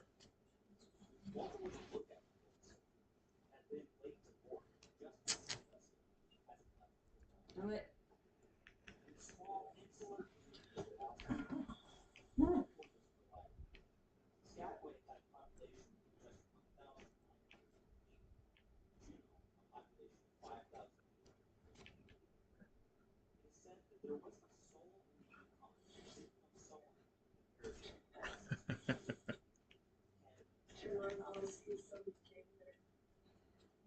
I like that that brig is running. Sit your ass down. I have 10 cannonballs. Underway just north of Java, on the 1st of March 1942, about to enter the Sunday Strait, the Royal Australian Navy light cruiser HMAS Perth is sailing with the U.S. Navy heavy cruiser USS Houston, two of the last surviving Allied cruisers in the region. They're attempting to beat a hasty retreat south of They're coming back for us. Perth realizes she isn't alone. She identifies and opens fire on a Japanese destroyer and is met with returning fire from nearly a dozen other ships. Perth and Houston are outnumbered, low on ammo, and surrounded. This night Oh is god. about to become a nightmare for the Allied crews. HMAS Perth was a Leander-class light cruiser and actually started her life in the HM Dockyard in Portsmouth as the HMS Advent. She was launched on the 27th of July, 1934, but wasn't commissioned until the 15th of June, 1936. She had a rather routine life in the Royal Navy, but would soon be sold to the Royal Australian Navy. The clouds of war were slowly starting to build in Europe, and an ever-aggressive Japanese empire made the Australian government recognize the need to bolster their navy. The Empyon was purchased and soon renamed and recommissioned as the HMAS Perth, after the city of Western Australia. The vessel was 562 feet and 4 inches, or 169 meters in length, 56 feet 8 inches, or 17.27 meters at the beam, and she had a complement of 681 crew. She was armed with 8 6-inch, or 152 millimeter Mark 23 guns and a 4-turret format. 8 Are they coming after us? Mark 5 secondary guns, 5 Mark 50 caliber Vickers machine guns, and 2 20 millimeter Orielkin 8 inch guns. She also had 8 2-inch. I didn't fix the steering wheel. She was also assisted by 1 submarine walrus. She was powered by 4 Admiralty 3-drum boilers, which powered 4 Parsons geared turbines.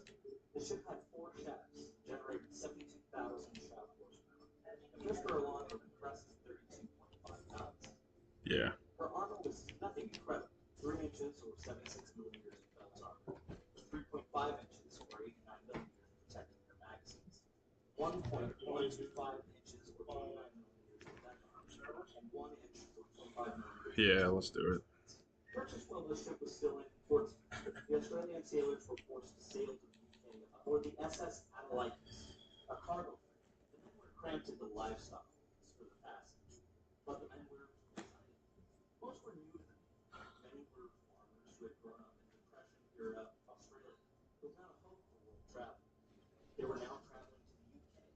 Once arrived, the ship was being refitted for the Royal Australian Navy, with Captain Harold Bruce Farncombe taking command. There was a renaming and commissioning ceremony, and the ship went through several weeks of training and drills, getting the junior members of the crew up to snuff and ready to sail. The ship was going to be a representative of the Australian Navy at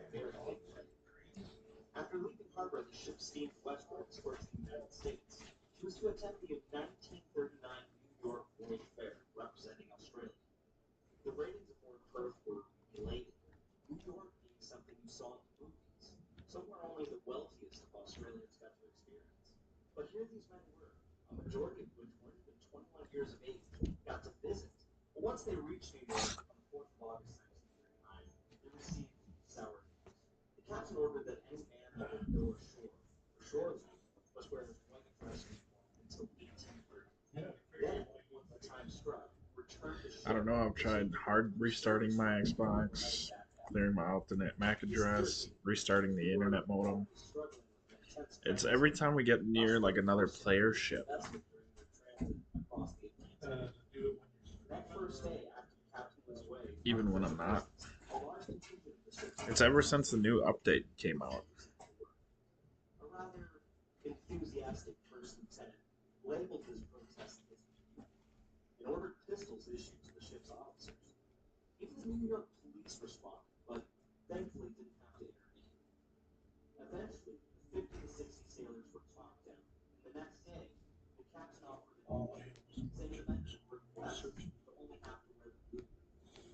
The men acquiesced, and most took up the offer.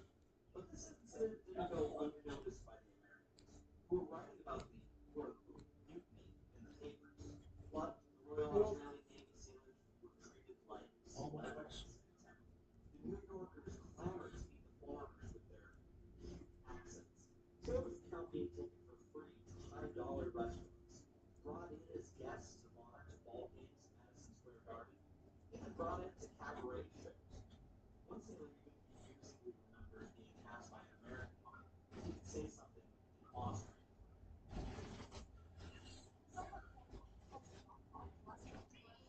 Kimber. Kimber. The ratings went to the highest. It soaked in all that New York had to offer. Come After here. 12 days, the ship set special seas and shoved off.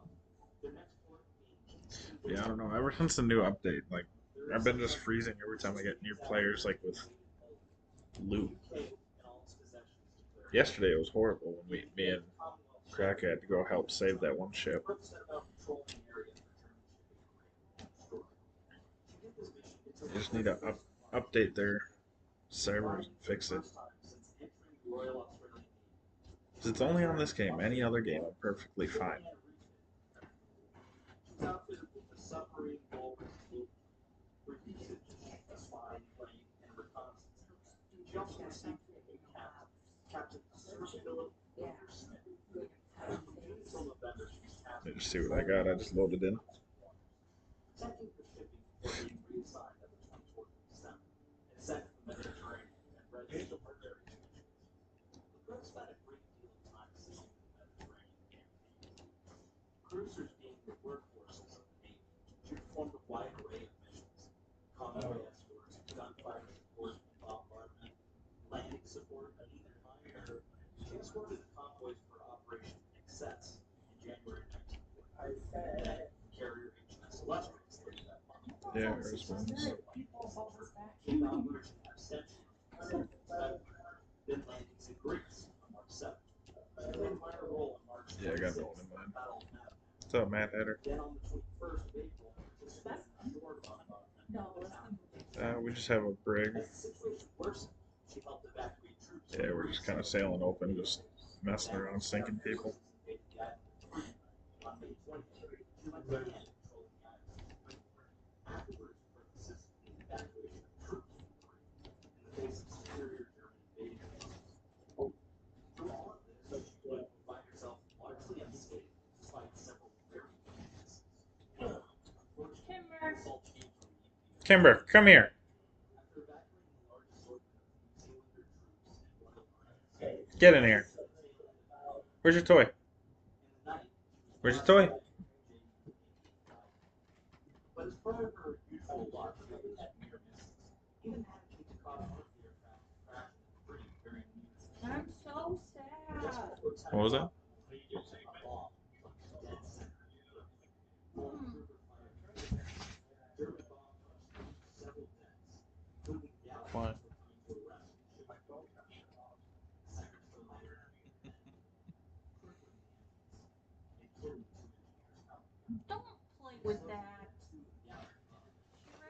That's a toy. She's scared of it.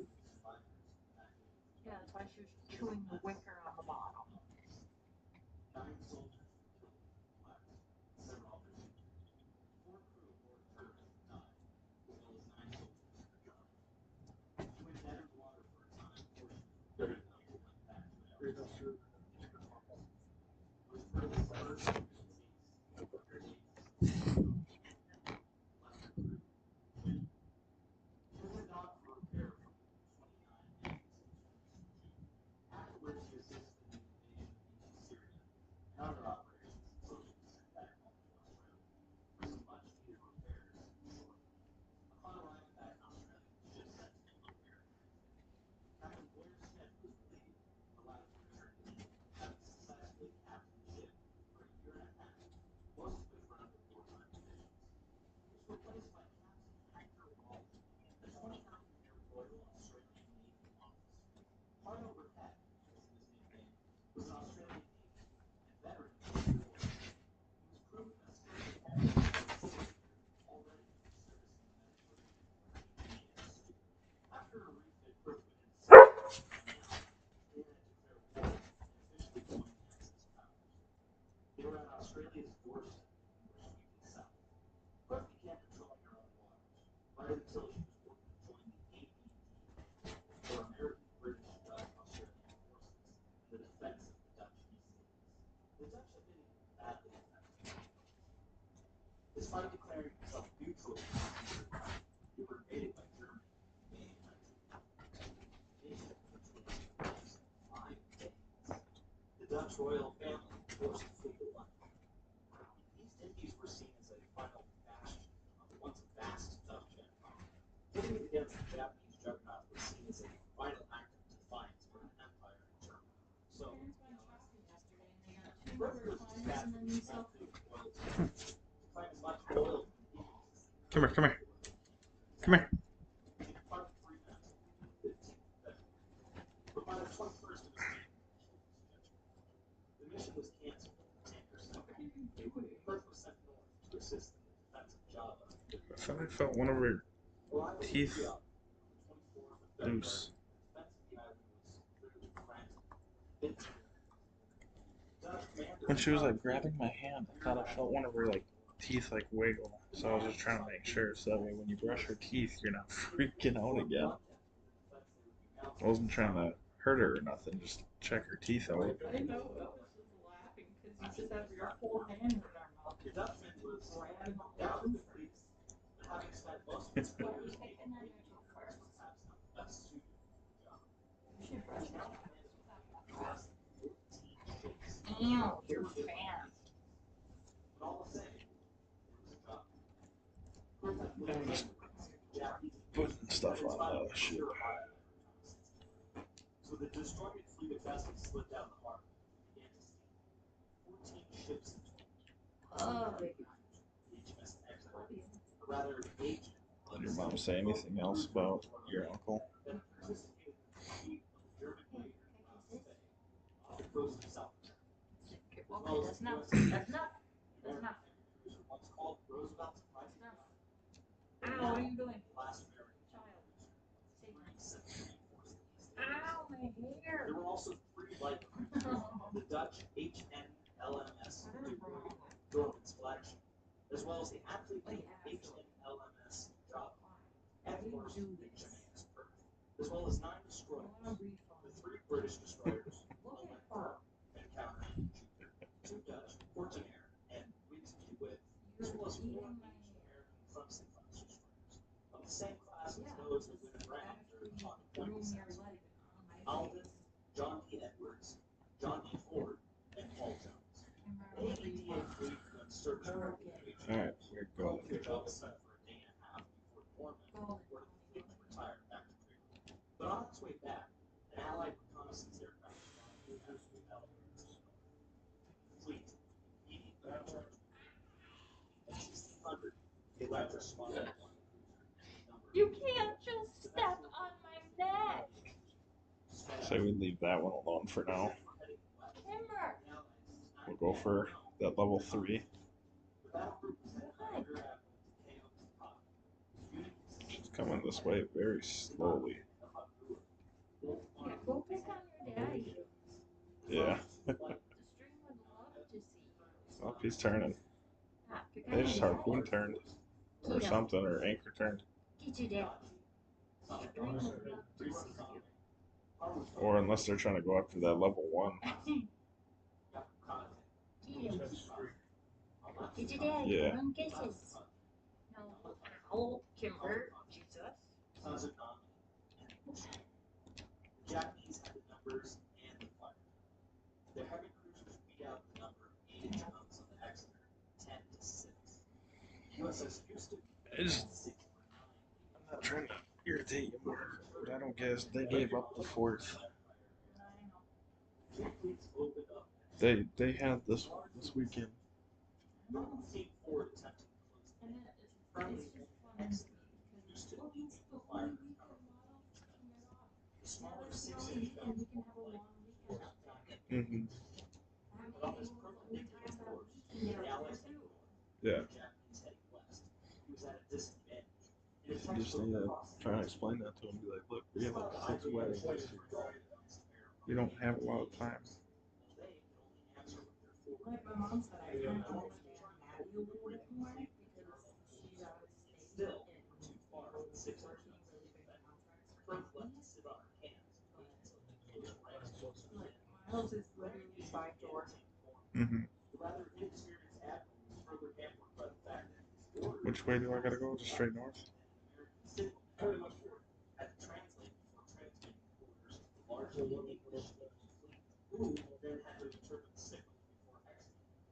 Yeah. Orders were often slowly followed, leaving them at a disadvantage. Like, for your cousin Maddie, I'd understand a lot more, but Slow I'm like, I don't care if Miles comes over. her job at the Reuters. yeah, like, We're just gonna have to bring Sean in. A firefight ensued Can't be between doing the what vessels, he normally escaping gunfire and long range. Japanese missing. you say shit.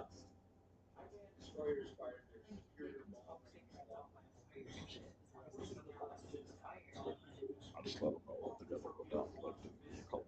Yeah, like all this shit needs to stay on fire. Small hits remain unnoticed. Simply enough, until the time of their victim deaths. Yeah.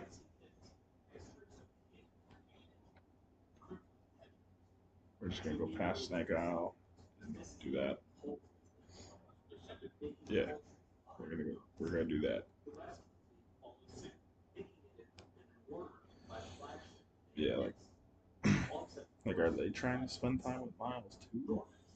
Or are they just trying to get Miles there?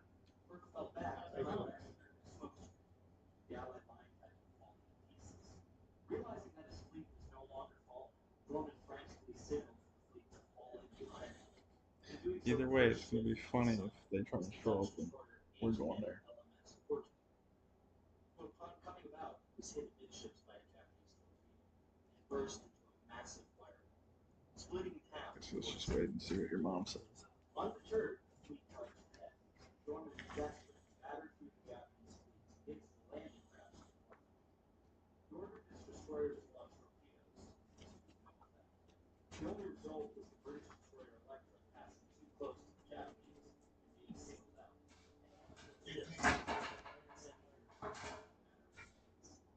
Norman must have finally realized that he was Who still are you talking to? two of his destroyers sunk, heavy cruisers damaged. I'll go for just another time. He was down in good Yeah, so fortune. about the new French He Jeff. suspected the Japanese Oh, of having a that's radar. actually good for me. Oh, I just want some new furniture. Looks. She's the picture that was before this upcoming weekend that we're on. And she said that she might ask to go back to Japanese did have grandma's amazing friends. Launched earlier, heavy cruisers had put up. I have visual on the ship. The aircraft now followed the ABDA ships, relaying their position as they looked. Every turn they made, the They're aircraft fighting a ghost ship. It looks like still ready. it's another brig. Four American destroyers, having extended their torpedoes, being useless in further engagement, beat their way south away from the fleet. This left Perth, Houston, Java, Reuters, a small handful of destroyers out in the dark. The first to be sunk was Yeah, we can. Royal Navy destroyer. The unlucky vessel was lost again. Tragically, it was destroyed had its Buy starboard new side stuff. I painted don't need to like spend any money rolling on over myself. at about 21. With the assistance of the spotting aircraft, Gwendolyn flicked his tail by a handful of Japanese destroyers. He waited until the perfect time to let fly a salvo of long-range torpedoes. These ones were more effective than the previous struck targets. The Java and the De Ruyter were struck in quick succession. Both ships sank rapidly. Rear Admiral Dorman going down with the ship, along with the hopes of protecting his enemies. Kimber. Last allied cruisers. Kimber, get in here. They made their way unscathed. Kimber. Houston's English magazine What are you doing? Perth was in a similar state. What's wrong? But no What? respite from the stores cleaned out. Most personnel had it back. Perth was able to stock up on her secondary forage shelves and had to bed along the tanker to give her enough fuel to lug I thought they're still in front. Let's see over the wave. With the loss of their fleet and invasion during Yemen, They keep making turn after turn. they just fight another day. The next morning, Perth and Houston set out west. What's wrong? Ordered to pass through the Southern Strait to the southern town of Tijuana to assist in evacuation and south to Fremont. The ship's nose out of the harbor came up to a state. There were sure destroyers from India and allied war vessels. By 2300, they had reached some destroyers adjacent to Banks. Little did they know, Japanese currently had 50 troop ships sitting in Banks. Yeah. By this time, the IJN destroyer Fubuki had identified the two allied cruisers. It was Taylor. Maybe for the chance he engaged the larger vessels. Perth soon spotted a small vessel off her starboard bow. Immediately, she signaled the ship, thinking perhaps it was one of the allied corvettes. Its response was incoherent and not recognized as the standard response. Before it could be challenged again, it turned away and started producing smoke. Perth recognized it at that moment as a Japanese destroyer. Dude, I caught that sail so damn quick. About this time, the ship sailed around the mouth of Banks, like a sea of masts. The Japanese fleet I'm glad you blundered that one person, because I just sorted once. opened up in time. The Allied ships quickly realized that they were I'm like, not today. surrounded. I'm just like, not today. I'm sick of people boarding. Force of not only 58 troop ships, but also 12 destroyers, 5 cruisers, and a light carrier not far to the north. Left side. Ships began flinging shells at anything that moved. Waller ordered his gunners to fire at Wood. The turret swung about. I'm just kind of keeping a distance, letting them try and waste shots. Any target foolish enough to present itself. Houston, following a similar fashion. Japanese destroyers swooped in from both sides. Yeah. Launching torpedoes at them. Japanese cruisers fired deadly and accurate 8-inch gunfire and came dangerously close to both vessels. Oh, they're The IJN Lagami even fired a spread of her own torpedoes, missing the American and Australian ships, finding homes in their own troop ships, blowing one of their own mine layers in half, and sinking 4 of their own troop ships. Perth kept up its fire and damaged 3 destroyers and a cruiser, with their firepower combined with Houston's. But her ammo reserves were depleting quickly. Spent brass shells littered her decks. Soon she was forced to give up her training ammunition and even her flare shells. But her streak of immunity had finally reached its end. After sustaining only superficial I'm off the ship. just before midnight, the ship heaved sharply. Its deck lurched out of the water. Men were thrown about in ragtime as the ship was hit on the starboard side near the forward by a torpedo. The captain quickly gave the order to prepare to abandon the ship. Can you get him? Less than a minute later, another long-range torpedo streaked in and detonated on the starboard side just into the forwardmost terminal. The ship slowed to a crawl. Against this to start. Captain Waller gave the order. Oh my god, I'm off the ship again. Men scrambled off the fabric ship like rats, leaping into the sea. Some were blown clear off the deck by yet 2 more torpedoes impacting and detonating against the dying ship's hull. Men too close to the ship were killed. Pressure from the explosions in the water crushed the board. Other sailors were raped by machine gun fire. As destroyers closed in, I anchored him.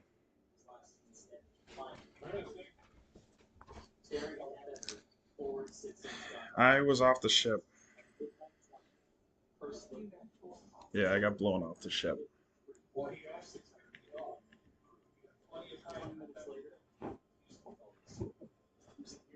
Because I had to get cannon fire back on their ship. Otherwise, we were going to get leveled.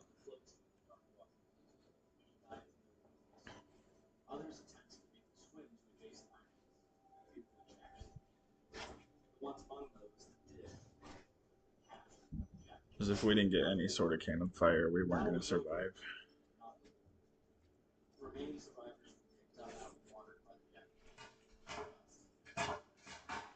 Kimber.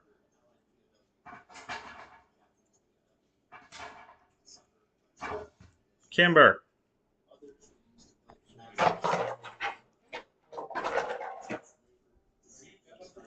Yeah, I died.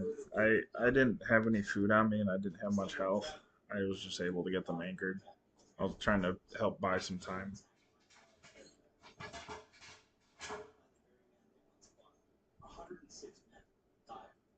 I was hoping if I could anchor him, get him off you or her, that she'd be able to repair the ship and keep it moving.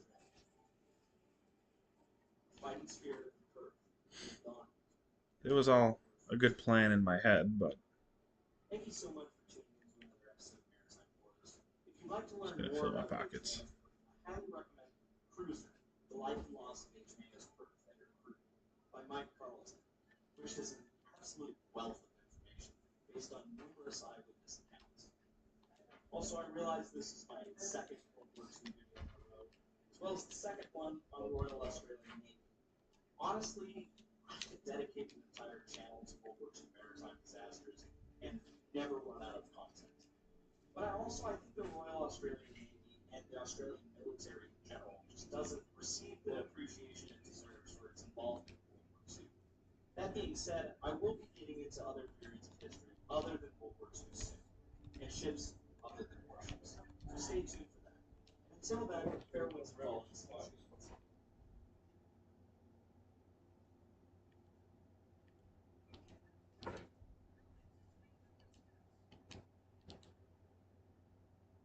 I'm just running the island to see if maybe there's a storage. Oh, hey, rowboat.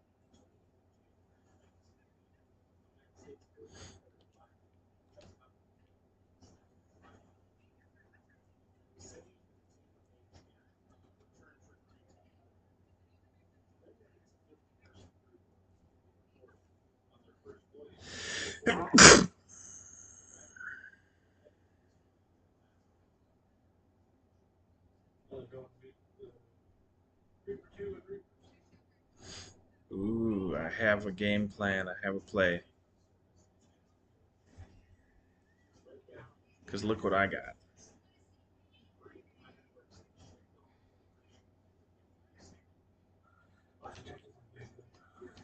If you can get me close enough,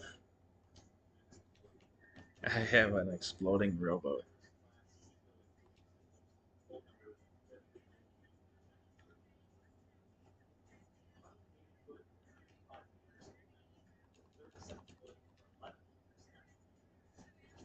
We do have 16 more cannonballs in the rowboat.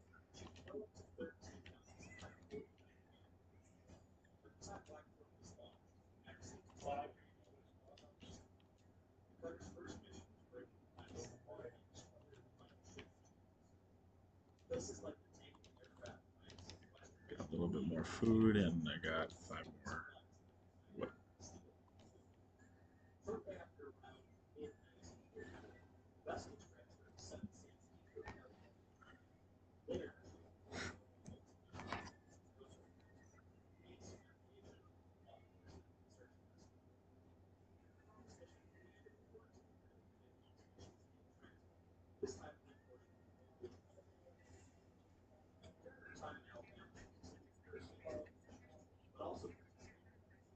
To get me closer.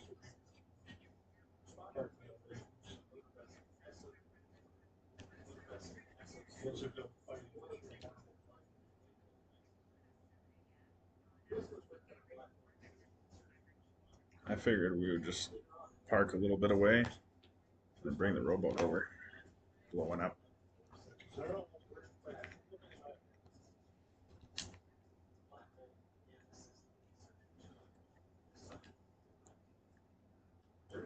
Yeah, I see what you mean.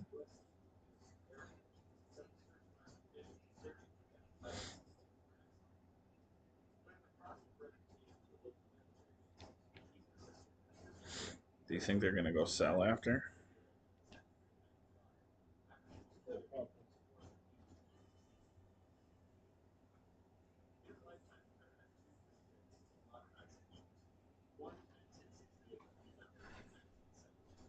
We could park the ship a little away behind some rocks and then row over. I'll hide with the rowboat a little way and wait.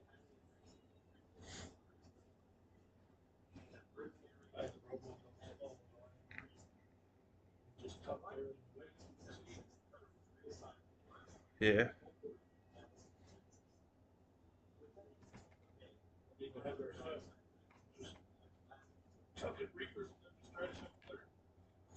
Yeah. Stock up on some blunder bombs. I keep these on me. Actually, I'm gonna bring cannonballs too. Get on the main one, like one of the hard cannons too, eventually, and shoot at them.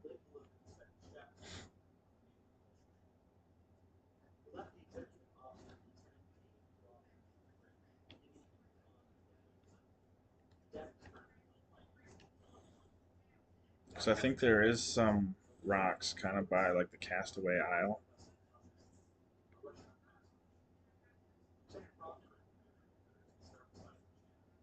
Yeah, dude, they're right on that fucking Reaper too.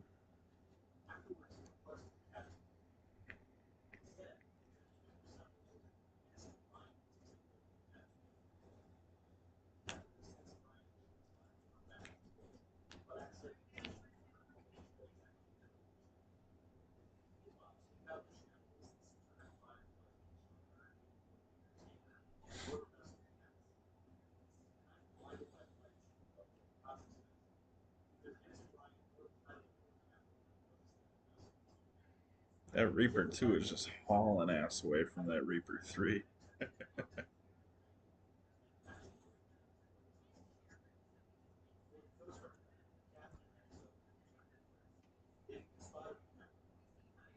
They're kind of heading back up towards Wanderers.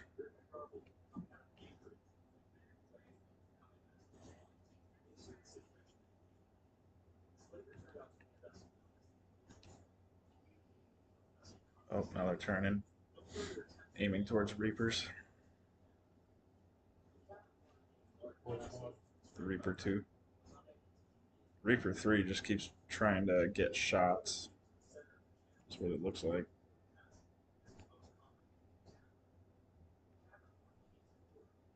Yeah, that Reaper 2.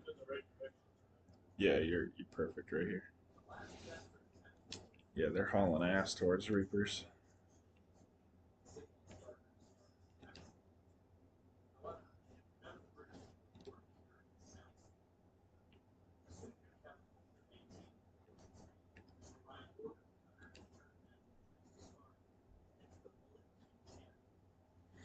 They're not going to be able to sell. I wonder if they're just trying to jump someone off with that Reaper's chest.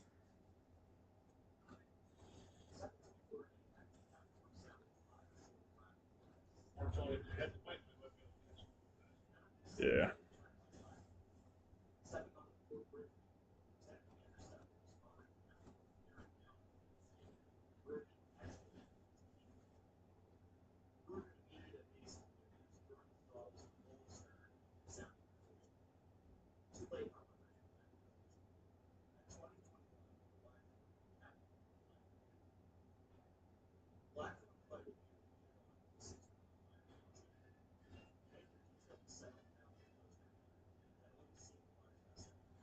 Reaper 2 is pretty much at Reapers.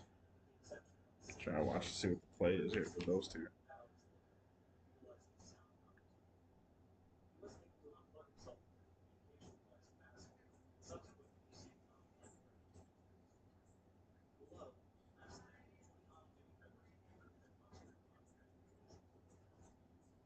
or synchronizers set to the left mechanical control, setting material conditions. 6 members of the leadership are also expected to find out the goal after close actions. Machinery technician chief Bob Melvin's machinery technician first class person seriously injured passenger delirious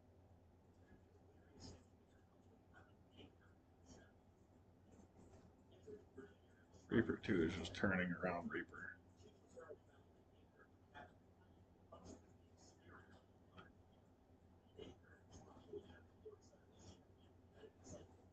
Damn, they're going to be coming past the front of us soon.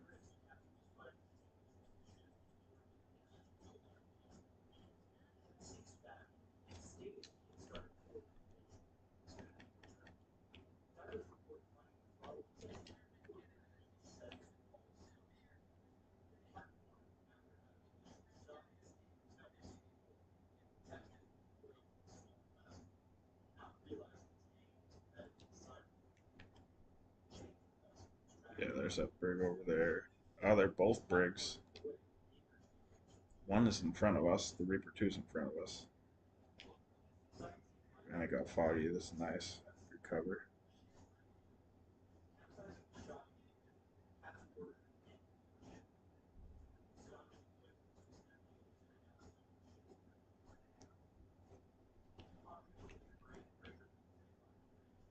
The Reaper 2 is coming past us right now. They have a heart thing up.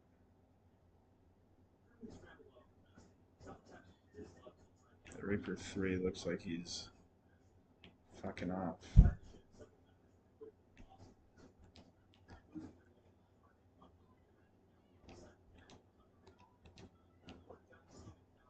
See it? Yeah.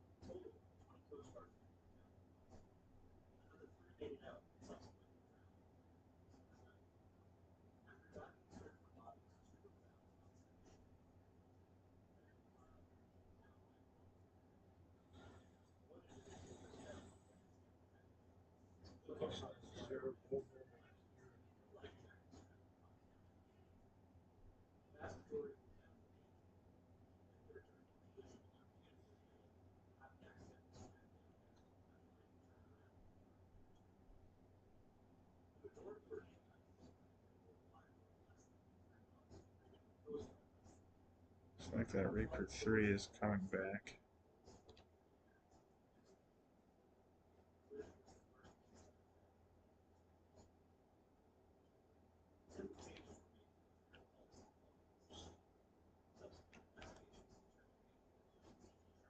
So what if I drop you guys off the spotlight?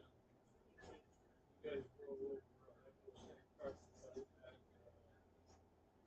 North Star Sleepers. I haven't really close to me. I think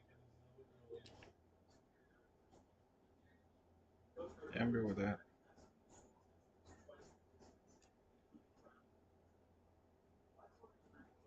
as long as you guys are out there.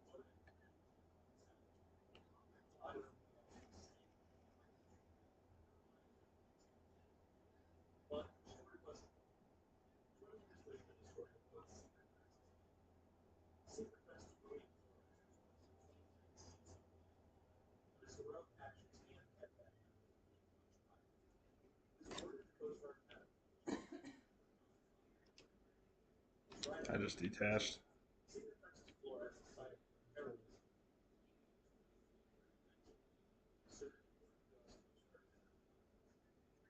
Talking about the other island on Reapers. Yeah.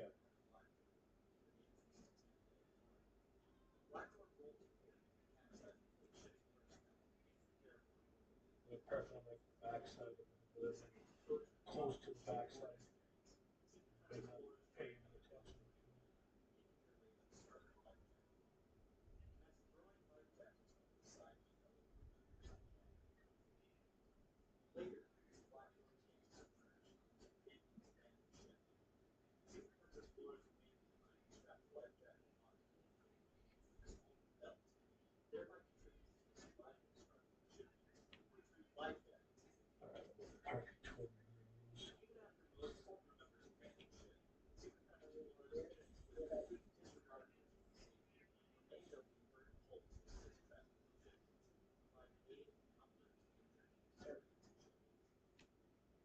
Yeah, if she wants to go take a look, she can.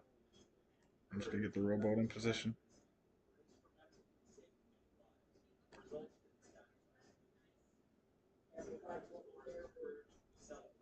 Yes, but as soon as you get back in the world, it's hard to be.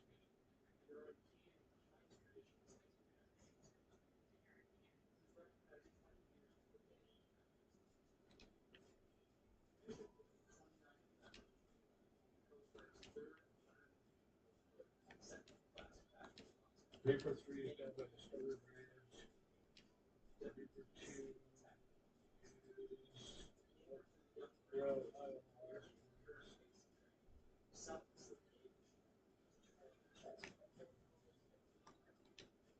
But we'll bring her out. So plenty of time. We'll be here.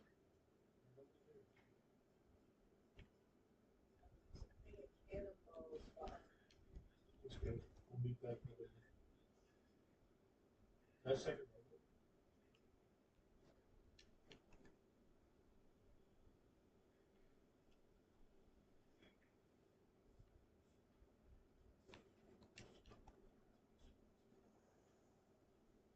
22nd of June, 1893, near the shore of Tripoli, the Royal Navy was near to its zenith. Massive ironclad and steel battleships plied the seas from Gibraltar to Fiji, but none were so vital or massive as the Mediterranean fleet. But on this day, the flagship of this fleet, HMS Victoria, would find her end, not to enemy guns or torpedoes, but to a simple navigational error and an unwillingness to question clearly dangerous orders from the superior. A bit of complacency that leads to the deaths of hundreds. The late 1800s were a definitive shift in naval conflict. The advent of the steam-powered vessel, as well as the Ironsides, leads to an entire rethinking in how naval doctrine was handled. Long gone were the days of wooden sailing vessels blind, sailing broadside to broadside, pummeling each other to smithereens with heavy multi-gun salvos at near point-blank range. Advancements in gun technology increased that range. Advances in armor necessitated different strategies. The age of the pre-dreadnought turned naval strategy on its head, and the Royal Navy needed to be at the forefront of that swinging tactics. In 1879, a vessel would be laid down and launched in 1881, the HMS Conqueror. Wow. But even What? before her commissioning in 1886, a newer and more improved design would be on the drawing boards. Conqueror was an ironclad battleship that featured a bow-mounted twin breech-loading 12-inch or 305mm gun turret. She featured a host of breech-loading 6-inch or 152mm guns, as well as a number of 6-pounder 57mm quick-fire guns. But one of the most unusual weapons, as far as today's standards are concerned, was her armored bow ring. The idea being that the 6-inch and 6-pounder guns would soften up an enemy vessel's unarmored portions, like fires and killing crew. The heavier guns would be used to smash through her armor, soften up her gunnery, and disable her power plant and steering gear long enough for the battleship to turn bow in and ram her, putting a huge hole in the ship below waterline and sending her to the bottom. This was a sound design at the time. The Royal Navy wanted to improve upon it even further. So it commissioned the construction of 2 more like the Conqueror, but improved.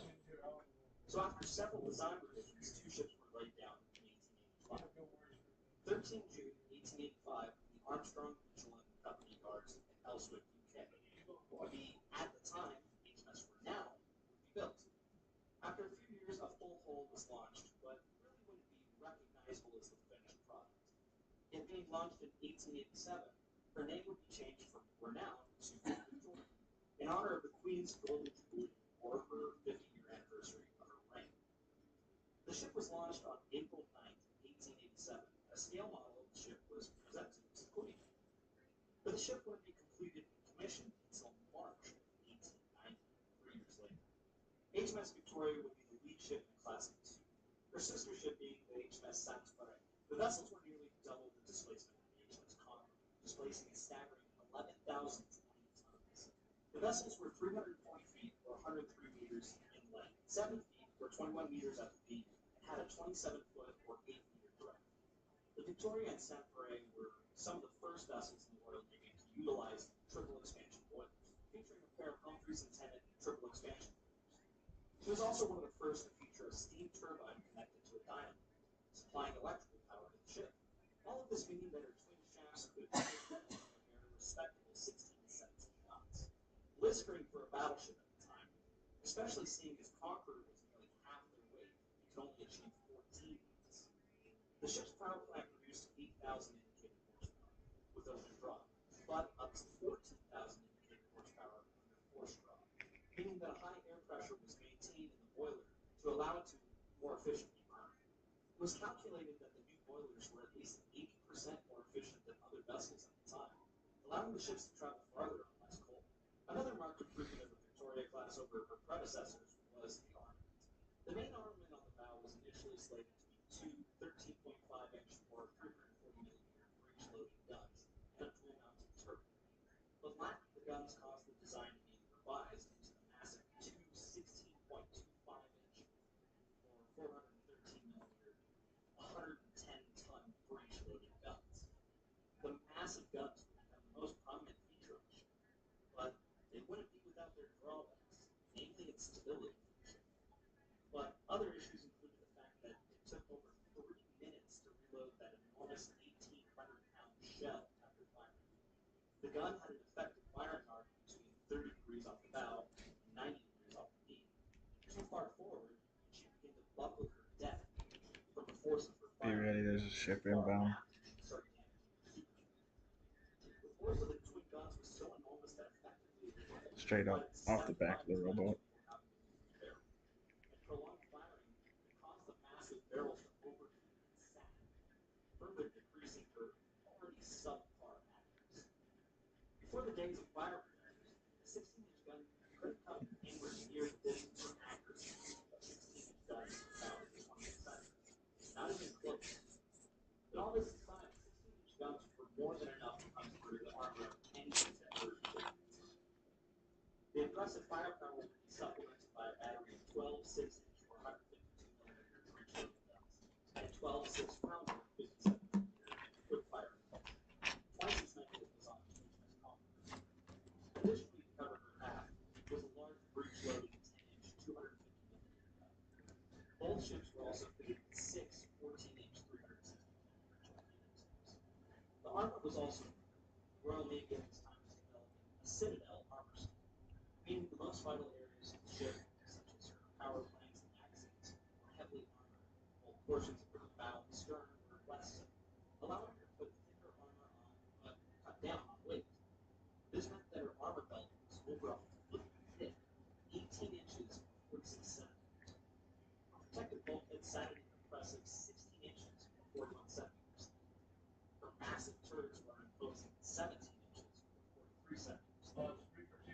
Yeah, no, I see him. He's right off of me. Meaning not only could she dish out punch, she could take some too. After Victoria was commissioned, she was I don't know what the hell they're doing. by late 1891, command of the Mediterranean station would be assumed by Vice Admiral Sir George Tryon, who made Victoria his flagship. Sir George Tryon, by the way, 6 foot tall, to say the least.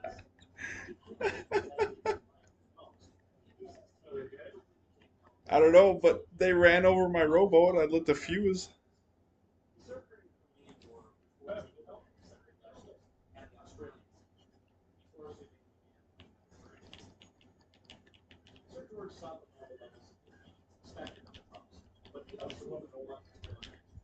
One said.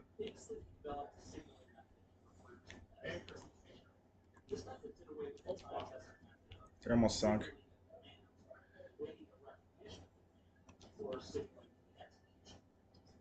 Instead, the flagship would issue an order that ships in line would simply follow the vessels ahead.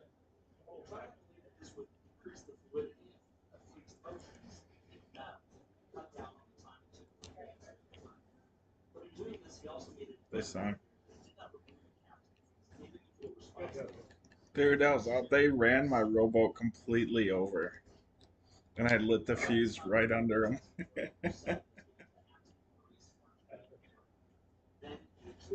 There was only one guy on that ship.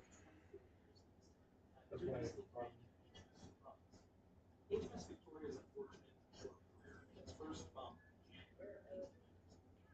this time, the Mediterranean station ships were performing torpedo drills off Montego. The ships were operating in Italy, so Vice Admiral Tryon was not on board Victoria. The ships were operating near Snipe Point, a naturally shallow area close to shore. The reason being that when the torpedoes were fired, they would run to Here it comes. ideally close to the surface for retrieval. But should they sink directly, I mean, it's a decent swim. Not too bad though. Captain Burton knew of the navigational hazards posed by the shallows off the coast. So to minimize the risk, he sent out a crew to mark the shoal with a buoy. This way, whilst his crew was operating at speed, they could easily avoid the shoal. But the crew misidentified the I got the tip. Reaper's chest. So while passing outside of the buoy, Victoria still ran aground at 9 knots. Trying to find the island. Hit the rocky shoal at considerable speed, tearing up her keel plate and sending it about 7 feet, a little over 2 meters higher out of the water. After I the found initial it. shock, This way. Captain Bird ordered sandbags around the ship, finding the stern section at around 10 to 11 fathoms, 20 meters in depth beneath. But there was no way that Victoria could move herself under the water. 3 compartments had been flooded from the damage, weighing the ship down further. A nearby depot ship made 2 attempts to tow Victoria off at high tide, but was unsuccessful. Finally, she simply helped anchoring her stern to keep her from swinging while assault rocks.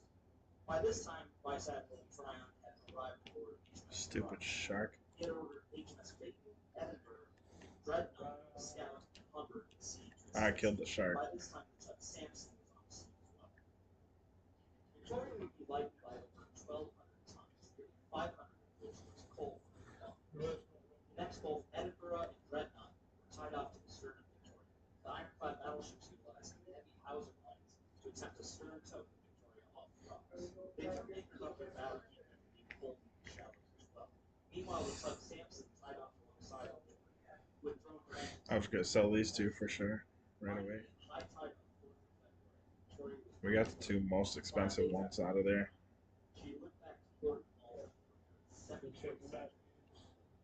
After the repair, she continued her duties with 20 other ships. Peacetime in the Mediterranean included long-range fleet maneuvers, battery training, and navigation. What essentially amounted to busy shows of waters. But it would be one of these Yeah. evolutions that would lead to her untimely end. The 22nd of June, 1890. That's some good footage right there I got.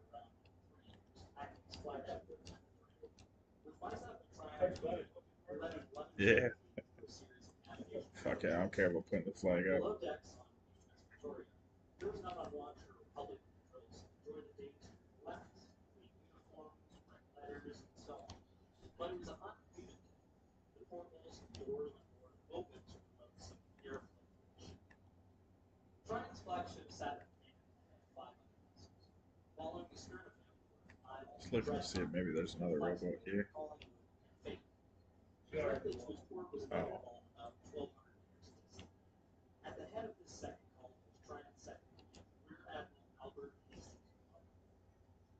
Admiral Markham was aboard his flagship, HMS Phaeton. This 10,000-ton battleship was leading a line of 4 other ships: Edinburgh, Salisbury, Edgar, and Hamilton. The 2 columns steamed toward the shore in tandem at around 8 knots. This would be their final maneuver before anchoring. At 1,500, Admiral Tryon passed on an order to both columns. The 2nd Division altered course in succession, 16 points to starboard, preserving the order of the fleet. 1st Division altered course in succession, 16 points to port, preserving the order of the fleet. We're out here. This essentially equated to both columns would turn inwards towards each other, then reform on reciprocal course, in the same formation as before, meaning Victoria's column would be to the starboard of Hamilton's. So not We're only up would at the me vessels somewhere. need to turn towards each other, the columns would need to cross into each other. There was a pause from the British team on board Victoria to affirm that this wasn't indeed what Sir George intended. He gave only a short affirmation. The vessels were inside of each other's turning circles, and the orbit was intact. But clearly, the Admiral knew what he was doing. He was a very skilled seaman. After a brief hesitation, the order was passed through semaphore to the port column.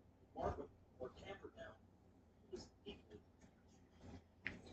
But the short trip fleet was looming ahead of decipher a question just wasn't viable. Impatiently, Admiral Tryon signaled Camper down, questioning hesitation. What are you waiting for?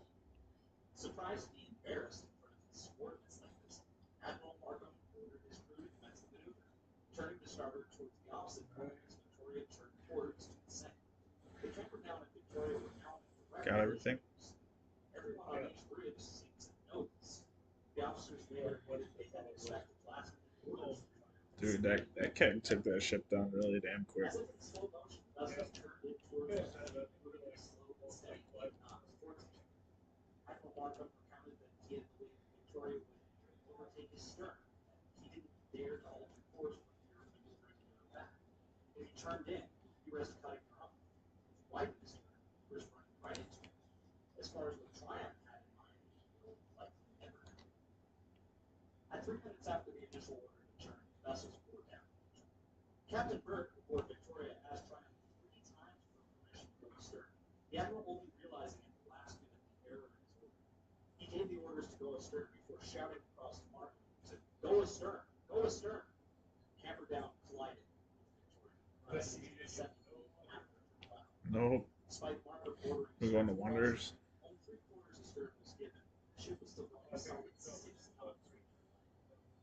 Yeah, we can do that. Both ships shut as Camper down's ram smashed into the lesser armored bow of Victoria, 9 feet below the waterline, followed by a decently large portion Oh of the shit, back. this gonna hurt. The force and momentum of the blow causing the ships to twist and rotate, There. only enlarging the gash Yeah, a left little bit. in Victoria's back.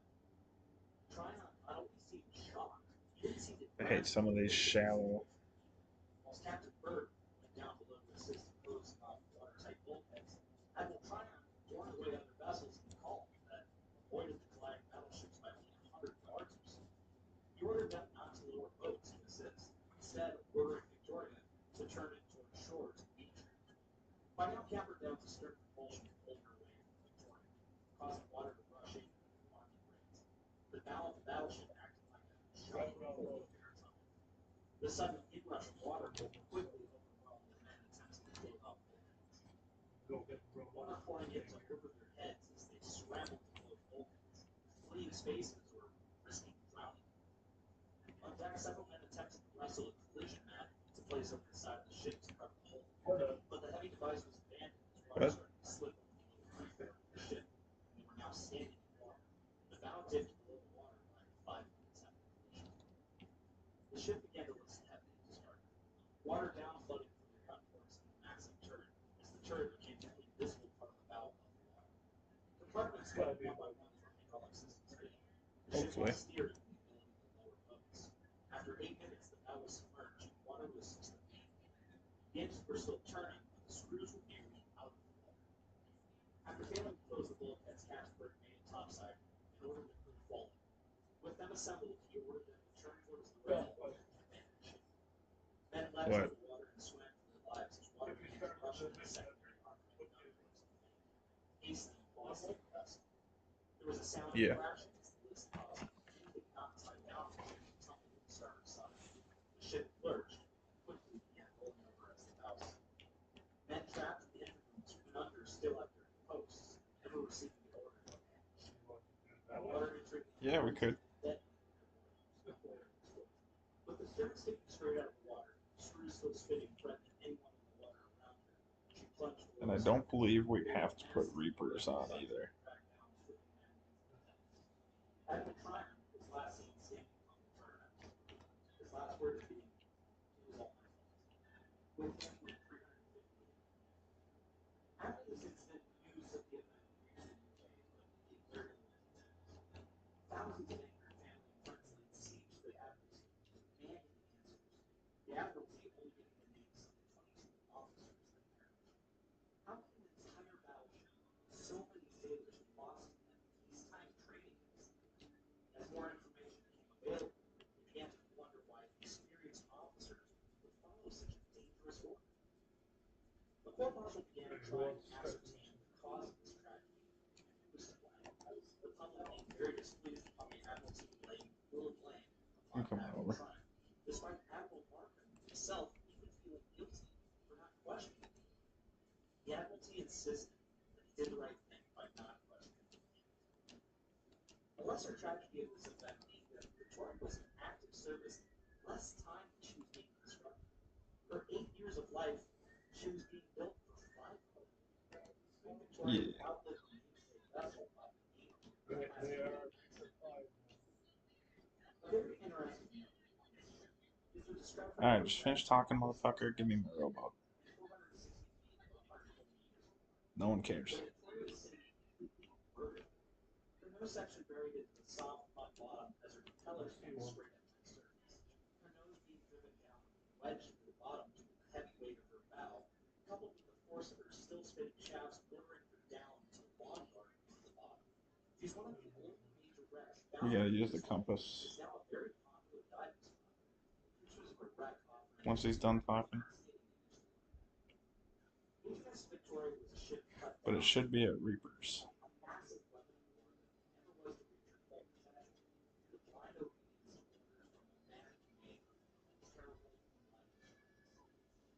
She would forever stand as an example of why discipline is important, but the ability of a military man to question dangerous orders wasn't just a good trait, it was necessary.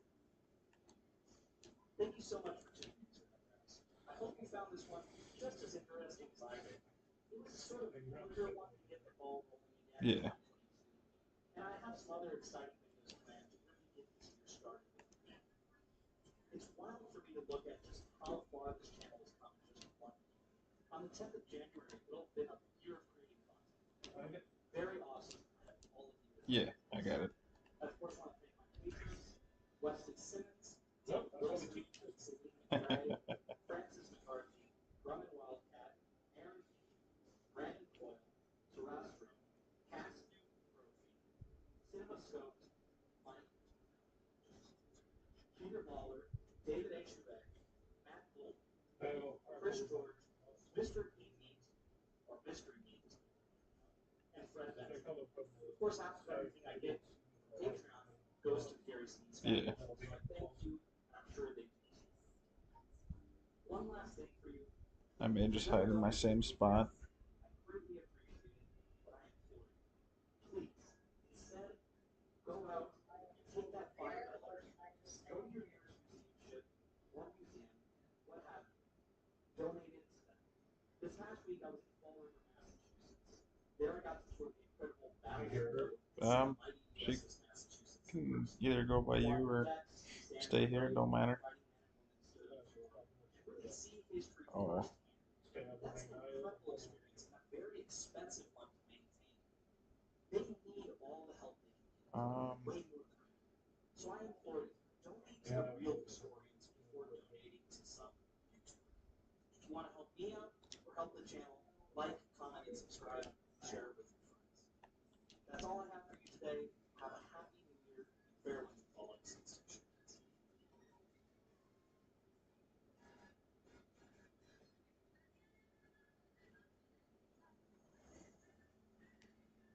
On the 31st of August, 1986, the passenger liner Admiral Nekimo slipped away from its berth in the glorious seas of Russia on the Black Sea. Her destination being Soviet Russia, but she would never make it. Yeah. Clouding with its head did not blow down its target decision. But oddly enough for this ill-fated ship, the crew would have been the first on Pacific. But it would be the last and the worst maritime disaster. The SS Admiral Nekimo actually began her life in 1925 in the Weimar Republic as the SS Berlin. Built by the Bremer Vulcan Company in Biggestedt, Germany, she was launched 24 March 1925 and commissioned 17 September 1925. The large passenger liner was 572 feet or 174 meters long and 69 feet or 21.02 meters in depth. The vessel was 15,286 refurbished tons and could carry 1,101 passengers and 313 crew. Powered by two powerful four-cylinder triple expansion steam engines, she generated an impressive 12,000 horsepower under her twin screws, pushing her along at a healthy 16 knots. The vessel would operate the Bremen to New York Atlantic crossing, ferrying passengers from the Weimar Republic to New York and back, having a prosperous and uneventful service life. She assisted in rescuing passengers from the ill-fated SS Veterans when she sank near Hampton Roads, Virginia, in November 1928. Yeah, I thought the story for can't see it now. the ship ran this route even after Adolf Hitler took power and the Weimar Republic became Nazi Germany. But a few years later, the Nazi Party would have a different plan for passengers. In 1933, the Deutsches Arbeitsfront, or German Labor Front, started a state-run socialist program called Kraft der Freude, or Strength through Joy. This program was meant to bolster morale of the working class by making unaffordable luxuries more cheaply available to the workers. Things like trips on passenger liners. Yeah, you can. The SS Berlin would be acquisitioned by the government for the program in 1938. She would be used for this purpose only 2 times before the winds of war would see her repurposed once again by the German Kriegsmarine in July 16th of 1939. The Berlin would be outfitted as a hospital ship, receiving the designation Lazarettschiff A. She finished her retrofit on 23 August, just in time for the German invasion of Poland in September, and the outbreak of World War II. The vessel would spend the majority of the war in relative safety of Norwegian waters, which is lucky. The conflict was extremely costly for the Kriegsmarine, losing many vessels over the length of the conflict. But by January 1945, she had come through mostly unscathed. By this time, the Wehrmacht was on the back foot, as the Soviet army was pushing them back day by day on their march to Berlin.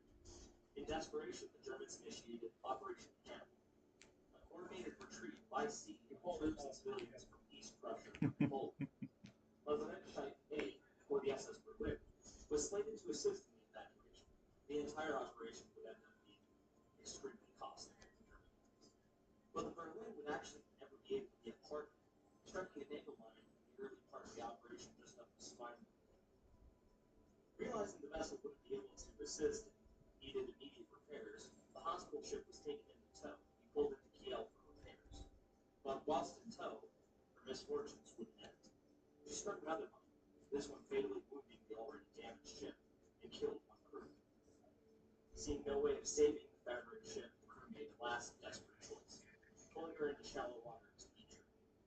The ship touched bottom and remained there. All her useful equipment was stripped off her by the 5th of February, and she was abandoned by the Kriegsmarine as they fled in terror from the impending Soviet tide. It's interesting to note that the German word for hospital is lazaret, which is derived from the name Lazarus. Saint Lazarus being a man whom Jesus Christ resurrected from death 4 days after his passing, according to the book of John. Like Lazarus of Bethany, the SS Berlin too would be brought back from death, though not in 4 days, but 4 years. In 1945, There they the are. Soviets would lay claim to the sunken passenger, catching up and rising from the shallow water grid. The vessel would be refitted and repaired. Refit increasing her weight to 17,053 tons. She would be renamed the SS. That's fine. We'll just row over there. In the mid-19th century, who led Russian naval and ground forces during the siege of Sebastopol during Crimea. The Admiral Nakhimov would enter service with the Black Sea Steamship Company in 1957, her route being the regular Black Sea coastal service between Odessa and Batum, with stops in Yalta, the Lunar Sea, Sebastopol, Batum, and Sochi. She served this route fairly faithfully, doing so for decades. At one point, however, she was requisitioned to transport troops to Cuba in 1962 for the Cuban Missile Crisis. But by 1986, the aged passenger liner Yeah. was over 6 decades old. Passengers often commented on the safety and claimed that despite her lavish and well-maintained exterior, her interior was showing its age. The ship boasted a cinema, bars, a pool, and a restaurant. But rumors were spreading that this would be her final season in operation. Her age was catching up to her. Though whether that was true or not would never be confirmed. On the 31st of August 1986, the They SS kept going. Looks like. would leave its lines of Rough, outbound for its next stop, Sochi. I don't know what they're doing. Aboard with 346 crew, and 88 passengers. People from all over Eastern Europe, mainly Ukraine, Russia, the Baltics, and Central Asia. The captain aboard was likely marked on the 56, a veteran captain of the Black Sea. Also on the bridge as well was the second, Alexander Probably in the pier outbound for East Bay. consulted with the local Dutch traffic service to see if they would encounter any vessels on their outbound trip. They would encounter only one, a bulk freighter called the Pilgrim Rossi. The 602-foot long, 18,000-ton bulk carrier was transporting Canadian loads of barley. It was being captured by a Victor Project Age 40. As for the rules of the road, the Atlantic were a bit ridiculous, as the freighter was inbound, emerging from the starboard side of the tent. Captain Markov contacted the Pilgrim Rossi to take passengers. Which captains general Damn. don't worry, we'll pass clear. We will take care of it. Seemingly taking up responsibility for the difficulties. Satisfied with the response, Captain Markov retired his captain and his co-governor. One of the passengers hard way the rest of the sea around him. That fight would be in the sun. Eventually, fire I love you. Yeah, I still see him.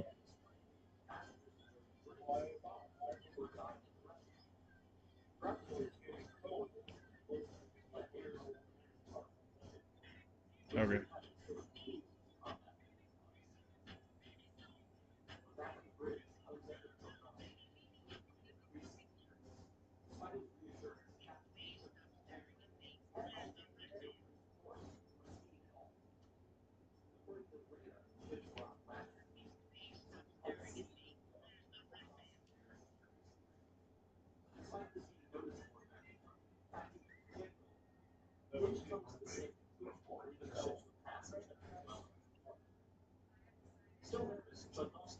Try sitting in the rowboat.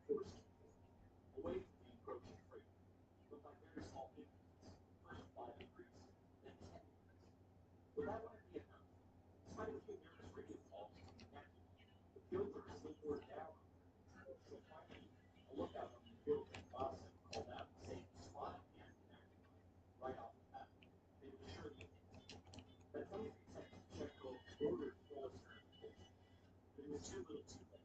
At 23:12, Pilgrim Boston slammed down the starboard side of the SS Atlantic, going just around 5 knots. I don't think so. The collision, despite being at relatively low speed, was devastating. The bow of the 18,000-ton freighter dashed a massive 900-square-foot hole in the side of the passenger, much of it below the water. The entire ship shut, shocking passengers and crew alike. Water rushed into the engineering spaces of the platform, snuffing out their fires, killing the ship's engines and turning off the generators. The ship was plunged into darkness. Hundreds attending the cinema camped, scrambling over each other to escape the darkened theater. Others throughout the ship were plunged into darkness, wanting to feel the ship begin to list to start. A brave engineer rushed into the emergency generator to try and restore power. The lights flipped back on for only 2 minutes before water reached the generator, drowning it and the engineer. The ship was dark once more. Panicked passengers fled the ship, leaping into the sea as the crew did what little they could to launch lifeboats. Scant few being able to launch before the list became too great. Passengers leapt from open windows into the sea until the ship was nearly on her side. A bartender described the remember sliding down the starboard side of the ship into the Black Sea.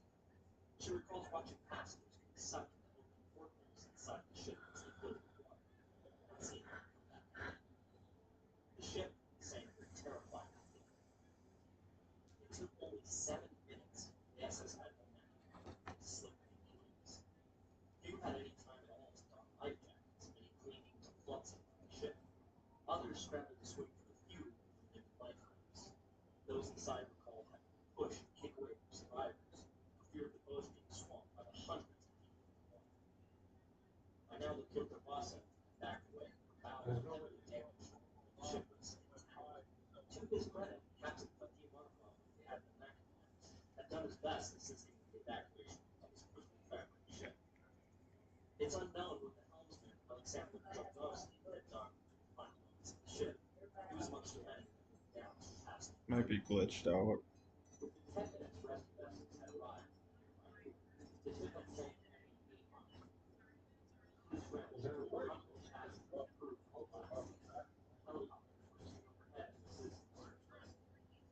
Sadly, despite the quick response of the clearing tanks, all 64 crew and 359 passengers. 423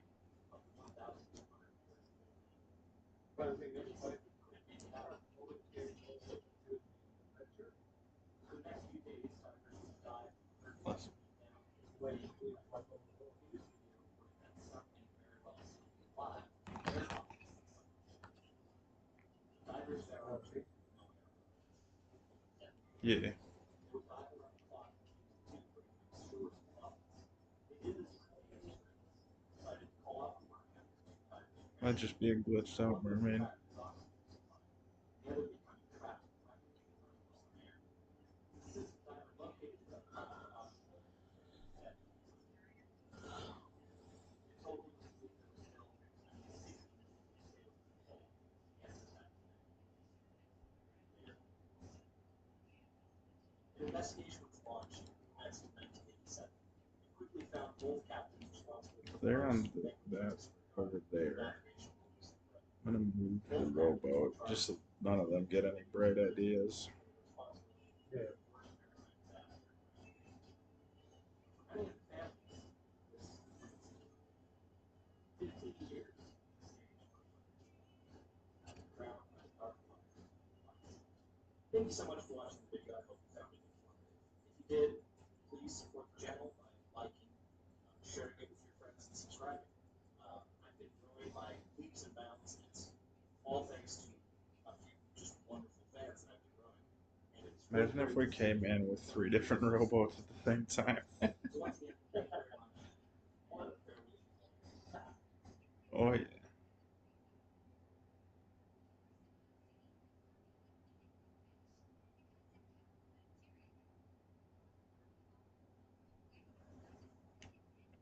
Have to go up. What part of the island right now? I'm tempted to go like on the other side of the main island.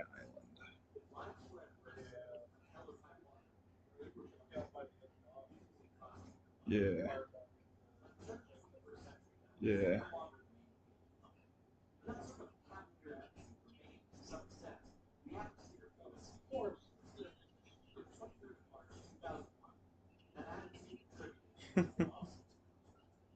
There's another mermaid here too.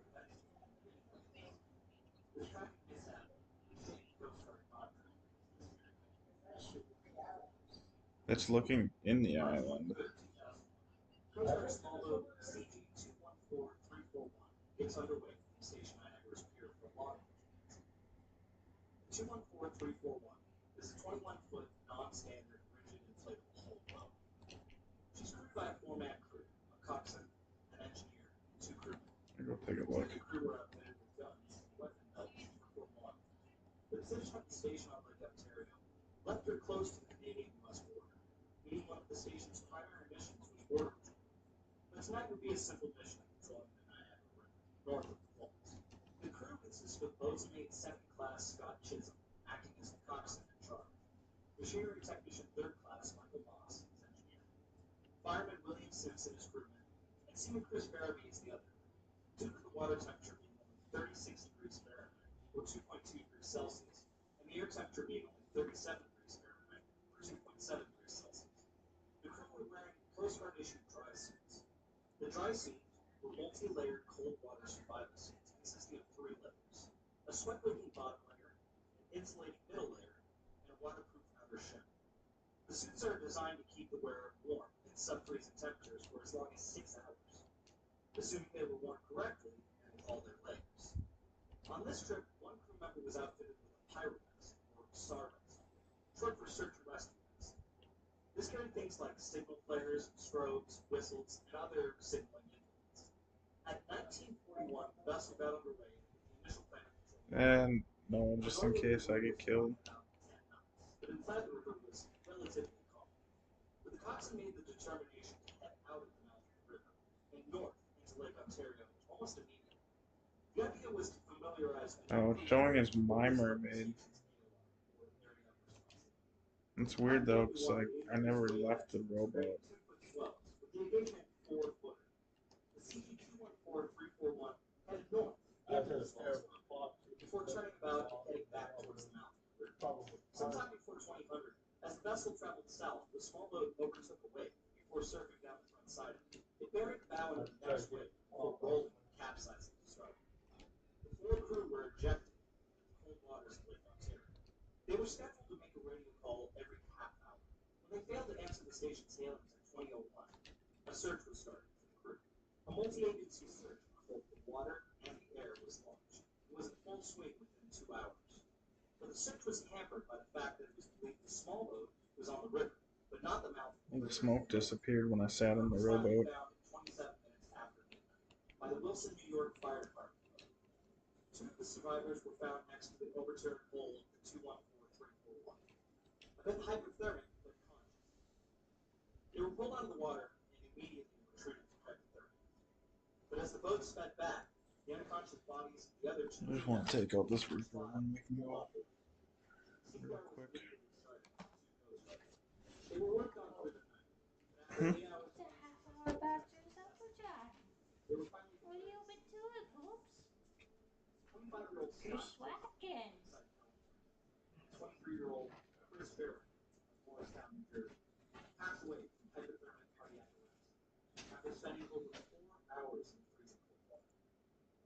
Scott left a wife and 2 children, and Chris left behind a wife and a newborn baby. The subsequent investigation showed a laundry list of issues that led to the mishap, any one of which, if detected beforehand, could have likely prevented or mitigated the mishap. First and foremost being the decision to leave the relatively sheltered river and enter the choppy lake despite the limitations of the non-standing small boat. The coxswain should have known the capabilities of the CG-214341 and avoided the heavy swells. Next was the failure to stick with the float plan set out before he went away. Had they been in the area specified, they likely would have been found much faster. Then there's the issue of equipment. It was discovered that members were not wearing or possibly not even issued all 3 layers of the dry suit system. Others had leaks in their suits, causing them to fail as they filled with cold water, greatly reducing the crew's survival time for water. Only one coastie was wearing a pyro vest, and the Mark 79 signal kit on the vest was so rusted and poorly maintained that it was found to be completely inoperable, and thus worthless for signaling for help. Had they all had pyro vests with functioning pyro, they would have likely been found much sooner. Finally, the actions of the 2 crewmen found separated were brought into question. Instead of staying near the overturned hull, it's believed they attempted to swim for a nearby buoy. The benefit of sticking with the boat is the increased likelihood of being spotted, the conservation of energy and heat, and the reduced risk of being taken by currents. It's distinctly possible that they had holes in their suits or were trying to use the buoy to egress the water. In doing so, they only hastened their own demise. As the investigation into the mishap concluded in February of 2002, massive changes to that massively changing Coast Guard. On top of the monumental changes the USCG was already going through due to 9/11, these were forced through to help both forces. An increase in funding for all stations R&S or Rescue and Survival Departments budgets was pushed through. This was the department at the station responsible for purchasing and maintaining things like dry suits, pyro vests, life buoys, and so on. Mandatory float plans were expected to be completed and signed by the coxswain before every sort. Every member, no matter how new, was run through the R&S equipment before being that way, meaning every piece in the SAR pyro vest. They were shown where annual wet drills would be performed, meaning everyone was required to enter the water and perform a survival check, as well as test their equipment while in the water. A mandatory list of required equipment was established, and curriculum and training for chief safety was created, as well as requirements for its wearing to protect the wet. Mandatory maintenance for pyro, as well as a system and included logs for documentation and maintenance was created, as well as improved documentation for systems standardizing non-standard vessels, and many, many more things. Several changes came out of this, as well as many other mishaps in the Coast Guard's long history, leading to a safer, more efficient Coast Guard. Sadly for the 2 young coasties, these changes, like many before and after, were written in the blood of the fallen. The Coast Guard is a small branch. Station Niagara only has 16 people stationed. The ripples of those lost were felt across the entire branch, and are still felt to this very day. We mourn their sacrifice, bid them farewell as always. Your mom reply to you? Your mom reply to you? She said she hasn't gotten a chance to talk to One of these days, you just have to let it last. There's no suspense in this reading. What's up? It's all just happens. I don't know if they roll there.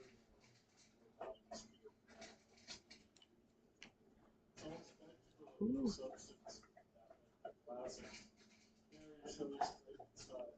Yeah, I got struck by lightning on the boat. Luckily, the thing didn't go off.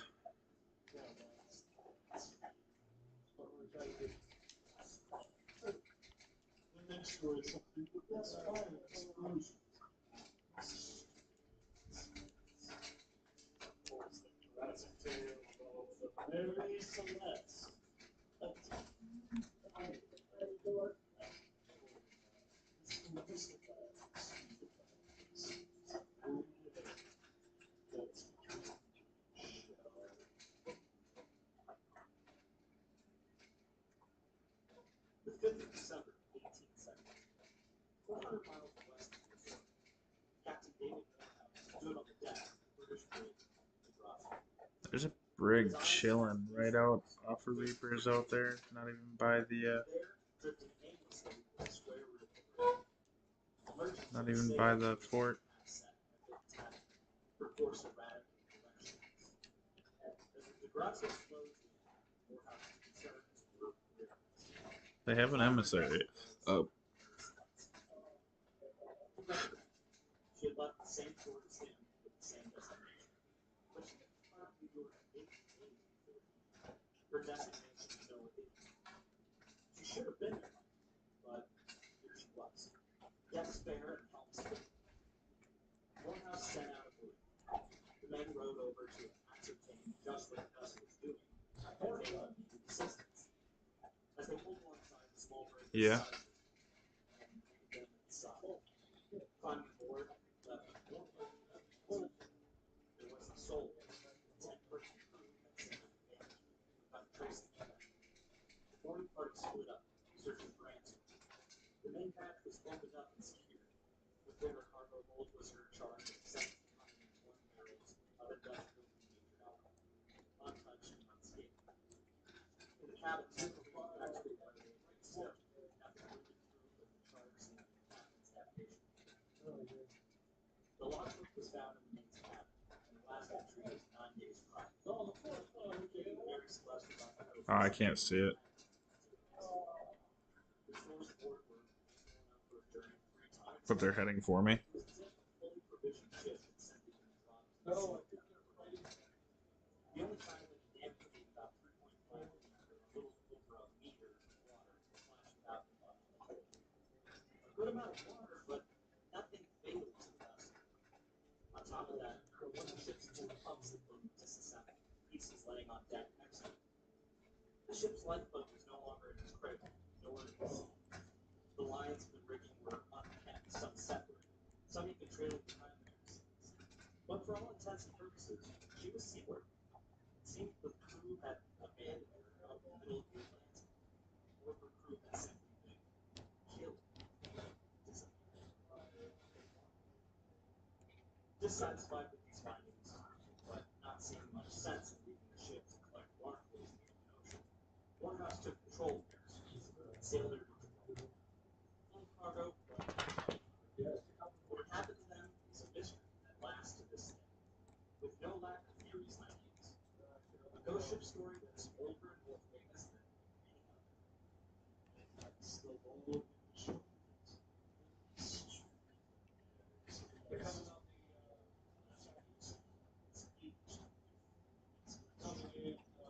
So, Yeah, that's about it. That's what happened. what?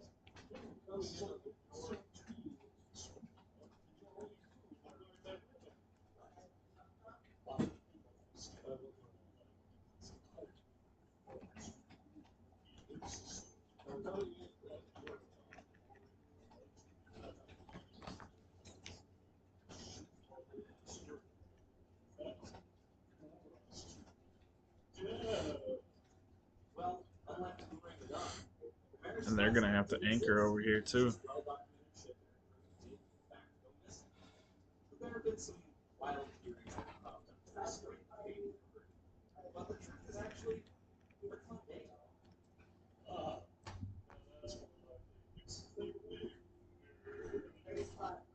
Oh, I see them. Was actually over a decade old.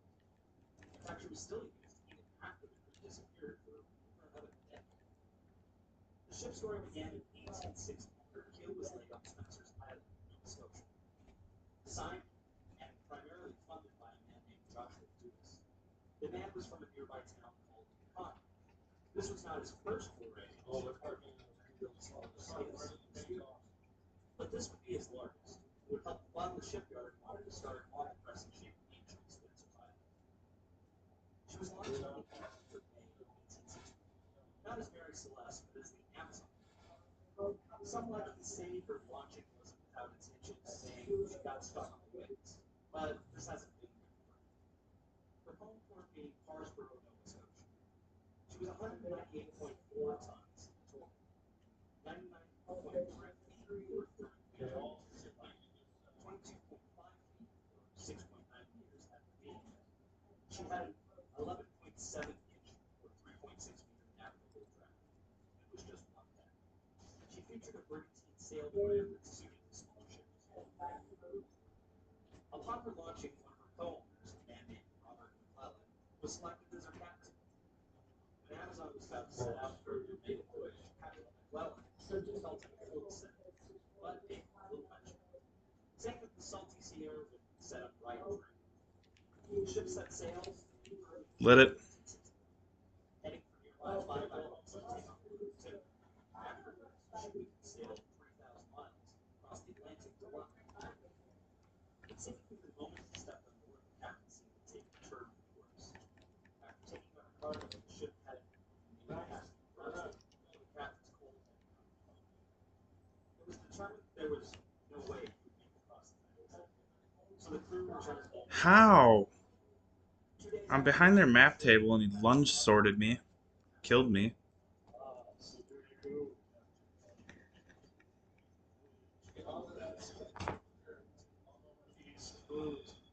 They didn't even have any water and I had the rowboat go off right fucking next to it. Two of them are dead. One came back. Amazon, but the string of misfortune wasn't yet done. Off the coast of Maine, she ran into some fishing trips. Even worse, after months at sea, she arrived in the English Channel and accidentally ran sink into the spring. But after this disaster, Yeah, I'm back. the ship began a rather mundane life as a merchant ship. She conducted most of her trade in the West Indies with occasional runs across the Atlantic. Nothing of great note occurring for 2 years. Captain Parker departed and was replaced by Captain William Thompson, who continued to operate the vessel without noteworthy occurrences until October of 1867. An accident that recently caught the Amazon as she was If you returning come to around the this side, Thompson battled to get the small frigate, we should be able to just nail them. but the violent seas would bat around the ship like a quarter mast. Basically, surmised the entire ship. Yeah, this way will work too. To go with Grant. So he ran the ship around on Cape Breton Island, Nova Scotia. The Amazon was so heavily battered that that'd be deep for Breton. Yeah, there they are. It was less than a month when someone acquired the right as a dairy. For a few months, it changed hands until it was purchased in November of 1868 by a man named Richard who cleaned up the wreck and made it seaworthy. I was gonna cannon them. Well, you guys go over. As we know, This works too. poor consequences if not done correctly. That increases change the ship Possibly. Definitely.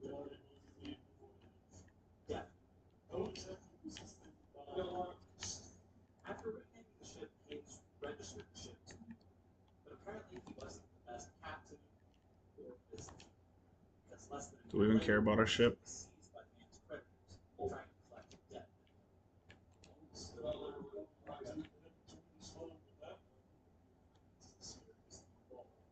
It's me. The ship was then sold off to a consortium owned by a man by the name of James H. Winchester in October of 1869. But either no logs were kept or never been found on the ship during this time. In 1872, do know that she started an extensive refit. In this refit, the ship was put up and enlarged substantially. Their length was increased to 130 feet her length became 25.7 feet, or 7.8 meters, and her draft dropped down to 16 meters. She now also had Yeah, they're back. instead of just one. In total, her tonnage went from 198 tons to 282 tons. After the refit, a new captain was selected. One of the joint shareholders of the ship. Got him. The 37-year-old from Wareham, Massachusetts, was a seasoned sea captain by this time. He married Sarah Elizabeth Cobb of Plymouth, Massachusetts. His cousin. Yeah, no comment.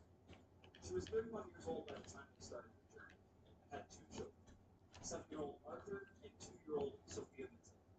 Briggs began gathering the Shit. ship underway after the race. One's on top. Richardson was married to James Winchester's niece and also sailed with Captain Briggs, so he was selected as the first mate. The second mate was a 25-year-old man from New York. You kill him? Based upon personal recommendations from Mr. Winchester, Edward William Head was brought on as the ship's steering, then foreseeable. Brothers Volker, Osborne, Aaron Martinez, and Gottlieb finally agreed to be buried his wife and their young daughter. Usually taking a young kid on a 4-hour plane ride is rough. It's all good. I'm going back right now. Briggs was attending school, and thus had to stay home with his grandmother. It would turn out to be a mercy for the 7-year-old, as he would be spared the fate of his mother, father, and sister. So in the early morning of the Their ship despawned. Mary Celeste departed Deerfield and made her way out to the harbor. This would be the last time any of the 10 people on board would see the light. Killed one. What happened next we don't know I- from log entries. One's left. About nearly a month later by the DeGrasse, which had left New York a week after the Mary Celeste. Now, the story doesn't end here. After finding the ship, Captain David When they keep their ship on land for too long, it'll despawn. to attempt to claim salvage rights. Under maritime law, one crew could claim a percentage of the value of the ship and cargo if they were to bring it back intact. Morehouse had to make no little effort to do so, seeing as he had to split his already small 8-man crew between two ships. But the seas were calm. 2 of them are dead. 600 nautical miles away on the 12th of December. It's all good. I'm coming back. But receiving the salvage rights wasn't a done deal. A court was adjourned to determine the amount of They were mad at that. Officer James Cochran would oversee it. Meanwhile, it was conducted by Attorney General Frederick Sully Flood. This man has been Where are they? unfavorably. One historian says about him as being a man whose arrogance and pomposity were inversely proportional to his IQ, and as the sort of man who, once he had made up his mind about something, couldn't utter it. It didn't take long before the Attorney General suspected that foul play was either on the part of the DeGrasse or by part of the crew of the Mary Celeste. They're running. He ordered an investigation of the Mary Celeste to try and determine who was to blame. The investigation located 2 matching cuts. They're up by you. Also, the captain's sword was found in the sheath of his cabin. Found stains on its blade, possibly blood. Also located were a few Other side. stains on the railings, again possibly blood, as well as a deep cut mark to a rim, perhaps by an axe. With this evidence, the Attorney General laid blame on either 2 things: the crew of the Mary Celeste getting into the alcohol war, despite it not being drinkable, and killing the crew before taking off the life, or the DeGrasse doing the same and claiming the ship for sale. He believed the logs on board to have been forged, and the ship to have been located further west than it was going. But further, more scientific research determined that the stains on the sword and the railings were not blood at all. A research from the U.S. Navy also determined the cuts on the bow to not have been deliberate, but normal wear from heavy waves acting on the bow of the ship. Killed them. Grudgingly, Solid Flood had to determine that no guilt was to be found due to a lack of I saw him go up in the I saw him go up in that crow's nest, and I full charged that thing and just shot it. Not today, big boy. Perhaps as a sign of support, he still believed them to be fully innocent of any wrongdoing, despite a distinct lack of evidence to show. Shortly after, the Mary Celeste arrived. I love them Disney sticks, man. But less than a year later, Winchester sold the ship off. perhaps for the best. The ship had already claimed 2 captains in its lifetime, and an entire crew, many of which were close personal friends of his. He sold the ship at a considerable loss to a consortium, perhaps for her reputation well known. She continued to sail mainly in the West Indies. She mainly operated at a loss for the company, generating paltry numbers for the business. In February of 1879, the ship pulled into the island of St. Helena to offload her captain, a man named Edgar Tutney. He had fallen ill on the voyage, seemingly out of nowhere. He died a short time later. The third of Mary Celeste's captains had died prematurely. The ship was sold again a year later, in February of 1880. The new owners were a group of Bostonians who operated Mary Celeste for a few more years, trying desperately to turn a profit from the now over 20-year-old ship, a not insignificant age for a wooden vessel at this time. There was also the added superstition surrounding this now well-known ship that had killed 3 of her captains. With declining revenue, a new captain took command in August of 1884, Gilman C. Pope. The man quickly determined that the ship had outlived her usefulness. But of course, simply selling her or scrapping her wouldn't do. Oh no, not enough money in that. So he conspired with a group of Bostonian shippers, taking on a cargo hold of worthless goods, then insuring them for $30,000, worth nearly $1 million at today's standard. On the 16th of December, he set out from Boston to Port-au-Prince in Haiti, with one goal in mind. On January 3rd, 1885, he was entering port through the main shipping channel. In the middle Wonder of if the they took channel it was and very hid it well documented rush of light. or sold it for a coin. Tearing out the bottom of Mary Celeste and damaging her irreparably.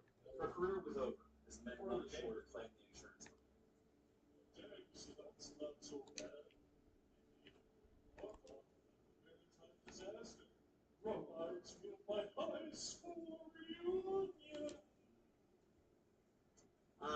They would have, had they not been very quickly found out and tried for insurance fraud. Harper was even almost tried for barratry, or what we call in the modern Coast Guard gross negligent operation, which is the intentional misoperation of your vessel that could or does result in the loss of life. Back in the day, that carried a death penalty. Well, not quite, but almost. The charges of barratry were deferred after the judge organized an arraignment, only ordering the insurers to repay what they had been paid from the fraudulent claims. Oh, no. Boy, Texas, I'll take the fun part. The crackpot theories. I mean, I already know this ghosts. It's clear they're ghosts. Let's use some juicy stuff. Does it have a collector's chest? So let's go over the theories and knock these things out. First and foremost, as with any ghost ship, the main crackpot theory being ghosts or aliens. As always, I'll not even be favoring this theory with a rebuttal. There's no evidence to say it wasn't, yet no evidence to say it was. So there you go. Think what you want. Next, and equally as insane, is the theory that it was some sort of sea monster, which seems like, well, I don't know where this idea comes from, but the theory says a sea monster just popped up, made a snack of the crew, then disappeared into the sea. The issues with that being that the crew was gone, as was the lifeboat and the captain's navigation tools. So I guess the sea monster was like, alright, I'm going to you and you and you. Ooh, I'll take this neat little boat and this sextant. Yeah, I don't think so. Yeah. The other idea being that the Dude, Kraken that Disney stick came in part of the handy. crew, then the remainder would, yikes, you see that? Let's escape in this even smaller boat. So, no, I think we can rule out sea monsters pretty definitely. Next is the old reliable, the pirates, that old battle axe. I swear, every ghost ship people blame pirates. I feel like my next anatomy of disaster needs to be on pirates to explain how they work. They aren't just the serial killers of the sea. If the ship is intact, and the cargo is still on board, you can probably bet it wasn't pirates. They don't just kill people for fun. They're there to make money. So with no blood found on the ship, none of the cargo missing, and all the personal effects of the crew on board, it's probably fair to say it wasn't pirates. Next, of course, is Frederick Sully Flood's theory of a mutiny. He believed that the members of the crew had gotten into the ship's cargo of alcohol and gone into a drunken rage before killing the officers of the ship. before taking nothing and fleeing There's into one life. more relic out there. This theory, of course, is just as crazy as the pirate thing. First of all, it's industrial alcohol. No one is drinking that, and if they are, they probably won't be fighting after. Secondly, there was no blood or signs of struggle found on board. Third, who slaughters a crew who takes control of a ship that just gets on a lifeboat and goes away? No, that's not it. Now, out of the realm of crack pottery and into reality. One pretty highly held theory is the belief that an explosion from alcohol vapors occurred in the hull of the ship, scaring the crew off the ship. This is tenuous, seeing as no damage or singeing occurred to the ship. But it was apparent that some of the alcohol in a few of the barrels had leaked out, amounting to something near 300 gallons. Also, small-scale tests have shown that an explosion like this could feasibly occur without leaving marks on the boat. But the main issue being that the main hatch cover was Yeah, I don't see properly any. secured open. I was looking under the boat. The crew had opened the hole. So they were either Okay, not it's still too right there. concerned about another explosion, or the hold was well ventilated at the time they departed. Oh, I got it. No lingering vapors were noted by the Degracia crew. There, of course, is the conspiracy that the Degracia crew had conspired to kill the Mary Celeste crew and taking the ship for salvage. But that would be rather impossible, seeing as the Mary Celeste had left a full week before the Degracia and was miles ahead of them. She would have had to stop for quite a bit of time for the Degracia to even catch up. So, Oh, you're what good. do I think? Well, I think the answer is pretty obvious and far less exciting. Mary Celeste got caught in some bad weather. One of their crew members went to the homepage. Also, the ship's sails were pretty rough. Two are still sailing the seas. The ship had pumps, but prior to this, she had just been refitted. On top of that, she had previously completed a voyage where her cargo was a load of coal. A refit is bound to leave dust and particles, if not cleaning problems. On top of that, coal could be quite messy too. Once Mary Celeste started taking on water, they would utilize the ship's pumps before one of them becomes jammed. Note why one of the pumps was partially disassembled. Worried now, the captain thinks his ship might be safe. He's got his wife and infant daughter on board. But as stated in the log, they were right off Santa Maria Island. Briggs could probably even see it. He's a choice to make. Stay and fight to keep the struggling Mary Celeste from foundering, or hop in the lifeboat and make for the safe shores of the Azores. I'm just So he gathers his navigation trying to gear, turn the loads ship. into the lifeboat with his men and his family, Can you roll up that and front heads out sail? to the relative safety of shore, never to be seen again. Briggs was a seasoned sea captain with years of sea time and experience. But if that was enough to avoid making mistakes, well, I wouldn't have a YouTube channel talking about maritime disasters. Humans make mistakes. With his family on board, he was under quite a bit of pressure. All the evidence points to it, but it seems 150 years is more than enough time for facts to get muddled and insane theories to crop up. But there you are, the true story of the Mary There's a Celeste. sloop over there at the fort.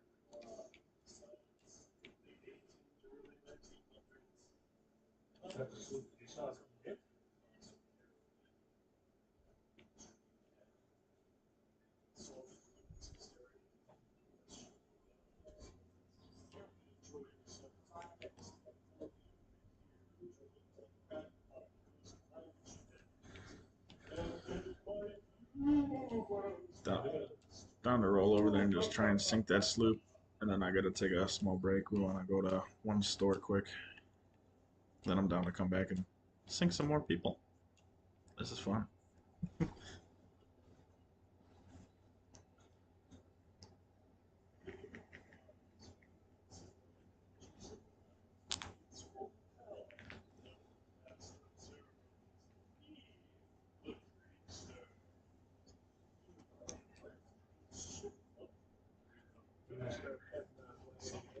Yeah.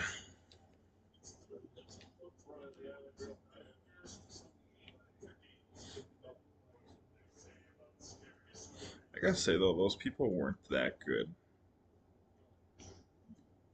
Even for me, who kind of sucks at PvP, I held my own.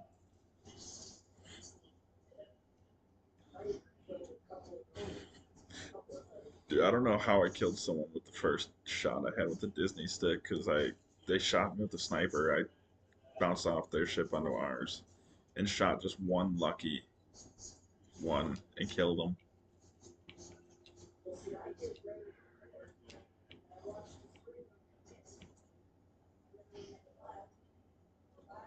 Wait a second.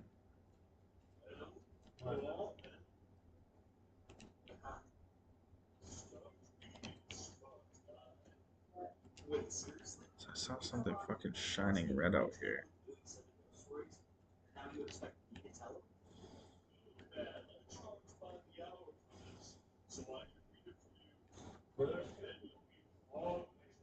Oh, it was just it was just barrels. I only saw the gem. Alright. I thought maybe someone swam something out and just dropped it or some shit. February 5th, 19. The streets. It was just barrels. I didn't see the birds. I only saw the red gem.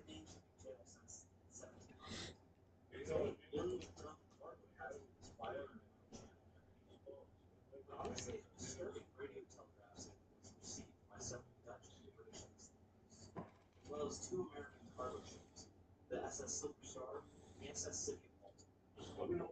The message was a distress call from the Dutch freighter, the SS Hi, puppy. Their boat was creating randomness. Not long. The store is literally not even 5 minutes from our apartment. It's just it's a Western store and they got a sale going on. It's buy one get one free all weekend.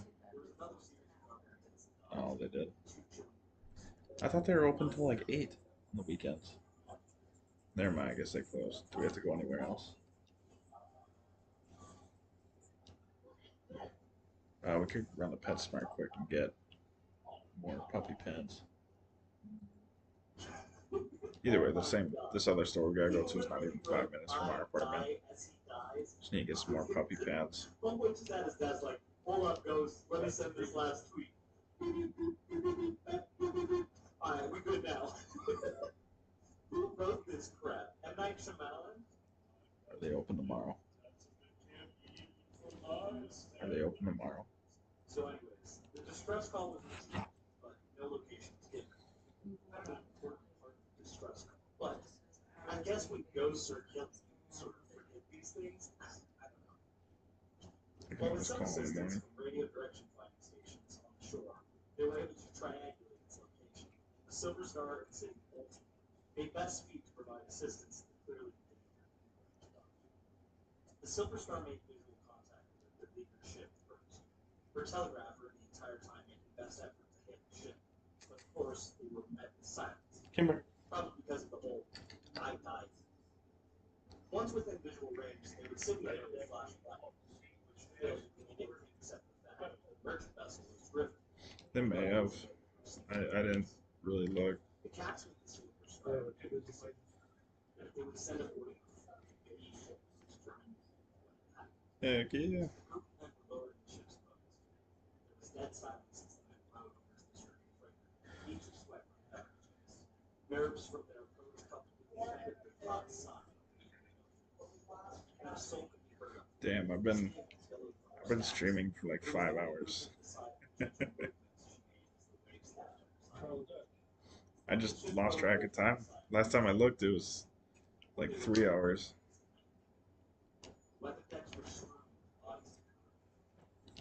They're Athena. They're only Athena one.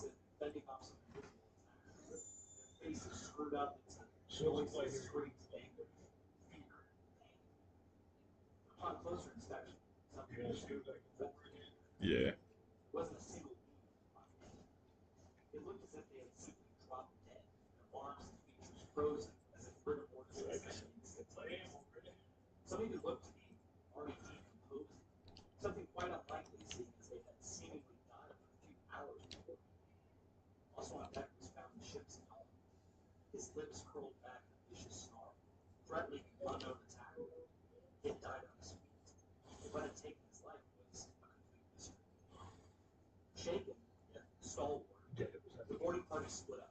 The Silver Star's engineer and a few men went down into the engine room to see if the ship was still operational. But a few other men went into the superstructure to check the bridge in search for survivors. The engineers reached the engine room and found her boilers still alive and producing steam. But something disturbed them.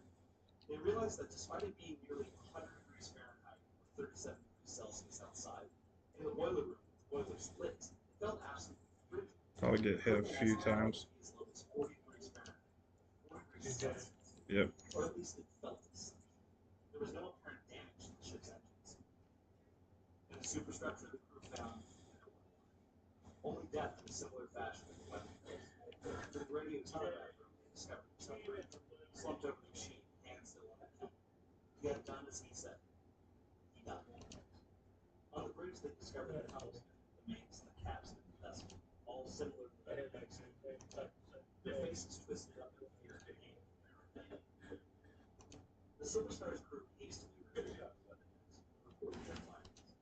They reported back what they had found was the captain of the ship, eager to be off the ship and heading it as far away as possible. The captain wasn't satisfied. He wanted to tow the boomerang man back to port so that the authorities could move on with the full investigation. The crew began to get ready to tow the merchant vessel, taking out her towing. The towing hawser was ready to line and was shot over the boomerang man. The men hastily pulled the line over and made off to the ship. But as the men prepared to disembark, smoke began to billow. Close. A fire had started, or an unseen one had started to burn out of control. The men panicked. It was uncertain what cargo the ship would carry. None of them wanted to stay to find out. The small boat pulled away as the line on the Silver Star was severed. No sooner had the towing hawser cleared the gun, but a boomerang medallion exploded spectacularly. The entire vessel lifting out of the sea before slamming back down with a terrific splash. Nearly capsizing the ship's boat as the men rode furiously for their lives. The boomerang began quickly settled and sank rapidly. In a matter of minutes, the ship was rebuilt, the bodies of the crew literally burned to crisp. All evidence of their demise lost. The truth of what had happened. Why no one? In its place was a mystery that would last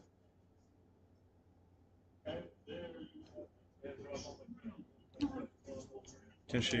Is she repairing? I'm going over to.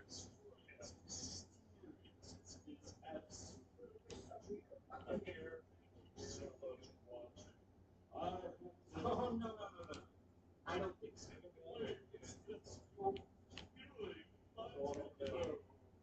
Oh, no. You got me to write this silly ghost story.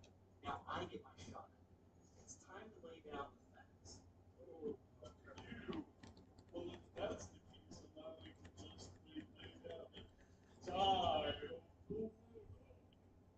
So this is the part of the video where most YouTubers will give you a wishy-washy, non-committal answer of, was it real? Was it fake? Oh, good side.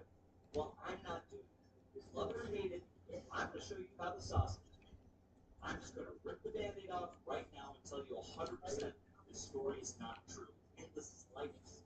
So let's go over it. First off, I told you this happened in February. But that's just One's up top. He killed me. no one can seem to agree. Many publications have stated saying that's the date. Prior to that, it was written to June of 1947, or other dates in 1947. The most damning is the fact that the first article written about the ship's demise was in the UK in 1940, where the article, which was apparently sourced from the Associated Press, said the vessel had in fact found its end in 1939, nearly a decade before. The ship went down in Straits and Lock. A fitting place, surely. Plenty of vessel traffic flows through there. But that's just one location out of a myriad of places mentioned, both in the Indian Ocean and South Pacific. One source even states they didn't even know where the ship sank because it was told by a man that said he fled the ship before it sank. Damn, we good? Anywhere between Chile and China. Other locations include the Marshall Islands, the Solomon Islands, and Fiji. Now the sources, or should I say, distinct lack thereof. The first article written was sourced from the Associated Press, their source being a man from Trieste, Italy. This man had apparently overheard or directly spoken to a member of an unnamed rescue ship, an American torpedo boat in the Solomon Islands. But this is either a second-hand or third-hand account, we aren't sure. Later accounts sourced directly Going to from find the something. rescue ship, but fail to mention the ship's name. They state this time it was in the Marshall Islands. Done playing with this The shit. following year, we again received a source from Trieste, Italy, but this time the source heard from a missionary that had spoken to a survivor of the event. Apparently, there was a fire aboard the ship, and the man had fled in a lifeboat. I need a keg. after the ship exploded. He died shortly after telling the story. Finally, in 1952, the conjure up that it was in fact Silver Star that was the rescue ship and the source. The city of Baltimore was added to the mix in 1985 for some unknown reason. Now we come to the big clincher, the official reports for, again, the major lackers. How is it that with all these listening posts, with 2 rescue ships, not a single logbook exists documenting this incident? Logbooks, the things that have existed on ships, almost as long as ships themselves have existed. Am I to believe that mysterious ships full of dead sailors and spontaneously combusting cargo Not yet. aren't noteworthy enough for any of the listening posts or the ships performing the rescue? Now, mind you, at the time of this rescue, the Silver Star didn't exist, but we'll get into that in a moment. One article supporters of the myth seem to cling to is an official Coast Guard report on the incident written in 1952. Apparently, this isn't an official Coast Guard report. This was written in the publication called Proceedings of the Merchant Marine Council. This is a publication written by the Coast Guard annually to the Merchant Marines. It's full of useful changes in navigation and proceedings. There's one still on their ship.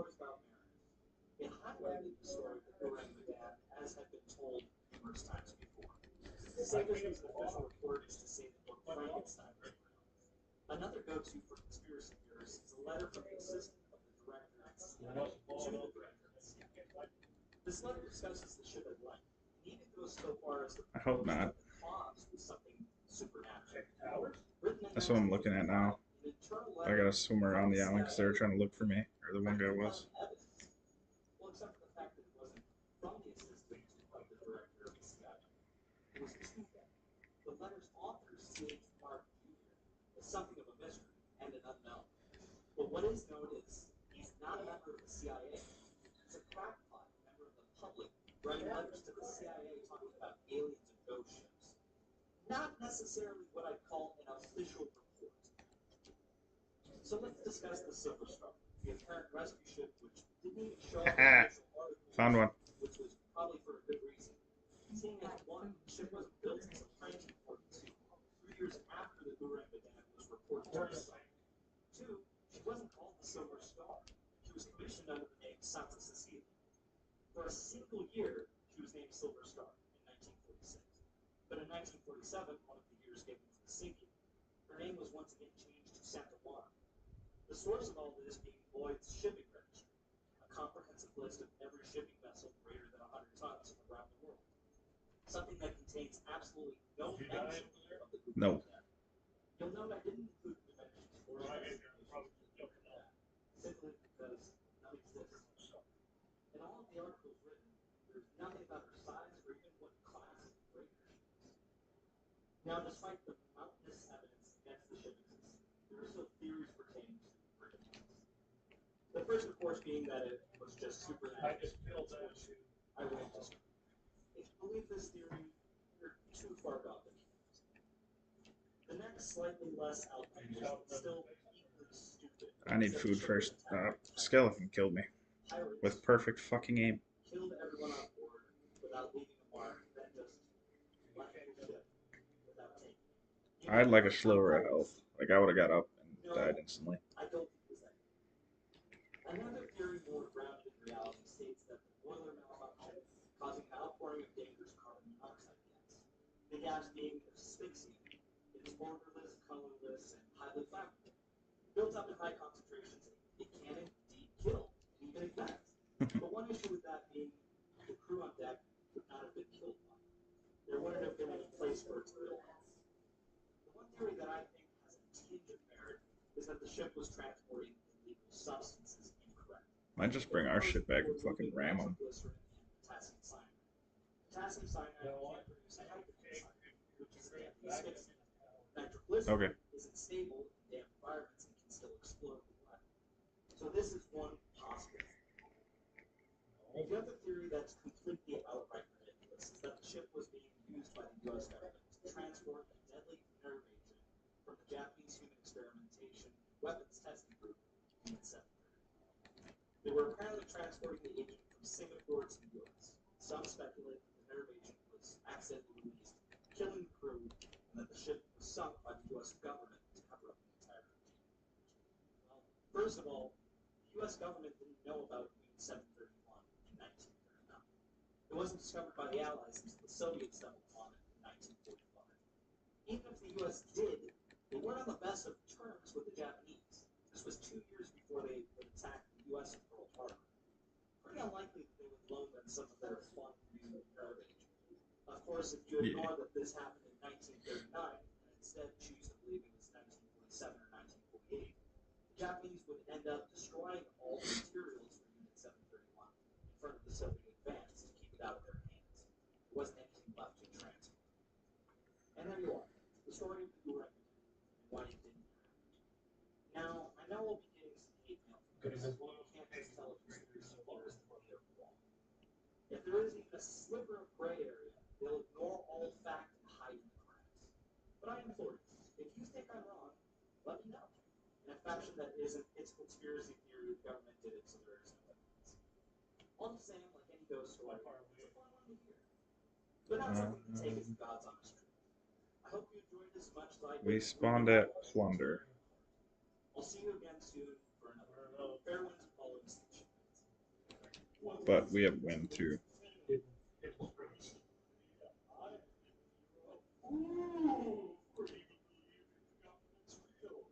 That's what they want you to think.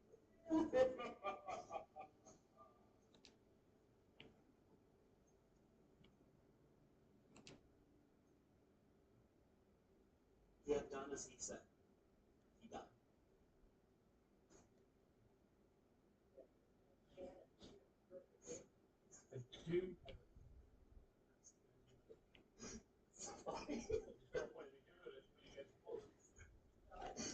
Because of the telegraph, he said, I died.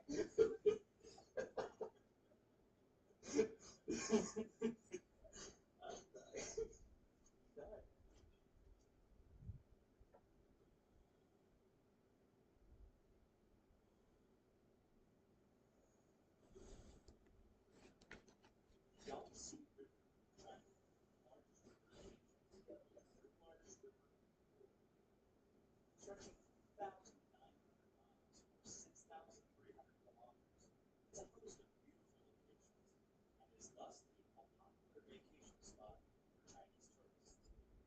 That was the purpose of the motor vessel called Fantasy or Eastern Star. We're just passing Reapers.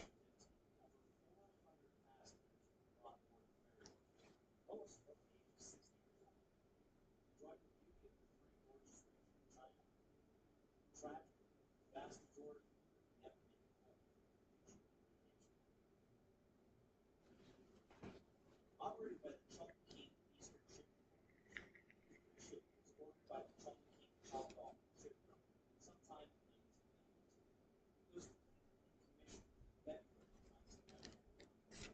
She was 3,900 tons, 251 feet or 76 meters in height, and 36 feet or 11 meters at the beam. She cruised at usually 6 knots while it was at virtually 30. She could host 534 passengers between 5.6. The vessel ran the Nanjing to Chongqing route, starting in Nanjing or Nanking, the capital of Jiangsu province in eastern China, and ending in Chongqing, Anexi in southwest China. The trip passed through the scenic route. This was labeled a Kentucky A scenic area by the Chinese National Geographic. Known for its breathtaking views, and also known for its sudden, often severe, subtropical monsoon. On the 1st of June 2013, several I got something for them. Nah, I just remembered I have a fucking peace ball in my inventory.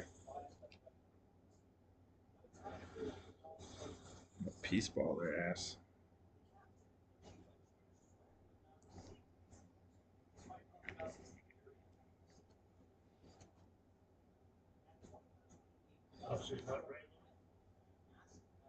I'll get up close and personal. Cause I got a weary wall too.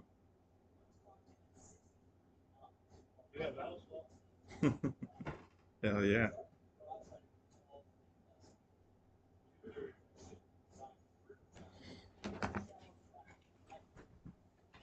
When they start firing, if you can weary ball them and then ballast ball them, and I'll hit them with cannonballs. I'm just gonna pull up and fucking anchor.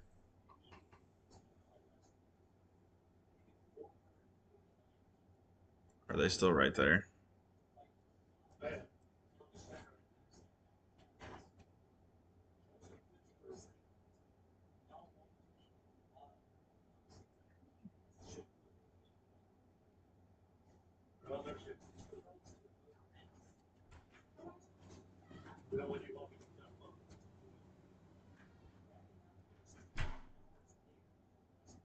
Um,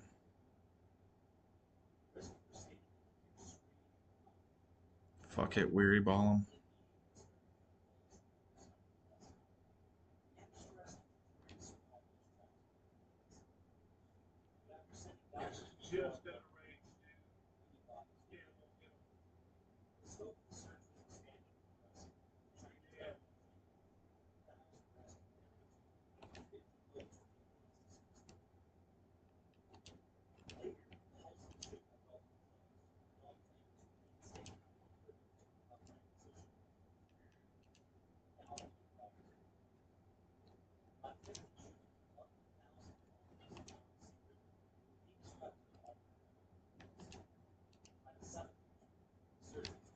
Fuck, we need anchor up.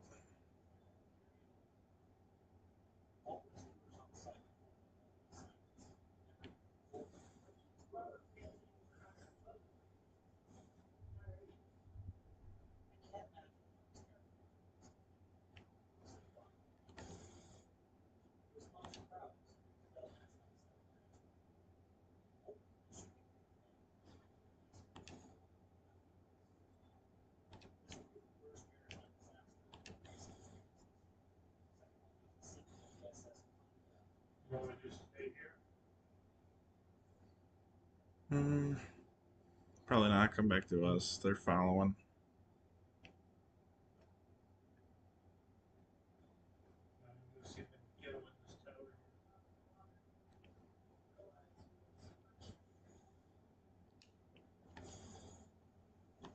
On the 20th of December 1987, the top of the strait near the island of Maryland, one vessel docking pods was en route to the city of Manila with more than a full month of passengers, many of which were heading home to see their families for the holidays.